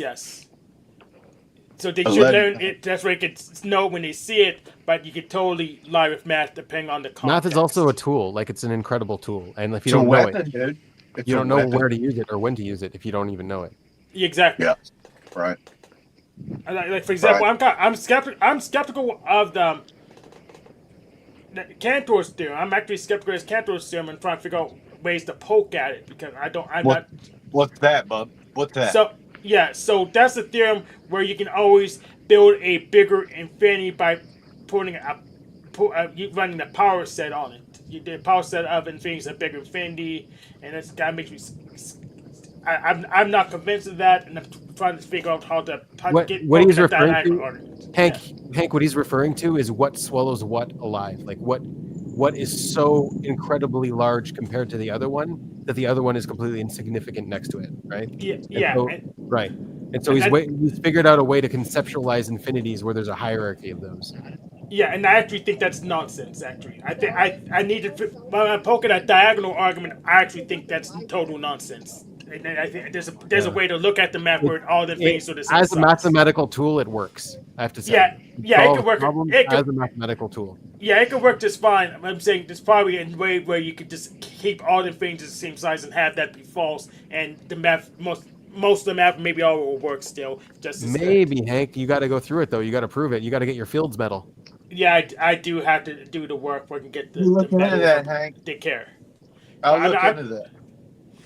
Yes, but I think I think there's I had to poke at it, but I think there's potentially a way to look at it so that all of the things are the same size and doesn't cause any major contradictions anywhere else.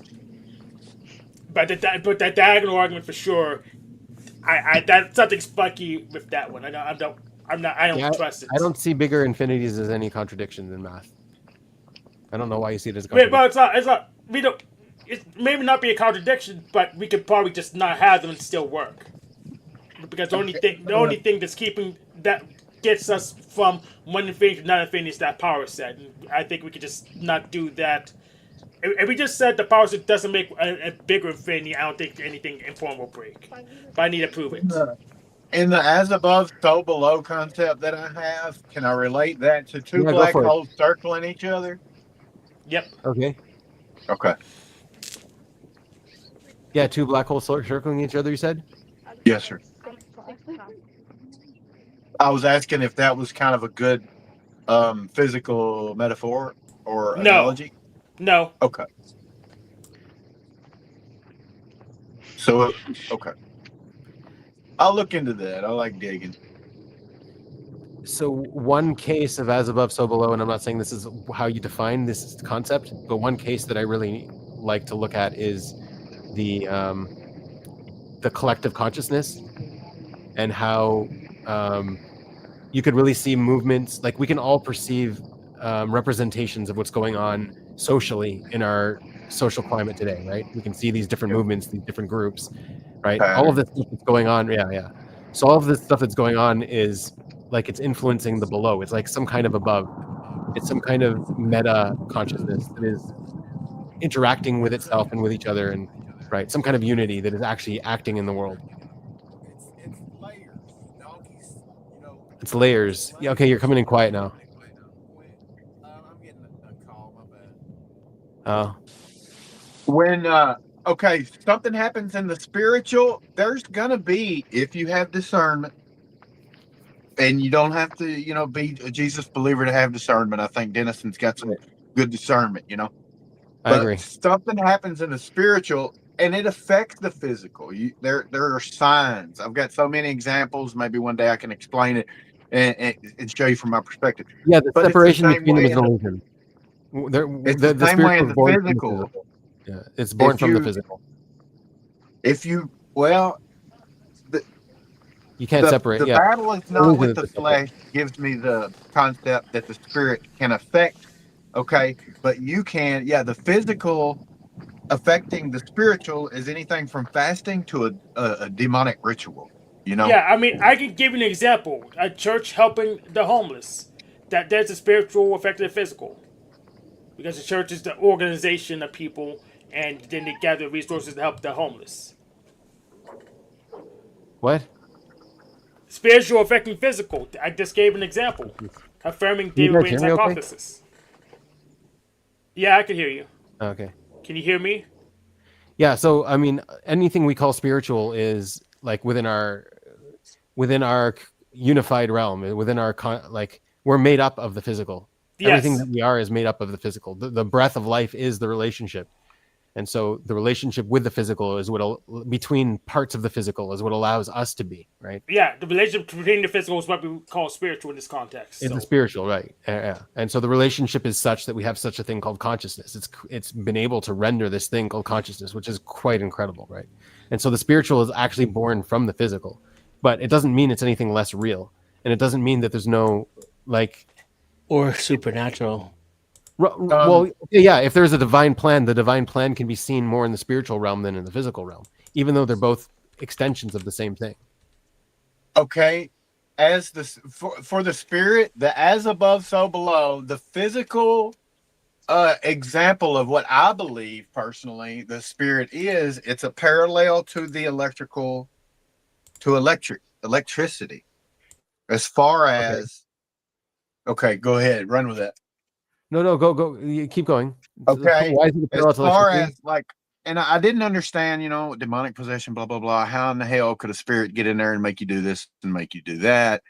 And I noticed, every time I got electrocuted, this thing was activating my muscles without my permission. It was a form of energy that was Yeah. taking over my muscles and, tightening them up. I had the taser growing up. I had fun with it. I'm kind of immune. I can't wait for an officer to have to tase me and see what There's happens. this guy, But there's this guy, Michael Levin, who's proven that there is such a thing as bioelectricity because we've got these Yes. potassium channels, which regulates the electrical potential on our cell walls of all of our cells. Uh-huh.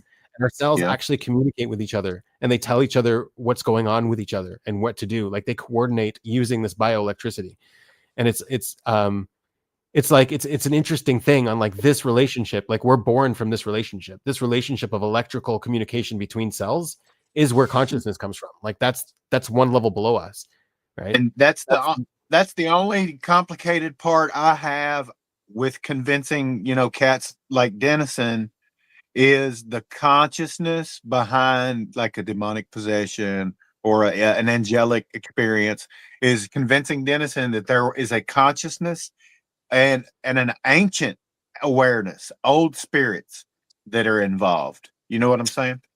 That's the hardest part of convincing people about the spirit and God, yada yada yada. That's easy to convince them of. You say, hey, this is an old secret society, and we're gonna say in the anthropological context that we can put a spirit there. So like Rosicrucians, spirit. That's it. So it sounds to me like you're attributing spirit to a psychological issue, like it's a psychological thing. It's an interference with psychology, an interference with consciousness. Is that a correct or a feedback loop? You're trying to attribute Me, Bub, or Hank? Or are you talking to me or Hank? It's both of us. Okay. This goes to the let me see how to word this because I'm a dumb country boy. This you're not a dumb goes to country that ancient where I was talking about ancient knowledge and spirit. Like God saw the Neanderthal stand up. He saw how it was resilient to the near world ending events that the Neanderthal lived through. And because of that experience, he knew what animals to put on the ark. He knew how to form Adam with lightning and a little bit of material. That's the ancient wisdom, I think, is the part like that there is a consciousness, an ancient wisdom, spirits, old souls, so to speak. I mean, to be honest with you, I think evolution has it more right than you'd have it. Well, I believe the apes stood up. I really do. I believe the apes stood up. The catfish turned into the salamander. You can look at them and see it. I believe God made Adam with Neanderthal as the blueprint. So much so that Cain found him a wife when he was kicked out. Like that's when the higher, the most divine creature that had been created on this world bred with the Neanderthal. And, that's where we got our canines and all that stuff.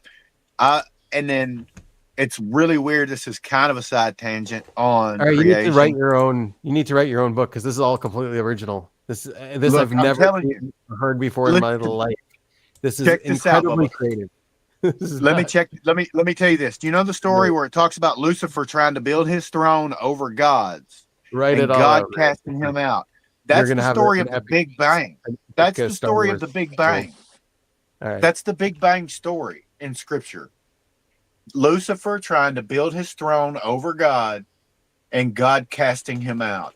If you look at light particles and dark matter is constantly trying to squeeze, based on scientists' observation, dark matter is constantly trying to squeeze this entire universe back down into its singularity, where photons, light particles, are doing the opposite.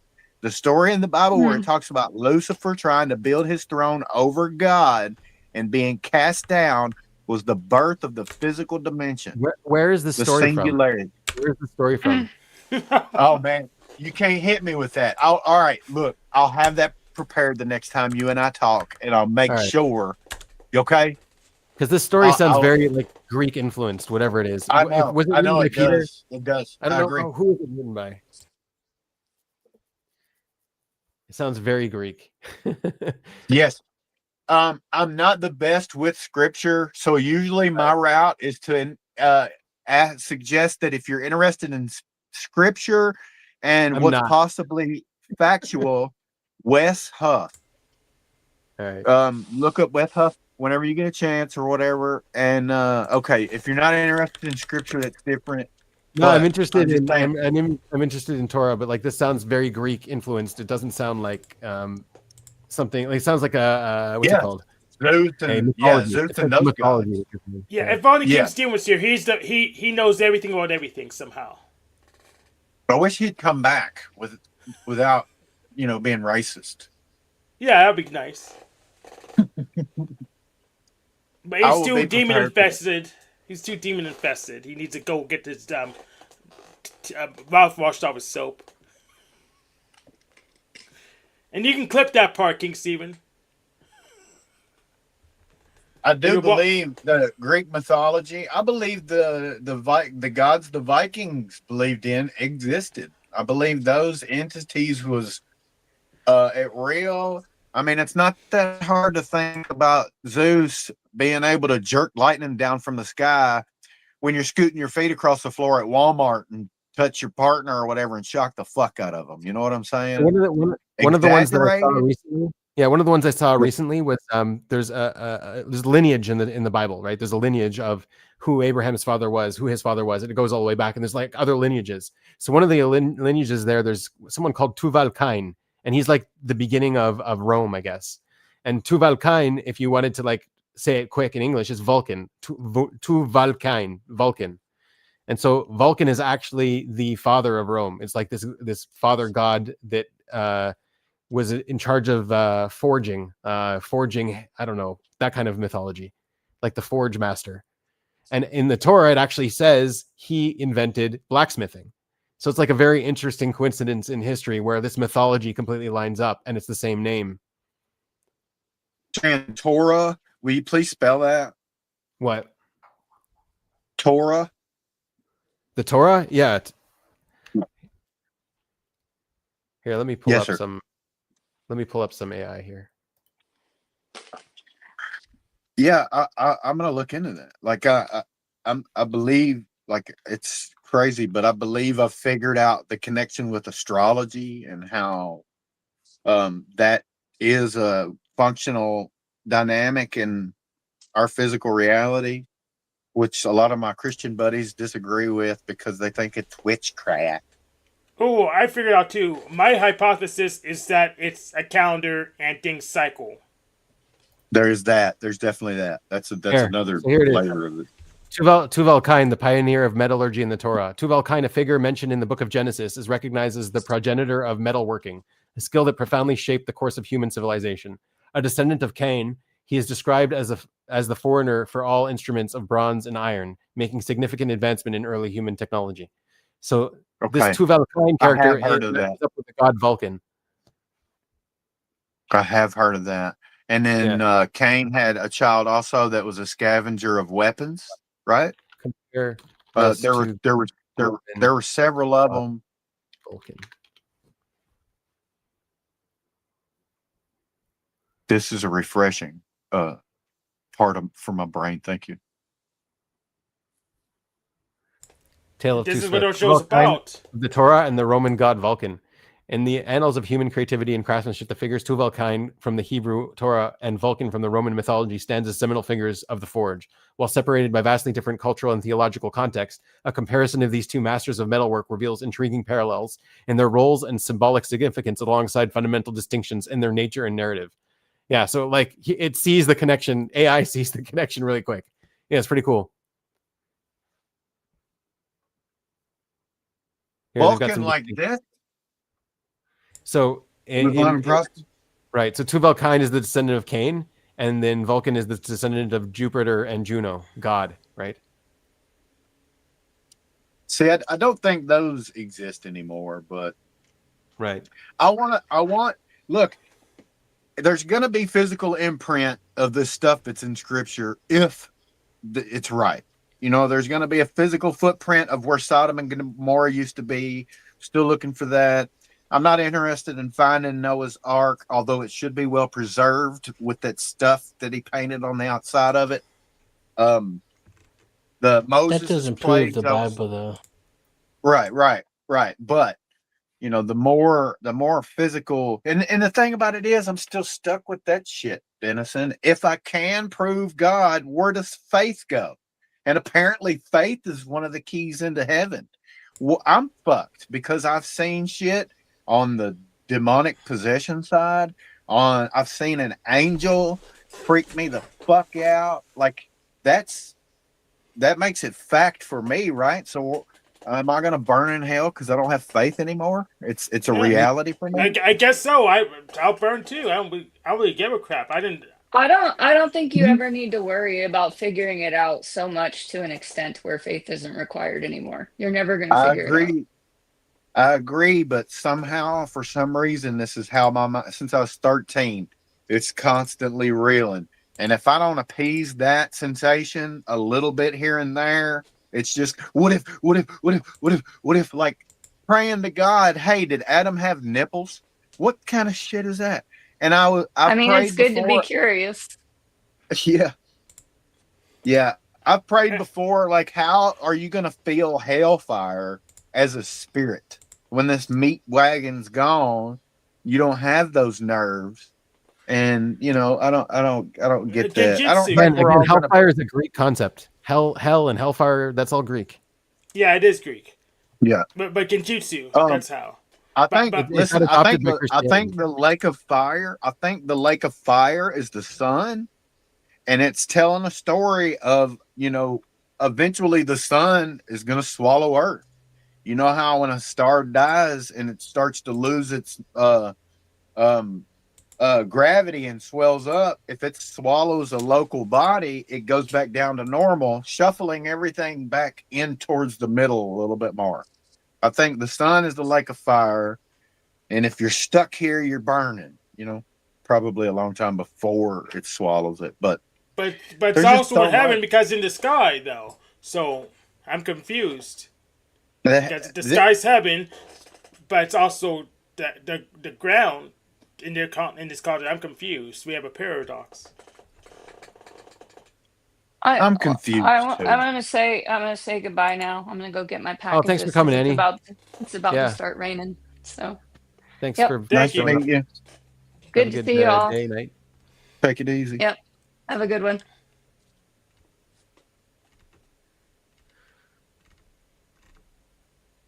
Yeah, I dig it. And I really love physics, quantum physics, shit like that. What Stern's doing. Holy crap, my battery's dying. Well, Stern, Switzerland. What do y'all think about what's going on there? What about it? The Large Hadron Collider. Yeah, what about it? They don't need a bigger one. Do you think they're tapping into other dimensions? They're just raising the amount of energy they can put into a small area, is what they're trying to do, and see what breaks off. Dimensions are never lined, so technically yes, but I don't think it's important. That's the pit. I think I've got something figured out as far as near light travel.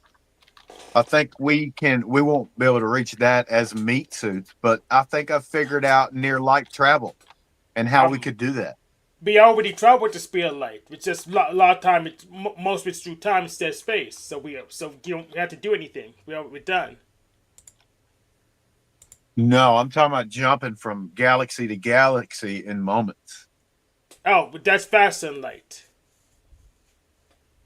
I mean, we won't be able to go faster than light. I think nothing exists in front of light. Nothing exists in front of it. Like it's like time. I guess I should say time. You take a black hole. It's got its own gravity well, right? There's a gravity well within a black hole. Dang, it's just dying. Hey, if I drop out, I'll be back, okay? Yeah, you're good. Yep. Thanks for letting me up, Den. It's nice to meet y'all. Let me get your name, thanks Bub. for coming, buddy. Are you how do I say your name? Because I'm dumb. Just however you want, Ben? yeah. Ben, you can Binyamin? say Binyamin. Yeah. I want to say it with respect. What you want me to call you, dog? You say Yeah, as long as you say it, it's Benjamin? respectful. Yeah, that's what works. Benjamin? There you go. Okay. Yep, All that right. works too. All good. Let me get this sorted out, guys, and I'll try to get right back. Okay. All right, Dave. Sort your Good shit seeing out, you, David. Jonathan. I'll stay in touch for sure. I'm gonna get those scripts, see how much we can wrinkle it all up and find flaw. But before you go, Andromeda is about 2.5 million light years away from Earth. So even if you Right. go to speed of light, it's not going to be instant. Yeah. See, that's a good point.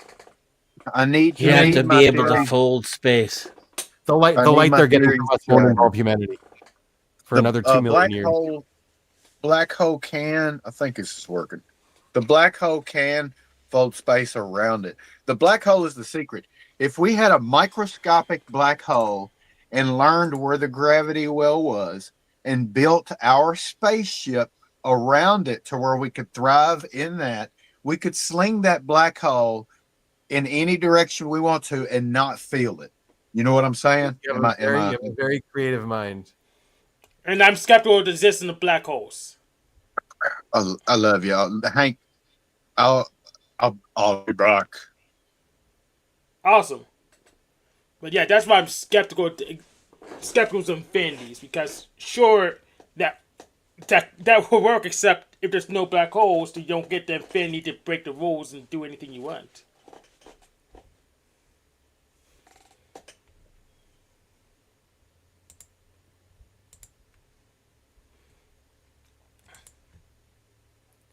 Yeah, just to clarify, Tuval Cain was 7 generations under Cain.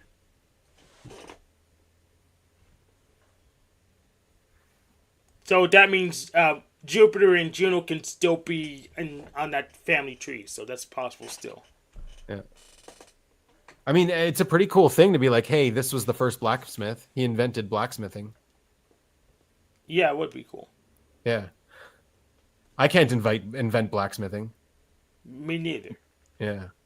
I was You already can invent in society. whitesmithing. Yeah. I bet it's been invented before. Whitesmithing's been invented before too, yes. But we could be like Elon Musk and just invent it again. Yeah, we can invent. That's what I said, but I can't invent it anymore. I already know what it is.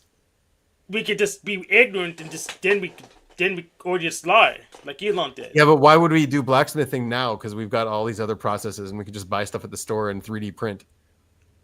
Because China and stuff. Okay. Right. China. All right, let's did Denison and Binyamin, did you figure out the God thing yet, or we need to get back to that? I think we're good.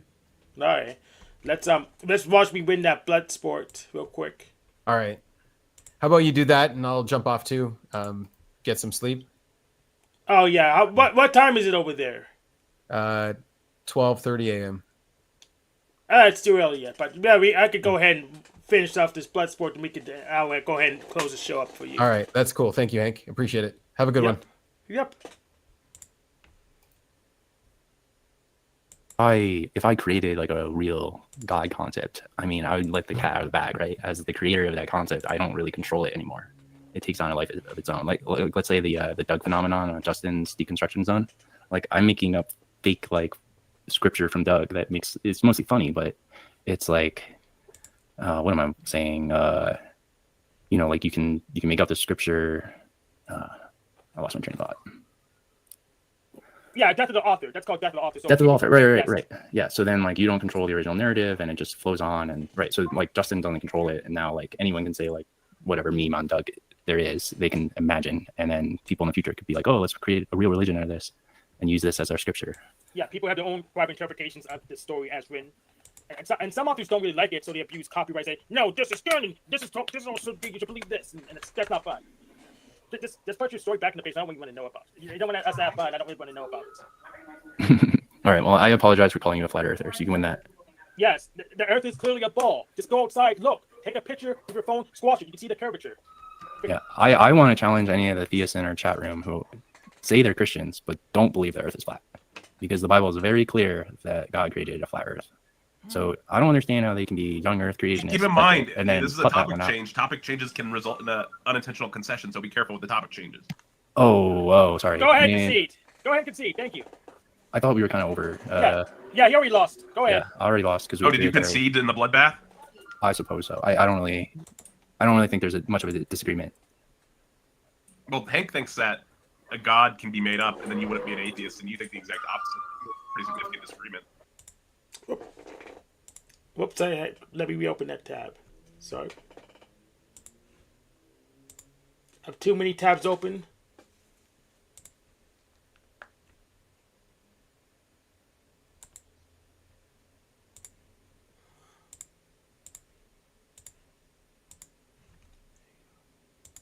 Yeah, I watched right. Oh, did you concede in the bloodbath? I suppose so. I don't really think there's much of a disagreement. Well, Hank thinks that a god can be made up, and then you wouldn't be an atheist, and you think the exact opposite. Pretty significant disagreement. You don't think gods can be made up? Like, you agree with me on that, right? So, like, I don't believe in the god character I created because I know it's fiction.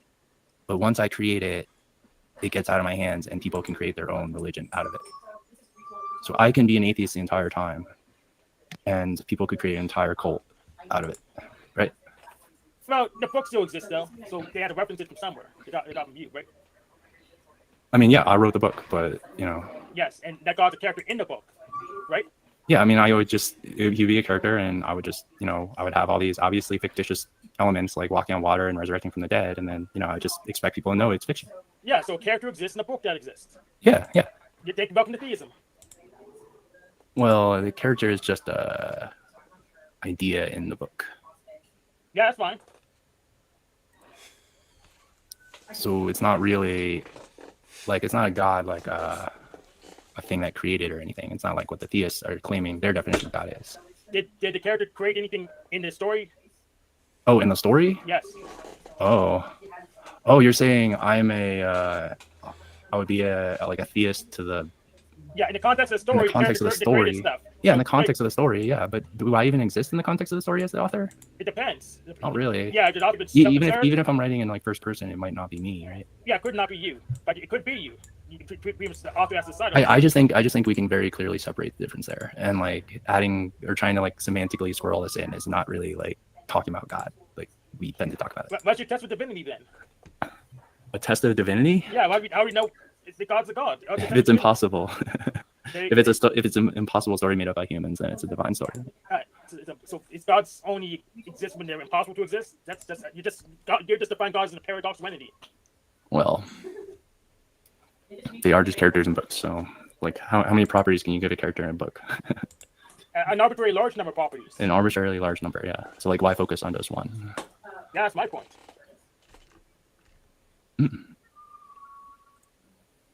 But you always can see that you have a character that exists in a book that exists. Yes.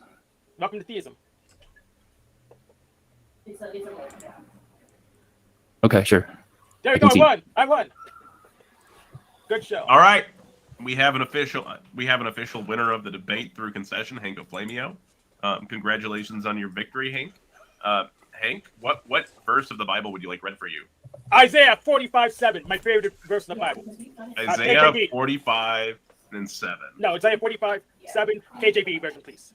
Oh no, well, the victory verse is in Hawaiian Pidgin. So yeah, I make delight in the dark. I make good kind stuff happen, and I make bad kind stuff happen. Me, the one in charge, the one that stay do all this kind stuff. That's a beautiful verse. Yeah.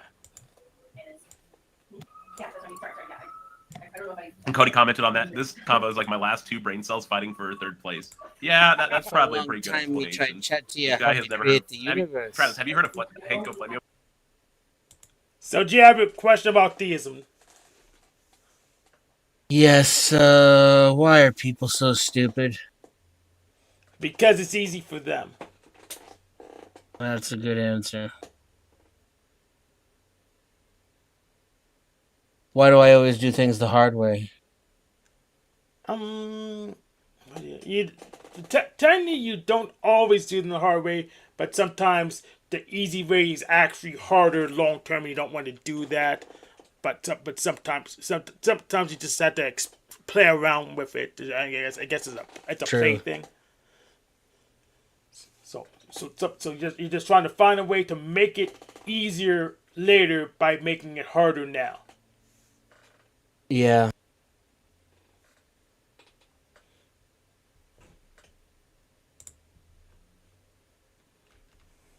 But yeah, we as sysadmins, we actually have lower tolerance for having things being super duper hard now. We got too many things to juggle.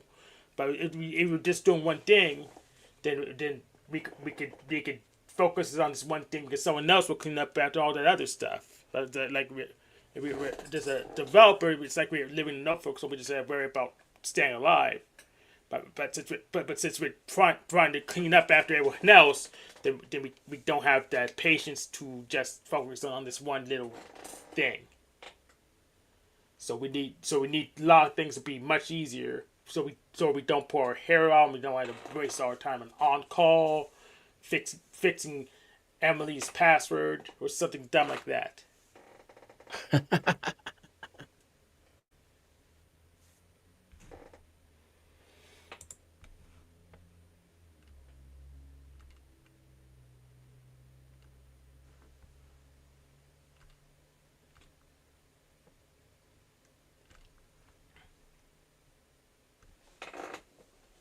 Yeah, you get a lot. You get a lot from just careful management of user accounts.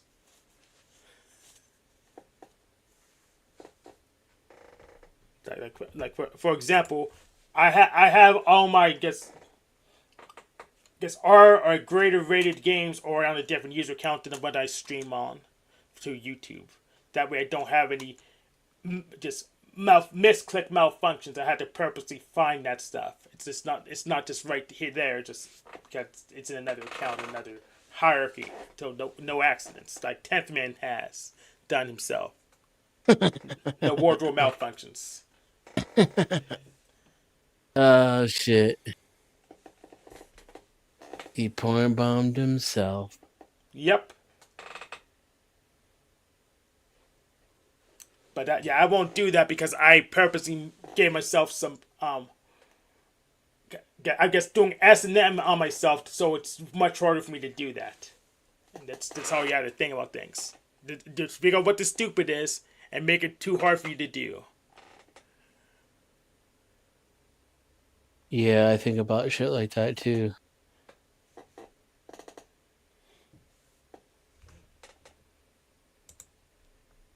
But unfortunately, one of the things people do is say, "Well, I don't want to do it. I'll just hire someone else to do it," and that may make, unless you know what the thing is, that actually makes it much harder. Because you just have to get lucky with the person, and but you have more people involved, and things just get so much more complicated. That's why you we can't get a project service because it's easier to get a product rate. You said you worked for an MSP before? Yes, a managed service provider. Yeah, and you said never again? Not necessarily, but it wasn't worth it. I would have been better off not getting the degree than working for them because they didn't actually run the training to be good. They just wanted to keep the tape on the machine till they got bought out, and but I downsized, and it was a great day for me because I didn't have to deal with them ever again. But still, was a waste. Could have picked better options. Unfortunately, all the people I had advising me didn't know what the hell they were doing either. So they tell me, "Well, trust us because we're old," and that's it. It ended my career because, I never was good at the customer service part. And it maximized the presence, relevance, and necessity for customer service. Yeah, So my project management ability became business owners are fucking stupid. they don't care that I can do things 5 times as well at half the cost if they get bitched at, or if you lose the customer, you know. Yeah, or if they Which just makes get money rolling in so much that it didn't matter if they saved the money right, because if I made more money or saved money, I have consistent money doing it my way. Yeah, exactly. And they're right. If the balance sheet works out the other way, they could do it unless they're doing cutting so many corners that someone's gonna freaking sue their ass.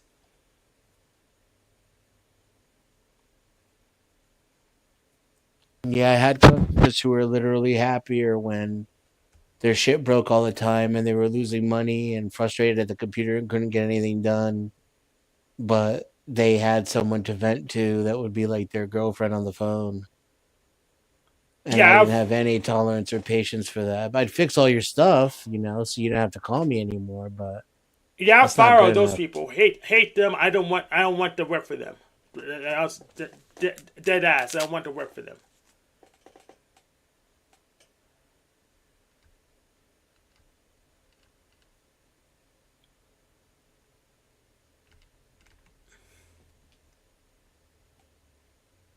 Yeah, but who would I help? Who would I want to work for? Elon Musk.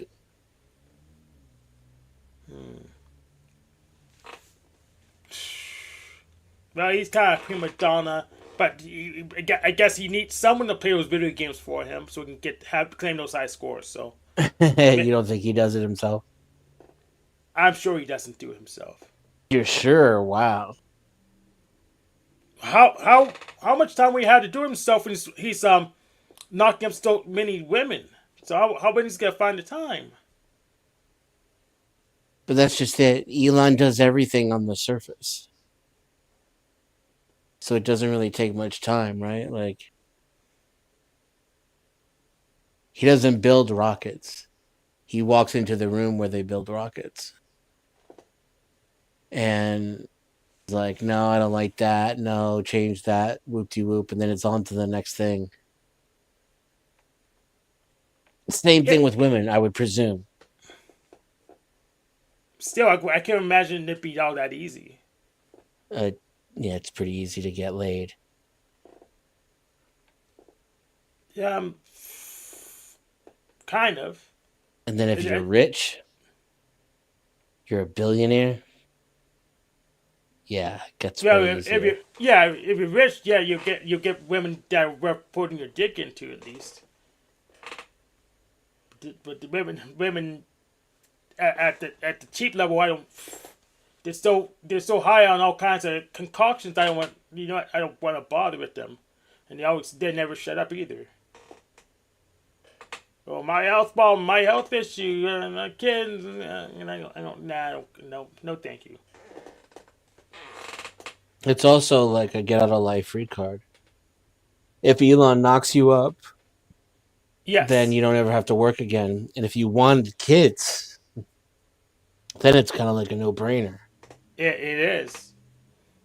No, but the way some states' welfare system, having kids is a no brainer anyways. You can bankroll that.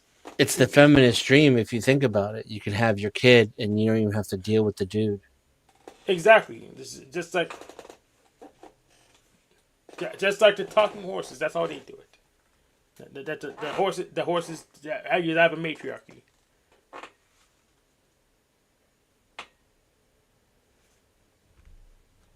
So yeah, it's even they have a better ratio than when you pretty much had kids that run the farm for you. You have enough kids, so they had a better ratio of wealth, getting money from the state than they did having your children as farmhands.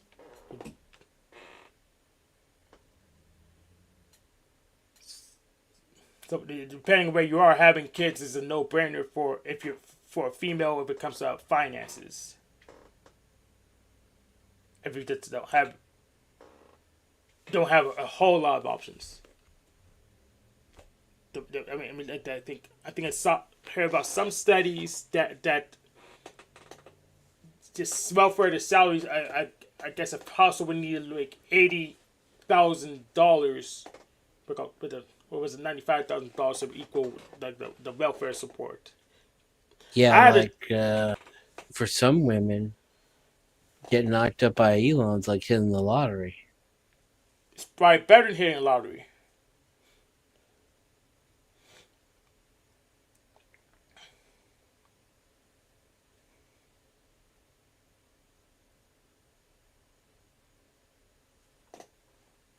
Recheck those studies.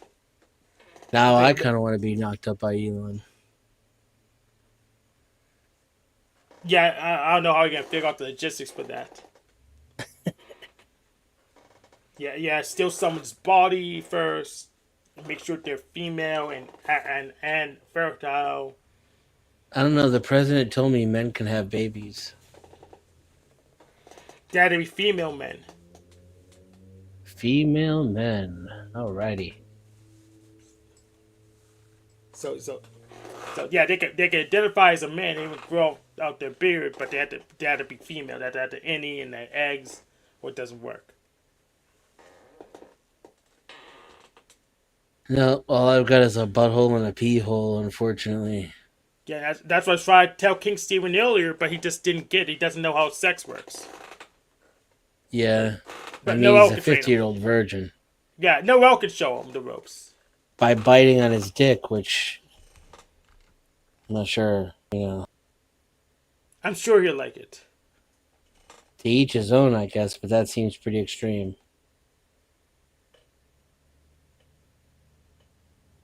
I am a great wingman. I mean, it was literally 2 seconds where she was literally chopping on the stick, so.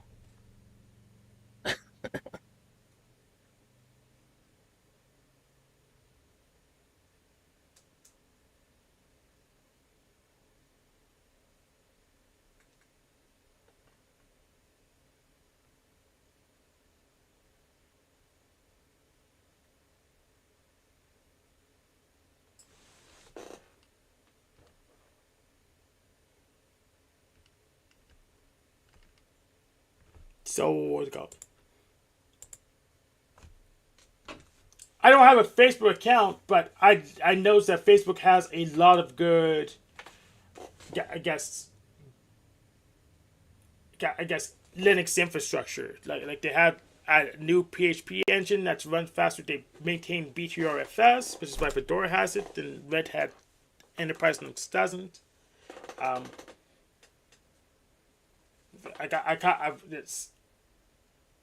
I kind of like what Facebook's doing on their back end. I won't use their app because it's more surveillance.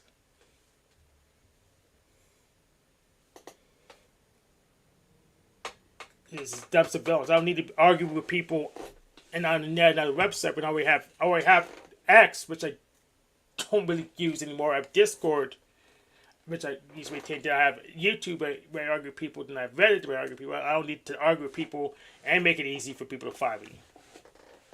That's just silly. What's this new PHP engine called? What was it called?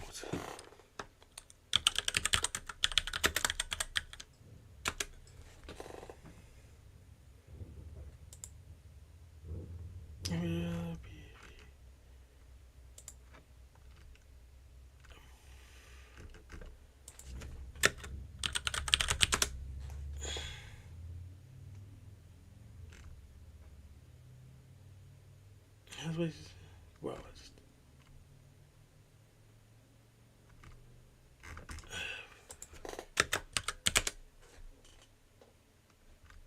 yeah, hip hop.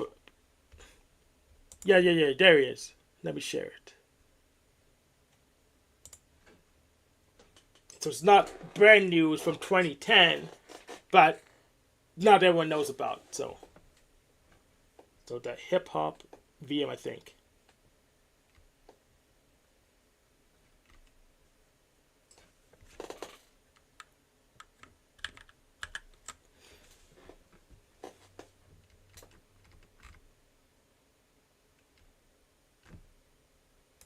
Yeah, it's a hip hop virtual machine. What was the Wikipedia page?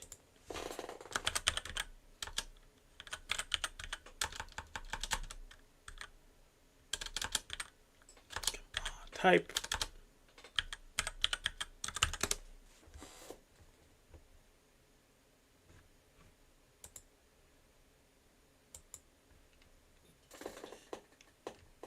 Yeah. So HVM is the open source virtual machine designed for executing bugs written hack, which is just a language based off of PHP.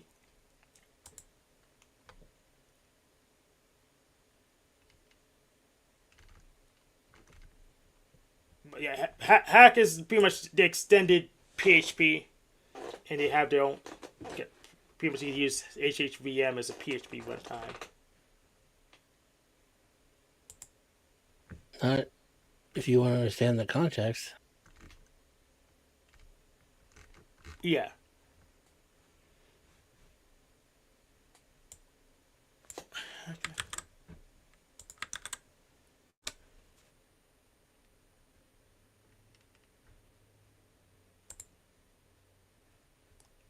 But yeah, hack programming language is a programming language for the hip hop virtual machine created by Meta as a dialect of PHP. The language implementation is free and open source, licensed under the MIT license. Hack allows for both dynamic typing and static typing.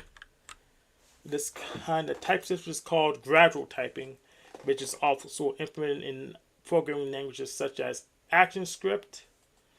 Hack's type system allows types to be specified for function arguments, function return values, and class properties. However, types of local variables are always inferred and cannot be specified, which makes sense. Yeah, Hack was introduced on March 20, 2014. Before the announcement of the new language, Facebook has already implemented the code and tested it on large part of the website. Hack is designed to interoperate seamlessly with PHP, which is a widely used open source scripting language that has a focus on web development and can be embedded into HTML. The majority of valid PHP scripts are also valid in Hack. However, many less often used PHP features and language constructs are unsupported in Hack. So basically, the PHP language they treated kind of like C++. They implemented the stuff they needed and didn't implement the stuff they didn't need. But it's largely PHP compatible. But this is a decade old, and they didn't have a stable release in a couple years, but still, it exists.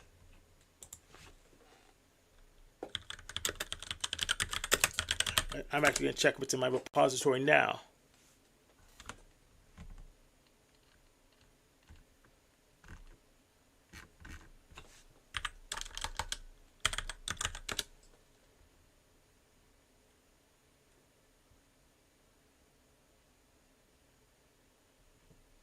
Yep.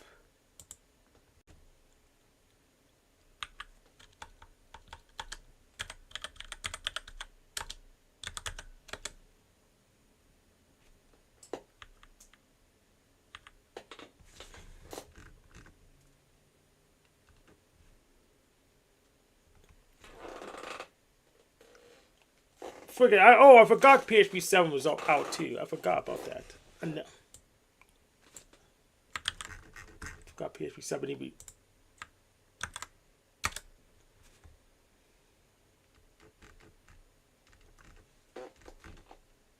Oh yeah, I forgot about PHP 7. PHP 5's been a thing for a really long time.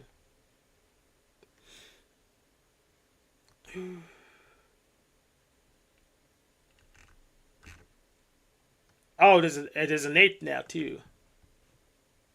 A what? There's a PHP 8. Sorry. Oh yeah. Yeah, there is.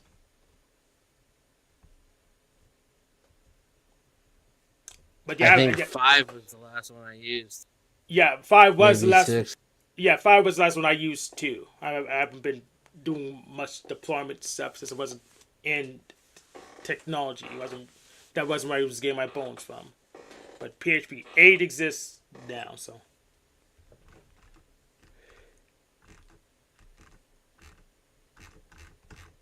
which makes me wonder if they remerge the stuff from Hack back into it now or not. So I want to check that.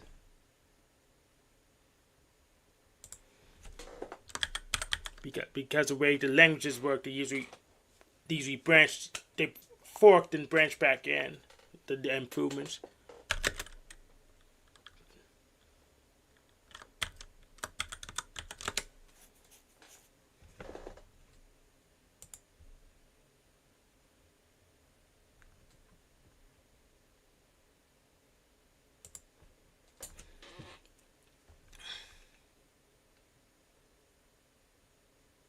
Oh, okay. At least I've just read it.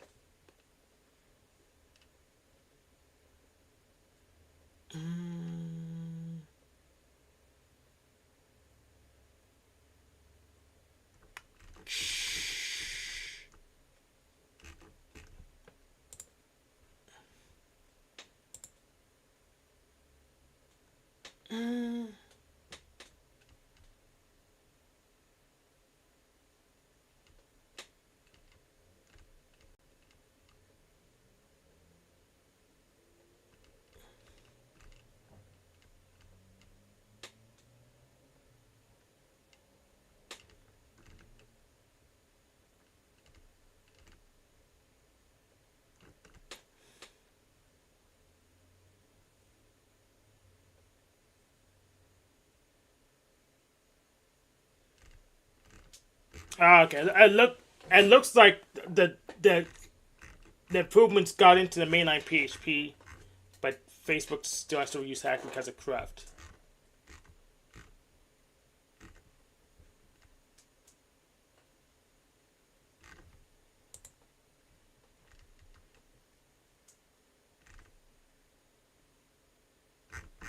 But maybe let me do one more query.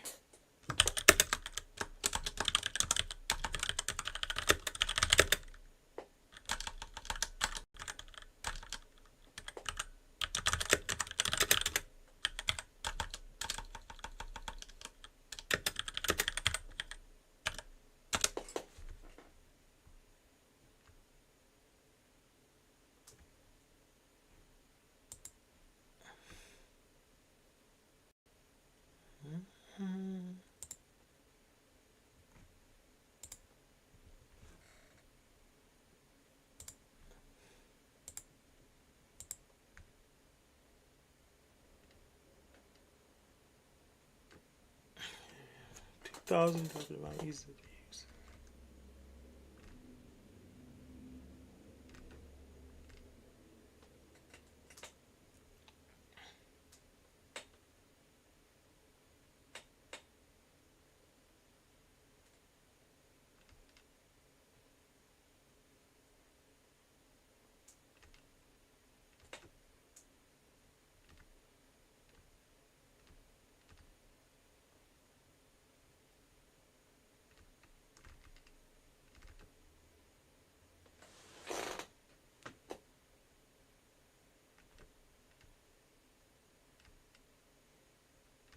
Oh, okay. It looks like they're playing around with both implementations right now. For at least from the rumors outside, they're playing around with both.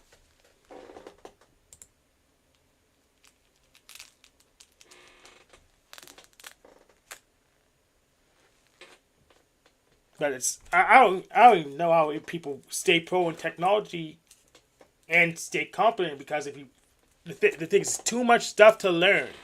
Everything's nearly falling apart.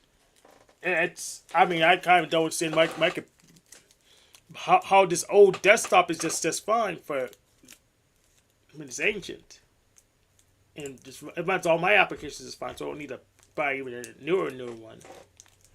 But this technology is too complicated, and I think most everyone I talk to kind of agrees with me. I don't think anyone says technology is easy, but I don't. How can he do this professionally when he can't know all the things?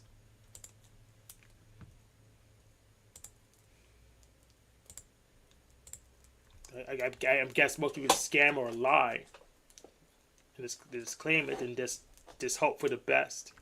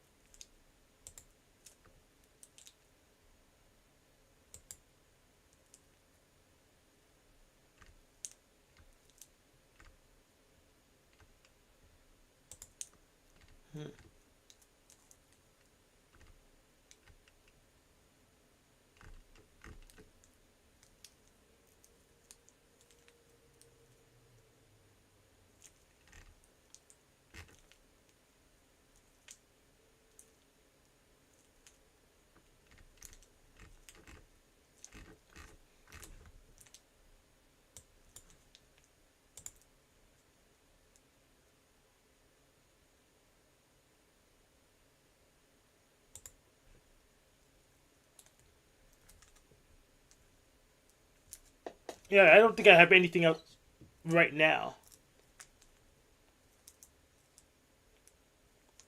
You guys, do you want to say anything else before I end the show?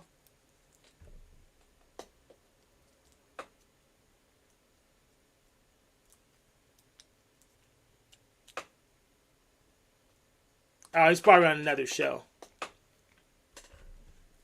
Alright, I'm gonna get out of here.